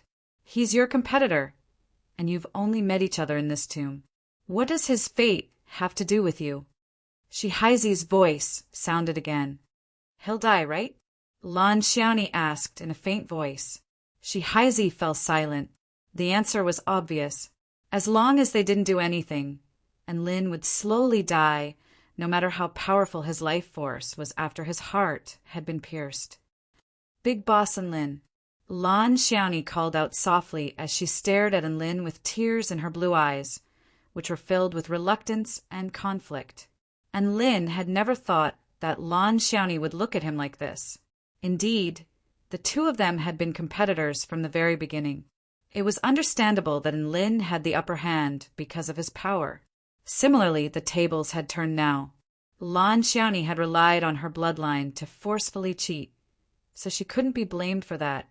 Hence, Lin was very surprised to see this expression on Lan Xiaoni's face. A hint of hope lit up in Lin's heart. Could it be that she was going to— I'm sorry. Lan Xiaoni wiped away her tears and ran toward the storage ring. And Lin— all right, this was the cruel and kept up reality. He had fallen at the hands of this shameless tomb builder, so there was nothing he could do aside from yelling at Lin. Lan Xiaoni picked up Lin's storage ring and carefully put it on her finger. She stared at the storage ring on her finger and fell into a daze for a moment. In the end, she took a deep breath, and a look of determination gradually appeared in her eyes. Lan Xiaoni turned and flew toward Lin at high speed. Roar! A series of terrifying flaming dragons roared as they pounced toward the blue figure crossing the river of flames. Blue Spirit Ice Bridge. Lan Xiaoni let loose a clear cry, and a white bead flashed as an ice bridge exuding an extremely frosty aura extended from both ends, as if it were going to freeze everything in its path. The flaming dragons crashed into the ice bridge, causing it to tremor violently, but it did not melt. Lan Xiaoni transformed into a streak of blue light and successfully crossed the river of flames before continuing toward Lin. And Lin looked at the figure that had suddenly turned around and flew toward him. He could see the determination on Lan Xiaoni's face, and he momentarily forgot about the situation he was in. Have you gone mad? Lan Xiaoni pursed her lips tightly as her eyes lingered on the spear in Lin's chest. I haven't gone mad. I just feel like the setting of one treasure per ball of light is correct, so there must be treasures in this world. A vibrant smile appeared on her face as she continued. Hence, I feel like this spear that was able to puncture your body must be a treasure of this world. How could I, Lan Xiaoni, not take something that's so valuable? This spear is mine for sure. Chapter 1054. The spear was a treasure of this world? It was clearly just a technique materialized from the power of the divine Tao. And Lin looked at the oncoming Lan Xiaoni, but he didn't say anything in the end. In reality, he didn't even have the energy to say anything. Even though he had already cultivated his evergreen technique to the second stage and had his body of the war god to sustain him, he was still unable to stop his life force from flowing away. After crossing the flaming river, Lan Xiaoni continued toward Lin. There was a perilous realm over a kilometer in radius around the sacrificial altar. Scorching flames surged into the sky, while poisonous miasma surrounded the sacrificial altar. Lan Xiaoni entered the range of the scorching flames, and the fearsome flames instantly incinerated the protective barrier of water around her. She let loose a wail of anguish, and she immediately released the little blue fish. Sacrifice, blue fish! Bang! A crisp sound exploded. The little blue fish that had accompanied her throughout her battles began to glow with a dazzling light, enshrouding her body in a layer of extremely powerful water power. After sacrificing herself, the little blue fish became completely dull and colorless, transforming into a piece of useless jade. A blue barrier enveloped Lan Xiaoni's entire body as she struggled through the sea of flames. Go back!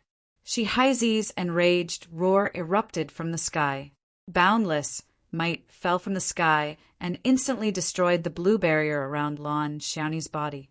Scorching flames pounced toward Lan Xiaoni like a ferocious beast, scorching her skin in a frenzy. Ah!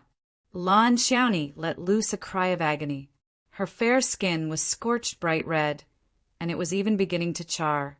The spoiled mermaid princess had never been subjected to such torture before. And Lin looked at the wailing Lan Xiaoni, who was like a fish struggling in a pot of boiling oil. He opened his mouth, but he didn't know what to say. Just as he thought Lan Xiaoni was going to retreat, he discovered that the mermaid was charging toward him at an even faster speed. She was already shedding tears of pain, and she was biting her lips until they bled, but she was still charging toward him without any hesitation. And Lin was a little dazed by her determination. Was this still the same cowardly girl who only knew how to cower behind him in the face of danger? Was this the same salted fish who was afraid of death and only knew how to cry, "Papa, save me," when he encountered a desperate situation? Lan Xiaoni was like a fearless warrior now. The loss of life caused Lin's eyes to gradually become blurry. He could only see a figure approaching him recklessly in the distorted space of the sea of flames. "Lan Xiaoni, you'll die," he couldn't help but ask in a hoarse voice. Lan Xiaoni turned a deaf ear to his words, and through her astonishing willpower, she broke through the range of the flames and entered the poisonous miasma without any hesitation. The poisonous mist was extremely corrosive and seeped into Baiju's barrier. The luster of Lan Xiaoni's skin gradually dimmed as a result of the poisonous miasma. The burned areas had even decayed, and inky black pus and blood flowed from them. Not only did the poison stay on the surface, but it also seeped into his flesh and bones, bringing him indescribable pain. The scales on the glossy blue fishtail fell off piece by piece. Blood splashed everywhere, but it continued to move forward. Lan Xiaoni's entire body was trembling from the pain, but she still stubbornly pressed forward.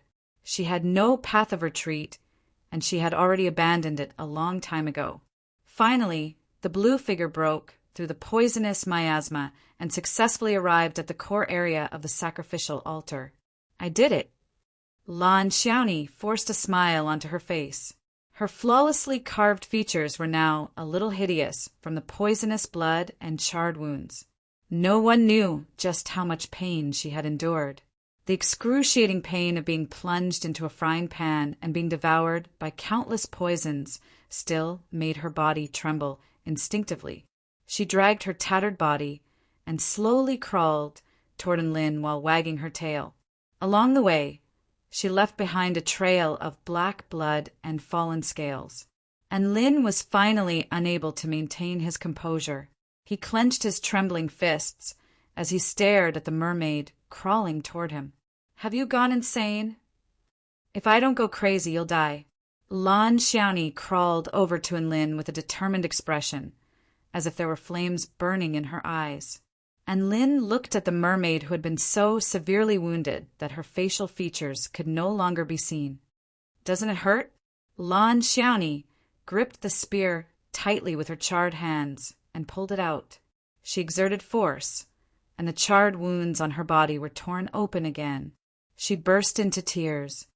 "Of course it hurts. How could it not hurt? But if you die here, it'll hurt even more." The mermaid princess used all of her remaining strength to pull the spear out from Lin's body. Her wrist was sliced open again, and what little blood remained flowed out onto her arm. Spirit fish, divine blood mystical technique, fish dragon dance.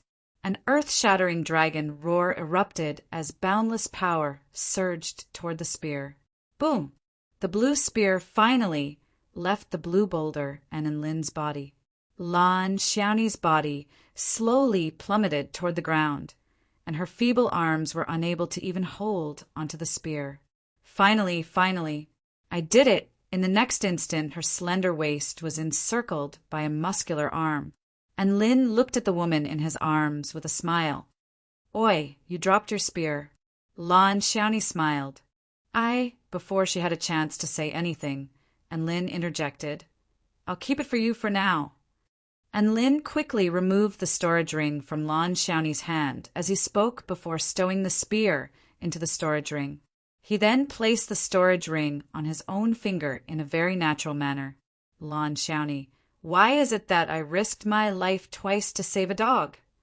Lan Xiaoni was so enraged that she coughed up blood, and she began to sob again. "Am I going to die?"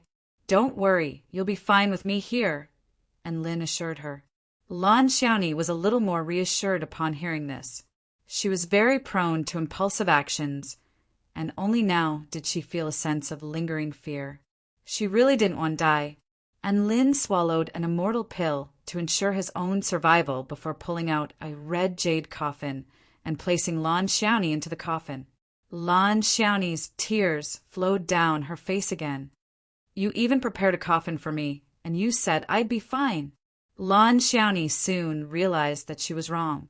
This coffin was able to absorb the surrounding energy, and transform it into powerful life force energy to heal her injuries. "Open your mouth," Enlin commanded. Lan Xiaoni didn't know what Enlin was doing, but she did as she was told. Enlin placed the final regenerative immortal pill into Lan Xiaoni's mouth. Lan Xiaoni swallowed the immortal pill, and she was a little touched. "So you still have a conscience." Enlin pursed his lips. This stupid fish sure was easy to pacify. Her mood had improved so quickly. "By the way, move your eyes away. I'm so ugly right now. You're not allowed to see me like this." Lan Xiaoni seemed to have realized something, and she scolded in a gentle voice. Enlin rolled his eyes. "You're about to die from your injuries, and that's what you're focused on." Had this mermaid princess's brain been fried? However, Lan Xiaoni's injuries were indeed quite severe. Her snowy white skin was either charred black or rotted away, and it was a gruesome sight to behold. And Lin's heart throbbed with pain at the sight of Lan Xiaoni in her current state. He thought back to everything Lan Xiaoni had done and said, and he was at a loss for what to do. "I told you to stop looking." Lan Xiaoni scolded. "All right." And Lin nodded before sitting down to meditate to recover from his injuries. Everything fell silent. Only the sound of bubbles popping could be heard. "Big Boss and Lin, am I an idiot?" After what seemed like an eternity, Lan Xiaoni spoke again. "That's right. You risked your life to save someone who indirectly killed your fiancé. You really are an idiot." And Lin didn't deny it. "He's not my fiancé." Lan Xiaoni immediately flared up with rage, and she began to cough up blood again. "I admit that I was once attracted to his looks, and I thought a marriage alliance like this wasn't a bad thing. However, I risked my life to save him, but he chose to run away without any hesitation, so I sentenced him to death. Thank God he didn't touch me. Otherwise, all of the Black Fox tribe living beings would die." Lan Xiaoni's voice gradually softened. As expected, men who are too handsome are all bad apples. Men with ugly looks like you are much more reliable. And Lin, this compliment was truly refreshing and refined.